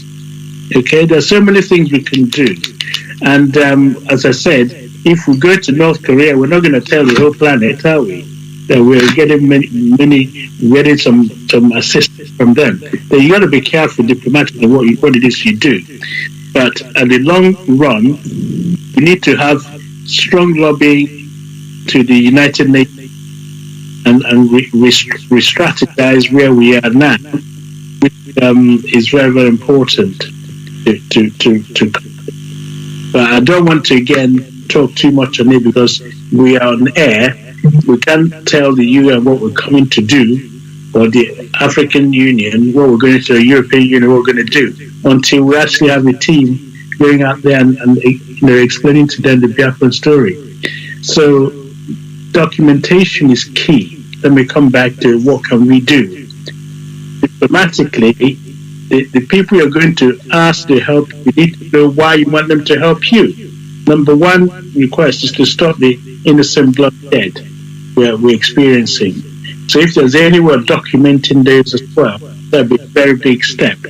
They need you to take date where it happened, just like Lekki. As now, I think it was today they were talking about Lekki as being a massacre, right? I don't know what they call Bo. If Lekki is a massacre, the killing at him, I don't know what you call that one. Even in Obibo. I'm coming soon. I'm going back to Mo, where you can see anyway. The picture will tell you what happened. The massacre it's like a genocide was going on. Then Obibo, as you quite rightly pointed out, the Ngwa High School. So all these things need to be thoroughly documented and then presented to some people and say, look, this is what's been happening to us. And up to date, Olo has been, and so on. So these are the things we shouldn't give up because we haven't got anybody out there fighting for us. We should keep assembling the facts. One day, somebody will be held responsible, just like Lekki officers, those who who are involved in the Lekki, has been recommended that they answer for it. And as I say, genocide doesn't have a statute of limitation. One day, all these killings, somebody will be pulled up to account for them. So do not give up. Thank you. Please, before I pick another column,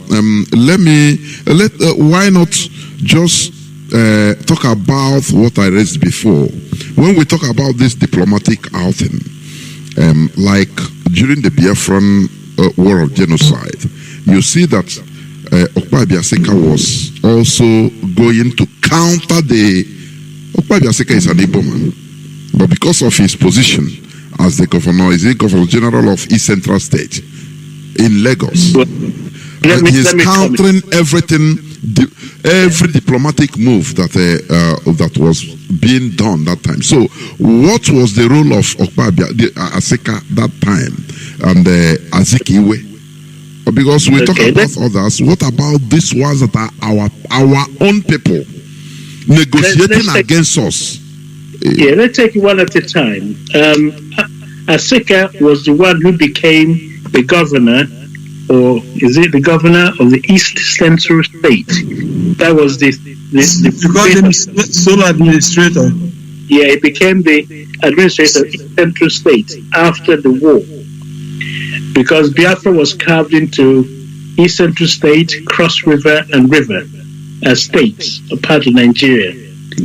And I think the surrender document said any further development would need to be carried along or be involved. But now they carved you up in so many. Anyway, that's another story.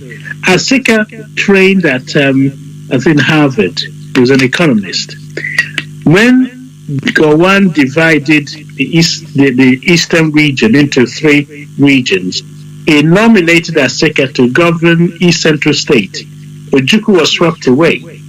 So Asika was supposed to be East Central State. I've forgotten who's doing Cross River. And I think it might have been, what's his name? The guy that they killed at the end, who was ruling the River State. So basically, you have 3 people administering the Eastern region. And nobody gave them the authority in the Eastern region. It's Gowon appointed administrator. Okay? So he didn't come into show until after the war ended. So let's just stop there. So during the war, he was not involved in the East. But what he was doing is talking against his people in diplomatic circles. Yeah? So I understand that. Couple that with Zik, Nnamdi Azikiwe, where he was involved in composing the Biafra national anthem. It was right there at the beginning, because we used to sing Zik is behind us, we shall not be moved. Ojukwu is behind us, shall not be moved. We used to sing a song and so on. So Zik played an important role diplomatically, because Julius Nyerere, Tanzania, was his friend, so was Zambia, Kenneth Kaunda, and all these people, they are his friends. So he was able to convince them to recognize Biafra. That is number 1 step. So I think Zik played an important role in recognizing Biafra. The second thing he did was to try to explain to the world why Biafra must be allowed to make a decision, Biafrans, whether they want to stay in Nigeria or remain, become Biafrans. I think it was in February 1969 when he came to Rhodes House in Oxford and put an important case that Biafran situation will want a cessation of hostilities, that the United Nations should intervene, stop all the shooting, all the killing, okay, have a buffer zone, have a military to demilitarize the whole area, then allow people to come and vote. This, we're asking for referendum. Zik mentioned plebiscite. So you have a peacekeeping force in Biafra land. Therefore, will create an environment where Biafrans will choose whether they want to be Biafrans or want to be in Nigeria. So he offered all that as an important diplomatic move to sort out the Biafra-Nigeria quagmire. For, in the days of East-West, how should we say it, the Cold War goings on. That was quite an advanced thing to do. If it wasn't for the fact that they had a Cold War, he may have got away with it. But unfortunately, after February, that's the last diplomatic move Zeke made. He did have an argument with the Juku when they went to Addis Ababa. The Juku was insisting that Biafra cannot relinquish his sovereignty. And Zeke said, unfortunately, he thinks it was negotiable until Port Harcourt fell. Once Port Harcourt fell, Zeke thought we've lost everything. There's no point negotiating. We're no longer negotiating from a point of strength. But Ojukwu and Zeke therefore decided drifting apart. So that was the issue with the Ojukwu and Zeke. But he later called. He was calling Ojukwu a rebel. So they cut a long story short. After February 1969, when Zeke tried to get the United Nations involved, and they ignored him, or the British that hated Zeke made sure that didn't work. So Zeke then insisted that he wanted to save his people. From his point of view, all the killings had to stop by all means. They managed to talk him into convincing him that they will guarantee the Igbo people's safety if they stop the war. So he defected. And as a child, I remember hearing that Zeke has gone to the Nigerian side. That took the wind out of every single Biafran. When they had a Zeke has defected, that was it. We didn't know where to put our face and so on. And this is during the war. That was part of the demoralization that set in. That Zeke has gone to the other side. But Zeke then went and spoke to Gowan and said they're going to go and end he started talking, disparaging Ojukwu. And that is part of a major problem. Up until now, there are people who are one Nigerianist, come what may, and those who thought we should remain separate. So your question is very, very important in the Igbo psyche, because Zeke, as you know, was a one Nigerianist. Although when the war came, he was the one who gave this massacre. This name we call pogrom. He says the killing of Biafrans or the Easterners in the north is a pogrom. He's the one who invented the word, or he told us about it. So he was with us at the beginning. And then when the going really, really got very, very tough, he somehow changed course and went to the other side. That did have a psychological blow on Biafrans. So